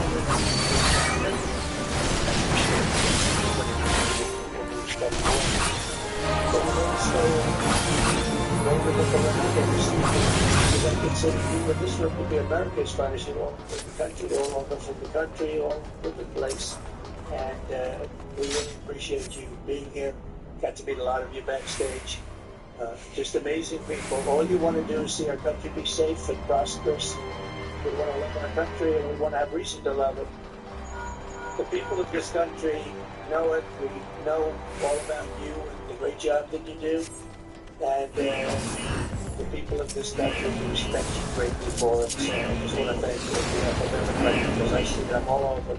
I just give them this respect and love. Never before. It's not only unfortunate. A while ago, it's probably also a potential to check it. To see everything a lot of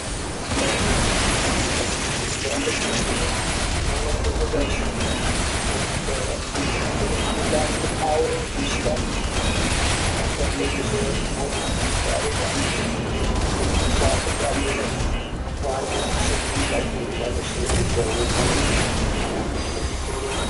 except for the world that you're representing respect for such a life organization to get rid of the crime and rid of the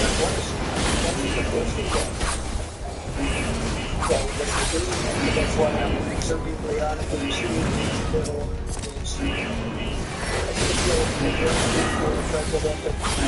thank you all very much in the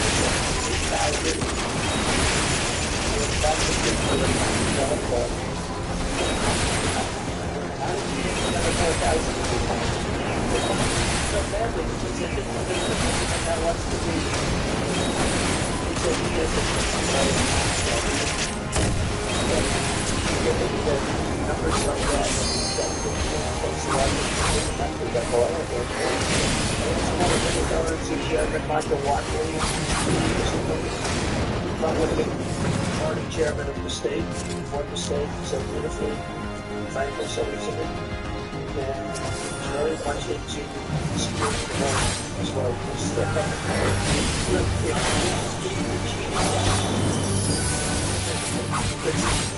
They cheat like that, and we can keep this down to a minimum of these things. Let's say an honest person comes down from on high. I can stop. My brother don't have to come anywhere anymore. I'm just going to relax because the race is so my brother a lot of these coaches have been working just hard. So thank you all very much for the show.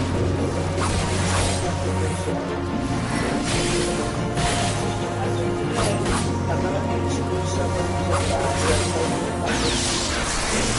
Kamala Harris and the Communist left have unleashed a evil plague of bloodshed, crime, chaos, and yet,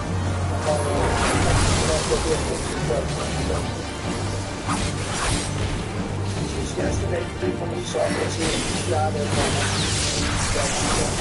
31 people were shot, 5 were killed in Chicago. What did they look at? Where's the Afghanistan? About Afghanistan, numbers of Baltimore now facing the city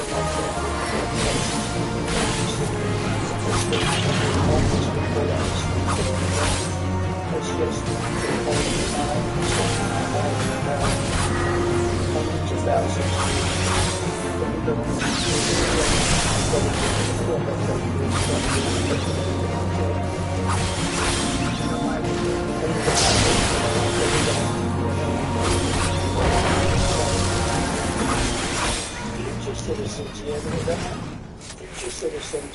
Future citizens of our country, that's what they want to hear, but I don't think this room's inclined to do that.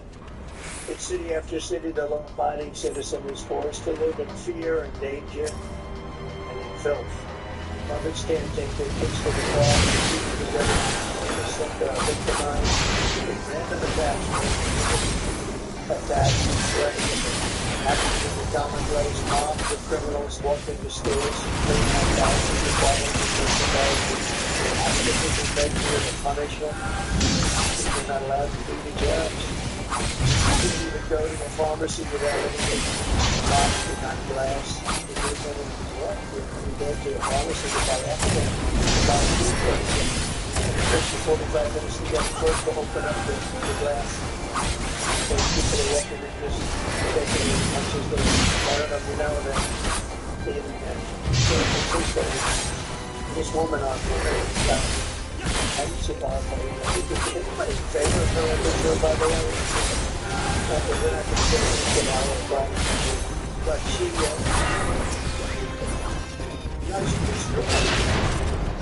destroyed San Francisco, but she came up with a great idea. You can steal as much as you want, up to $950, and nothing happens to you. After that, nothing happens to you. Also, when you think of it, really nothing happens to you no matter what the hell you do.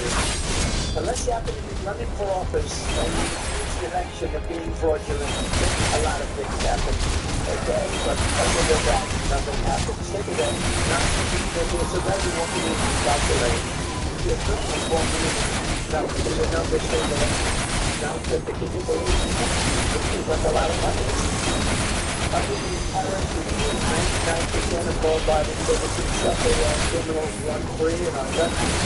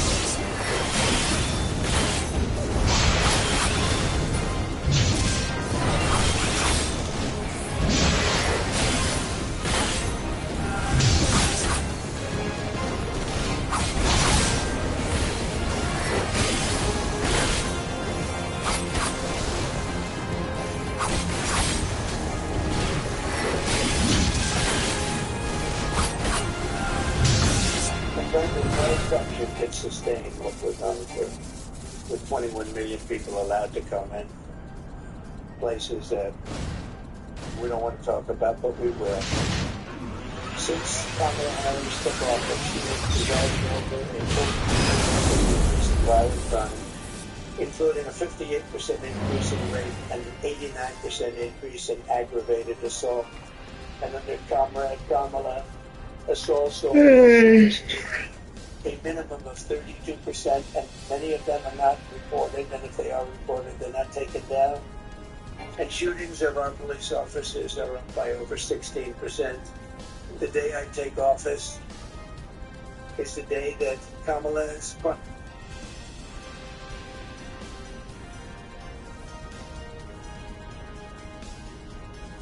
So yesterday I made a video talking about how Justin Trudeau is pretty much wanting to go to war with Russia, but not Canada versus Russia. He wants Ukraine to go significantly more into war with Russia by launching those long-range missiles, Shadow Storm, that can kind of be modified with nuclear warheads on them, and that is causing a lot of problems. In response to that, Russia has said, if you do that, we will do.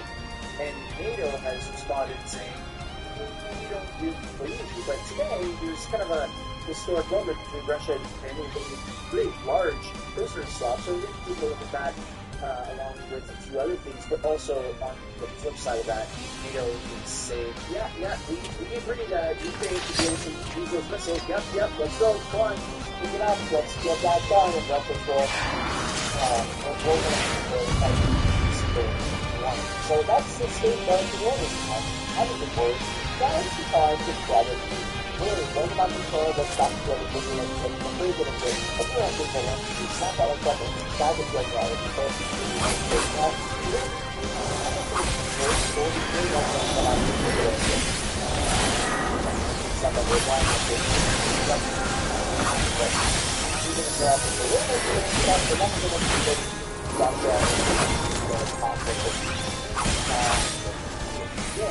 so first, we're going to start off with the forms of the argument.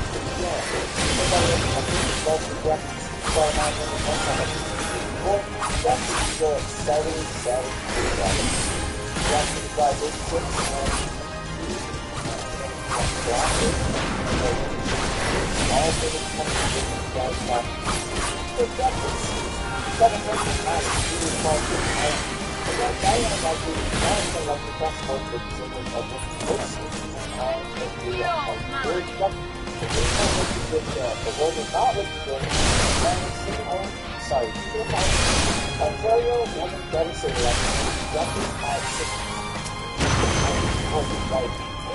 I paid $7 for that.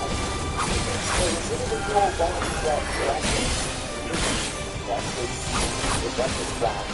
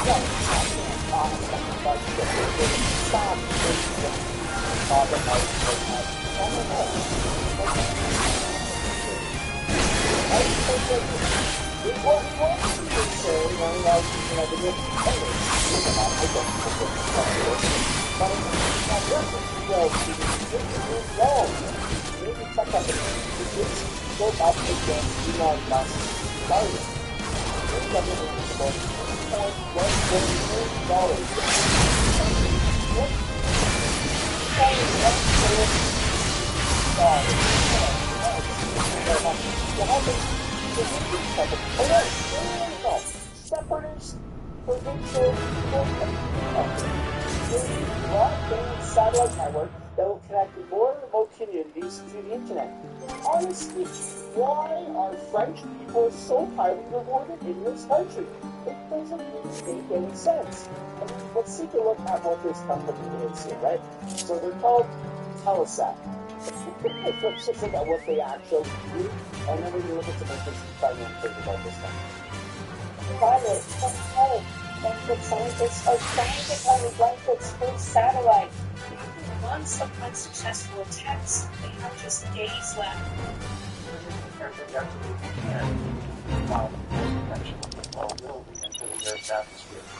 It's launched with 2 other satellites to help the Space Agency program. They will fix satellite all the cars. That means it got each needs to come one. You can see why that is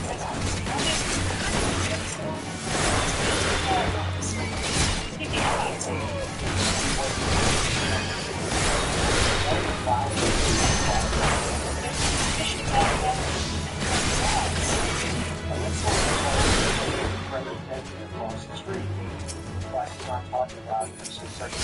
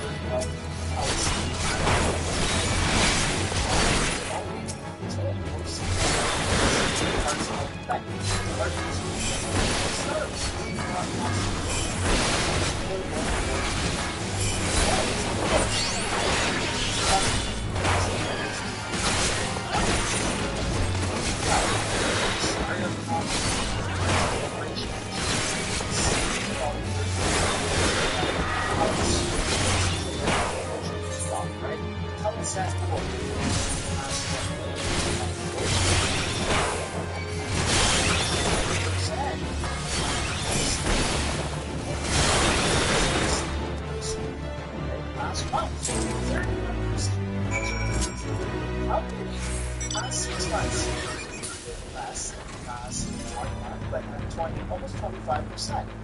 Year to date, it's interesting. It's what we think. Oh my God, it's up. Should I grab 1 year down 30%, 5 years down 67%. Market cap is $601. So, please begs the question: why is Canada a company that has brought down 67% in the past 5 years? Its entire valuation, $2.14 billion, to now be a competitor to start cancer. Insider trading, the guys passing loans to them. It's certain shareholders or certain business expense write-offs to certain people that are on board, and it's just very all around. And colleagues at some point in the near future around telecom. That doesn't make any sense at all. And I'm not the only person who thinks that. You have conservative MP Michael Barrett, who says, hey, Elon Musk, how much would it cost to provide Starlink to every Canadian household that doesn't have high speed? If it's $2.14 billion plan, it's expand access and competition and service, where is the interest of private investors? That is, also you can see, there doesn't we can access on the internet because they pay for it. And that's kind of the reality here in Canada.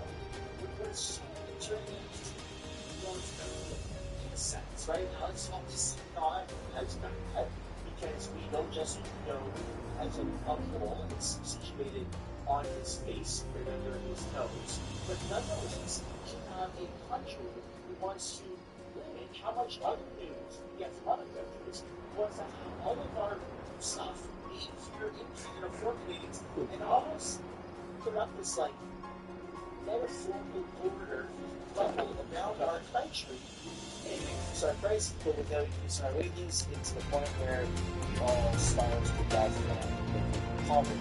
And that is where we are headed. But that's why we get sick of down below in the comments. Also,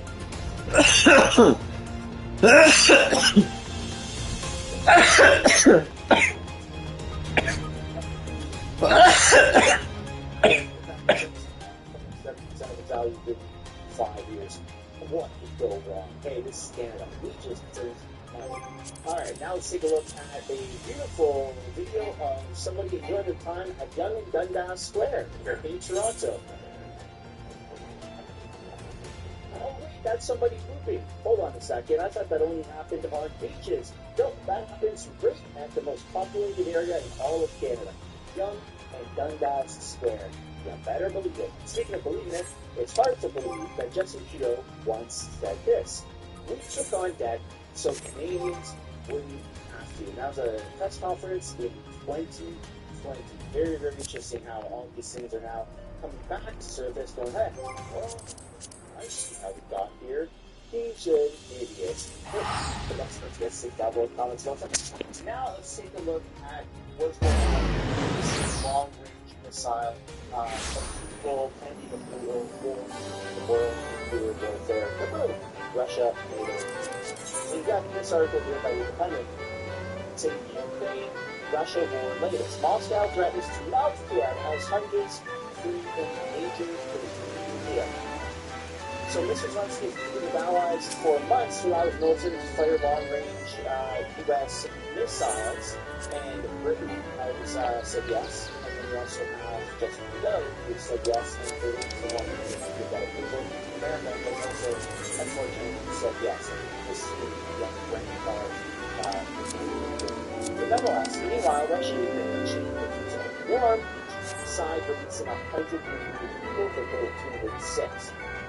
Dispatch using this reporter said Russia's defense ministry. And that's kind of unusual given all of these countries. So it seems like there could potentially be a resolution that doesn't involve any of the world, but if every NATO country and NATO leader is saying, hey, we think that we should fire those missiles, then obviously that is not going to be considered a great white swing and more of a, just a final thing for pretty much everybody.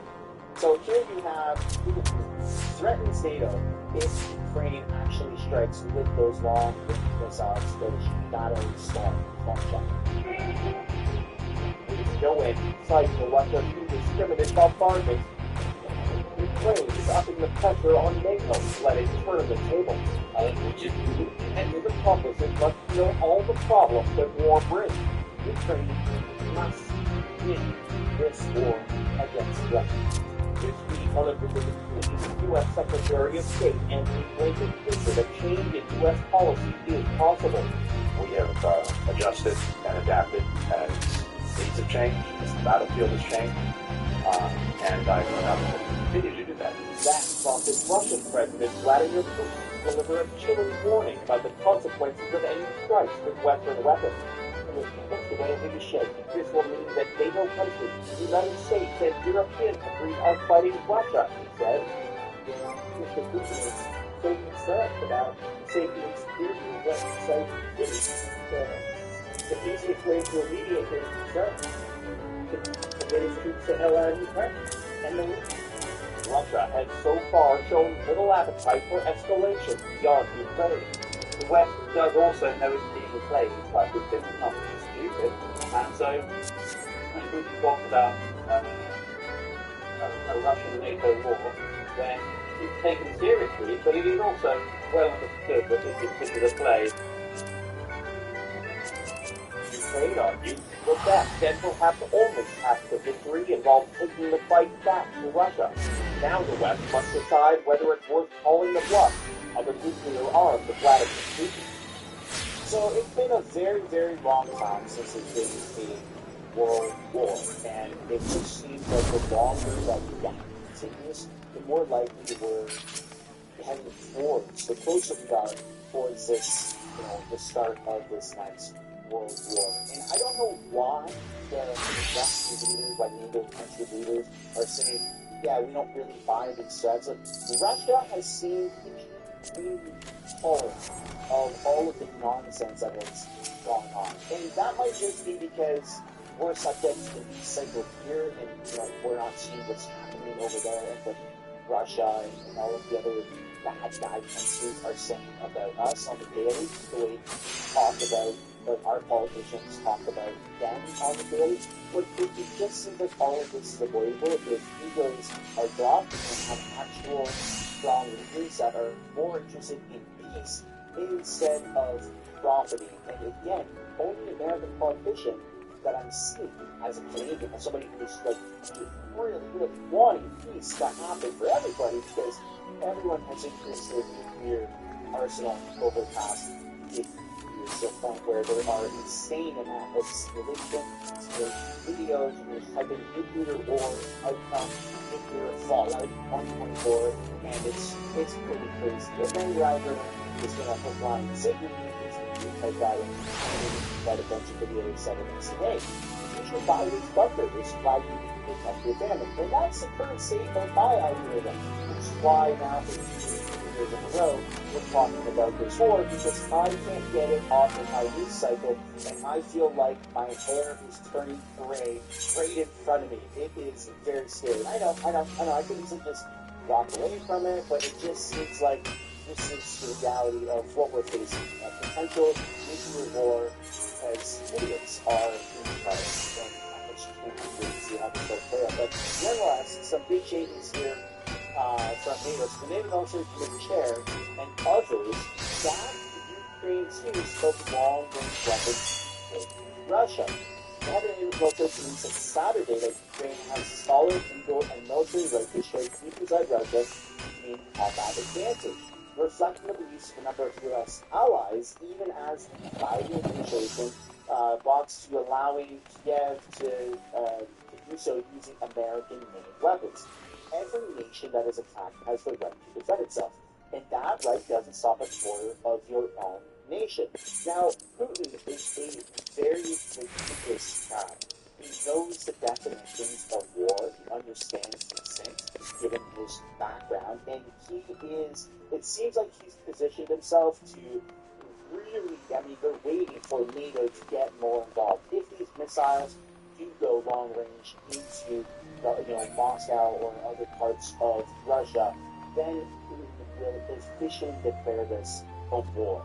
Because up until this day, it hasn't been a war. Even though we're calling it here in the West the illegal invasion of Russia on Ukraine, or the war between Russia and Ukraine, Putin and Russia and all of those bad guys, that side of this playing field, has not to this day, from my understanding, called this an actual war yet, which is why you're seeing all the old equipment being used in World War II and all that stuff, right?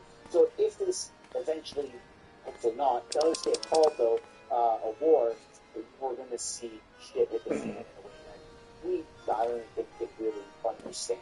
It's hard to think that you would see Chinese or Russian fighter jets flying above your sky, but who knows? I mean, yes, there's been movies about it, but also that could really happen, and that's maybe not something that the West is thinking about too much, because it feels like we're sheltered here. The war is happening over there, and we're just talking about stuff and saying, yeah, keep the war over there, let's go, let's escalate it, we're going to make a bunch of money, we're going to cover our debt, and that can have immense repercussions, not over there, but that war could definitely come here.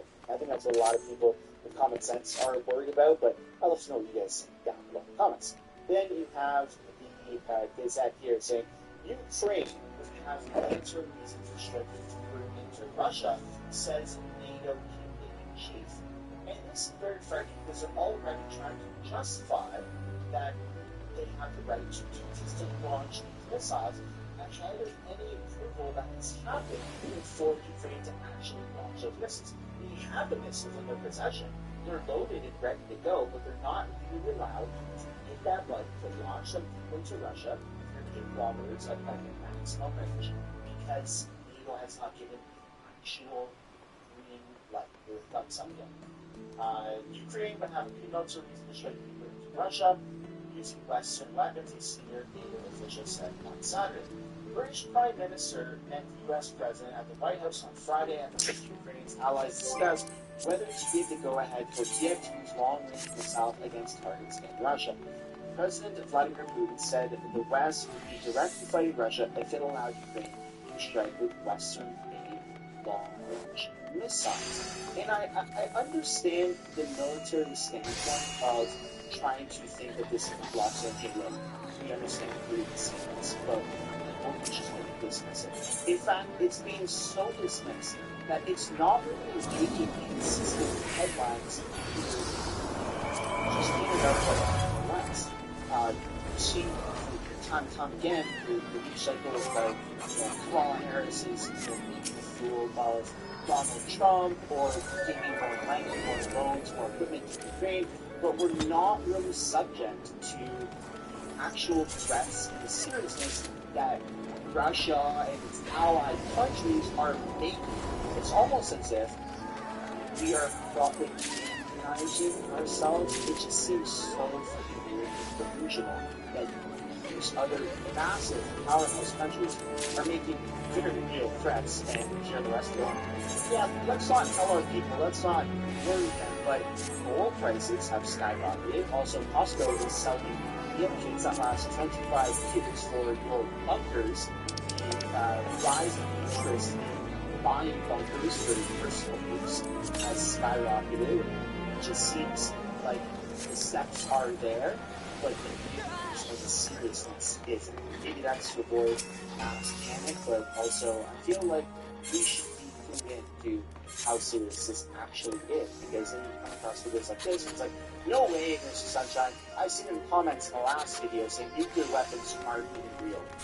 Okay, random user, sure, nuclear weapons aren't real. We're going to take your word on that. Anyways, NATO Chief of Defense-elect Major General Brendan the next Director General for the NATO International Military Staff. So they're shifting people around to try and put them in more advantageous positions to make these executive decisions. And so this guy's from Lithuania, and they've recently said that all friendships are over, and they've actually set up a new border with Russia, and they've set up barricades, and they are prepping themselves for, a potential Russian invasion into Lithuania. So it seems like every country is really taking that right step to protect themselves, except for here in the West. The war's over there, so what do we have to worry about? Really, guys, nothing to worry about at all. And then you have Vladimir Zelensky, who's posting on X, and it feels like either being throttled, because his videos used to get millions of views, or people have just lost significant amount of interest in what he has to say. But even with this video where Zelensky met with the delegations from the U.S. Congress, it's just so weird. It feels like all of this is for show to make some sort of narrative. The first minute and a bit is Zelensky saying thank you to America, thank you to the United States government, and the rest of the video is a member of Congress saying we need to fight for democracy in Ukraine because it represents democracy around the world. And that took apparently 3 minutes to explain. And then that was the talk about policy, they talk about anything else. It just seems weird and fake, and I think everyone is now wondering why are we spending so much money on Ukraine? Why are they giving us so much money? Why aren't the news outlets, why aren't politicians talking about this? What's going to take place? How do we stop this? How do we all get along? How do we remove the sanction? How do we, have Russia? What can we offer to make this more of a deal for all parties involved? And then stopping the war. That's what people want. With the rise of technology, with how scary technology will become, power, a lot of countries have interest in war. There's other ways. At the expense of its lives, the expense of the stress of the war, all the nuclear war, and you guys say this is but if you wonder what is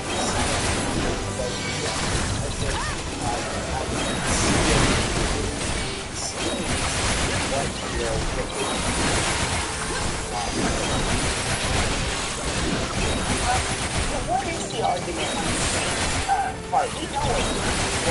Why is Ukraine say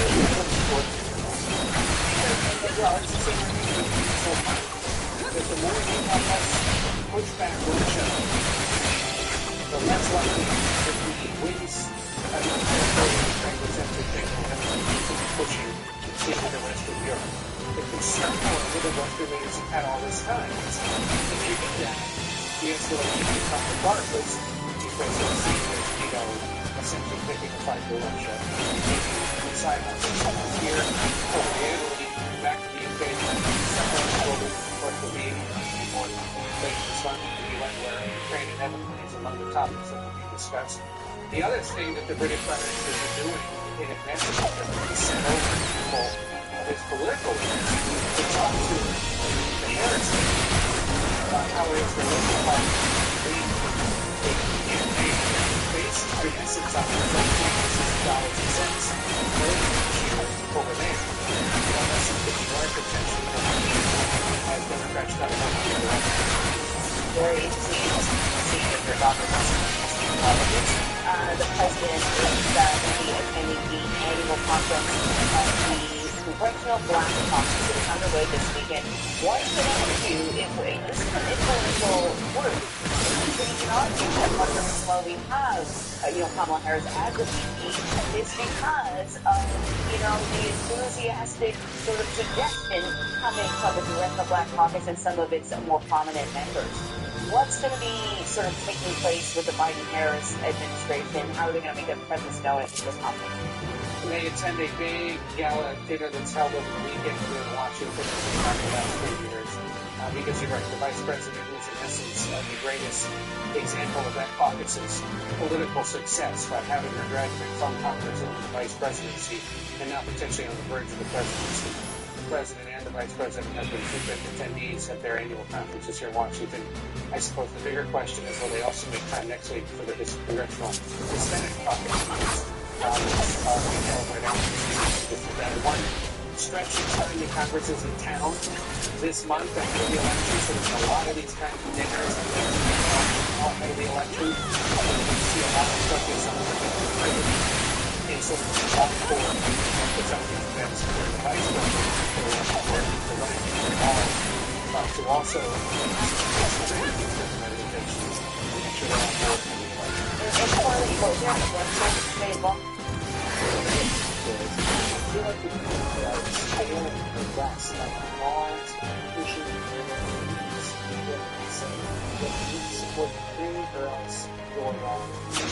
Anyone who criticizes how much money we spend, the relationship that we have with Ukraine,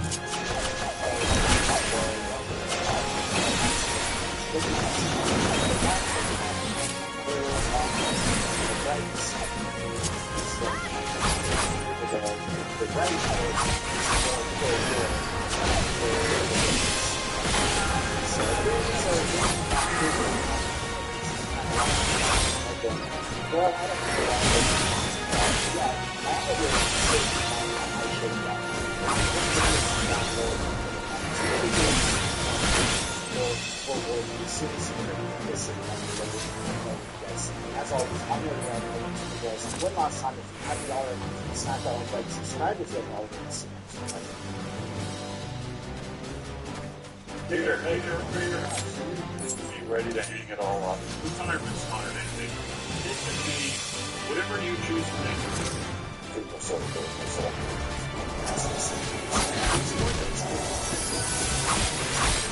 This is where you the materials that they sit.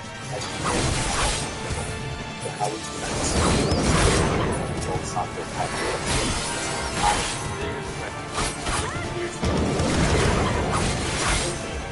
not that. It's a down to the house.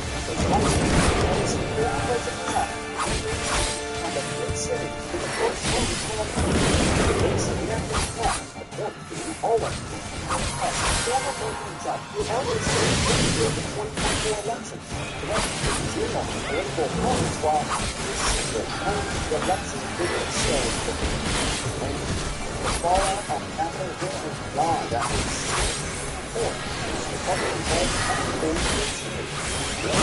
by the Harris administration for the chaotic U.S. withdrawal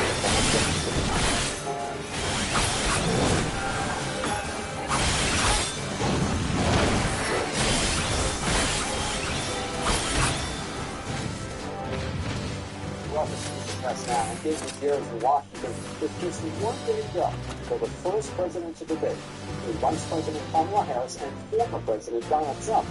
Both campaigns set expectations as the candidates prepare to take the stage. Tomorrow's face-off in Philadelphia will mark the first time the two have ever met in person, and it Texas polls continue to show an extreme tight race. If polls goes, the Harris still has work to do to continue to adopt voters. The Vice President is set to depart later this hour for Philadelphia to start more polling with the He plays in the entire playbook, right? Where there's no coordination in terms of how well he will go. And we should be prepared for that. We should be prepared for the fact that he is not burdened by telling the truth. And we should be prepared for the fact that he is probably going to speak a lot of untruth. At times, Harris's allies play the expectations game as they prepare for an unpredictable night against an unpredictable opponent. He will take almost superhuman focus in this film to deal with Donald Trump in the debate. It's no ordinary proposition. Not because Donald Trump is a master of explaining policy ideas and how they're going to make people better off. It's because he's a master of taking any form or format that is on television and turning it into a show that is all about him. Sources tell us that the Vice President spent a week in an extensive debate prep session focused on policy, as well as his railways, both agreeing to stay focused on policy. For example, when he states on policies, vaccine, issues, whether it's crime, whether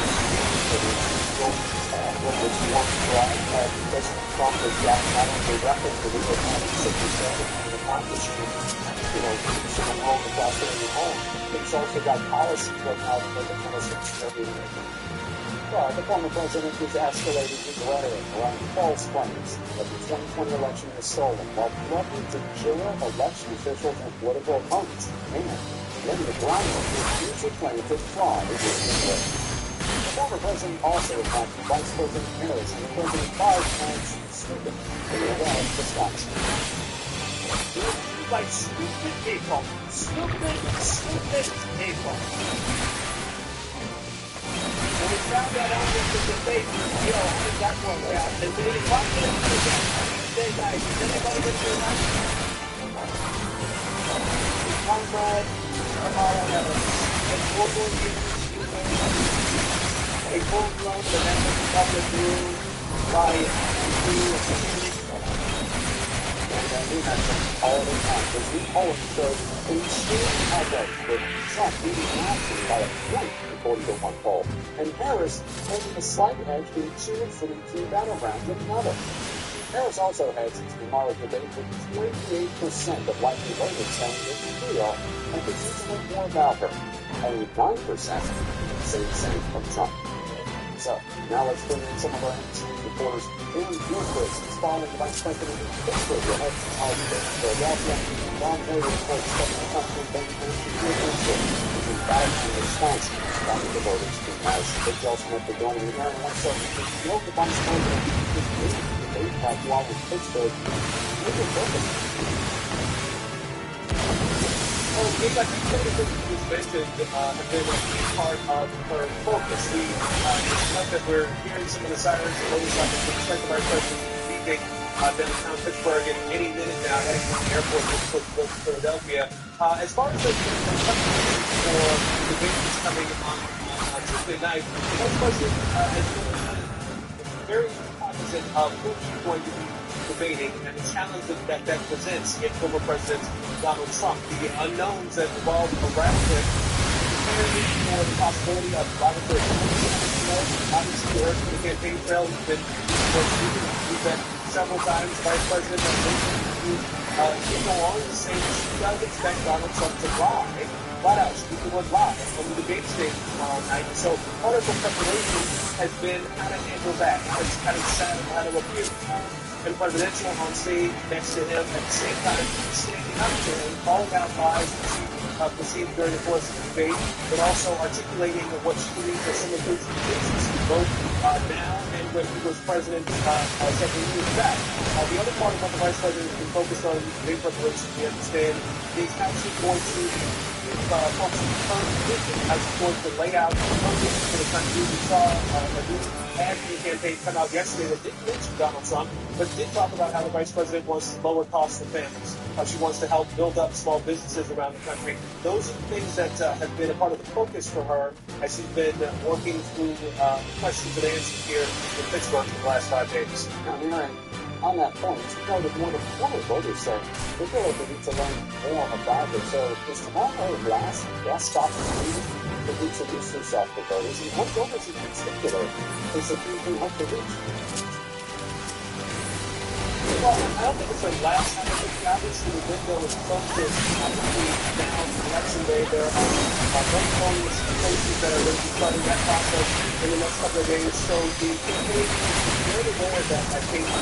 They understand that it's they're in a place where they've got to reach out to the few undecided voters that are still out there. And then they're also making efforts to reach out to folks that are in these communities where they can kind of line up the market. For example, here in the Pittsburgh area, Beaver County right next door is one that went for Donald Trump in the last 2 election cycles, and yet here we are with the vice president as she's been trying to have a presence in this western part of Pennsylvania, a state that is critically important to win in order for either of these candidates to win the election or the November. And so there's an effort being made on the part of the vice president to reach out to those who don't want this, and who don't.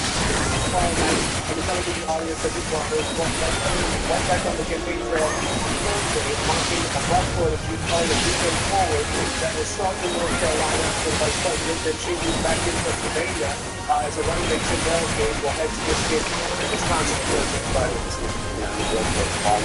The Vice President, thank you so much. The bomb baby, a bomb situation, Trump participated in extensive debate with this course for the morning of the Senate. Do you know what that fact looks like for the Democrat? On Sunday, we had extensive debate preparations and athletes by others. Which is a notable effect because typically it's Donald Trump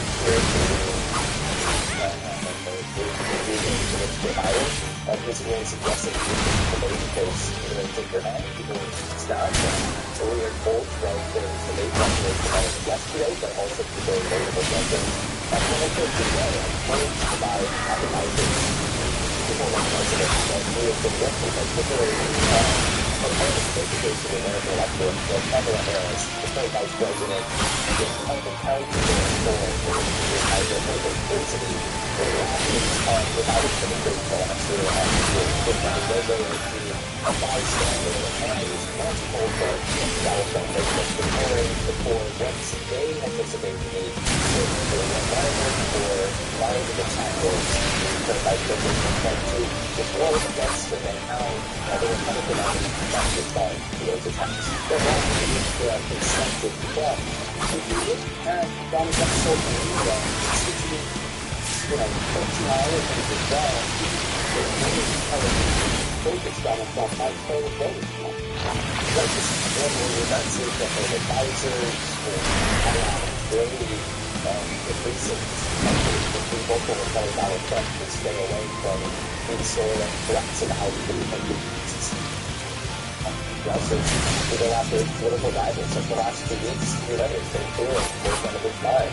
He was posting some video files with AI and Nancy Pelosi and others doing jumpsuits this weekend posting social media posting, which is one of them feel like this would be unlawful acts which are election numbers, governors, or strategists, or local elections officials, definitely prosecuted and instead getting a whole politician that we can take care of by a type of elected future to a certain extent is a focus point for them if they were elected. Well, Trump's running in December of 2021. All this on extending the former president's comments. What's your take on the Absolutely. It's not like the way that somebody bench played 8 years ago, and sometimes Donald Trump might play ways in which he's trying to go after the political enemies in the outside country, not just in advance. It's policy versus statements that we're for in an effort to break down more acceptable or palatable to a greater swath of the electorate who may be turned off by that divisiveness and those sorts of attacks. And so for J.D. Vance, if you're looking at child care policy, for instance, Donald Trump would stumble his way through an answer to national child care policy last week at the New York Economic Club. But J.D. Vance himself, while being the Vice President for Renegade, has openly touted his own policy of saying that families should have a $5,000 child care tax credits. And we've not seen Donald Trump sign on to it, but he's tried to push forward some policies on behalf of the ticket, sometimes when his own renegade Donald Trump is not the quickest to operate himself. Bob Miller covering the Trump campaign. Bob, thanks so much. And Shaquille Brewster is in Wisconsin now. I want to turn to him. Right here in Madison, key part, a key state for Democrats. What the whole third from folks on there, and it's not big. Well, when you talk to students, they say they are really feeling the pressure, and that is especially the case here in Madison. Young voters have been really at the center of this push by Democrats to boost turnout, to boost energy here across the state of Wisconsin. And it's so much so that you have Republicans here warning that what they're seeing in Dade County is going to be a problem for Donald Trump and for Republicans going forward. But I want you to look at how the Harris campaign is already pulling out all the stops to extend what's been a winning streak.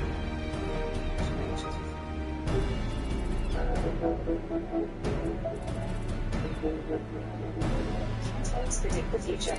But with over 155 years of expertise from Sunday, we can very well to get excited about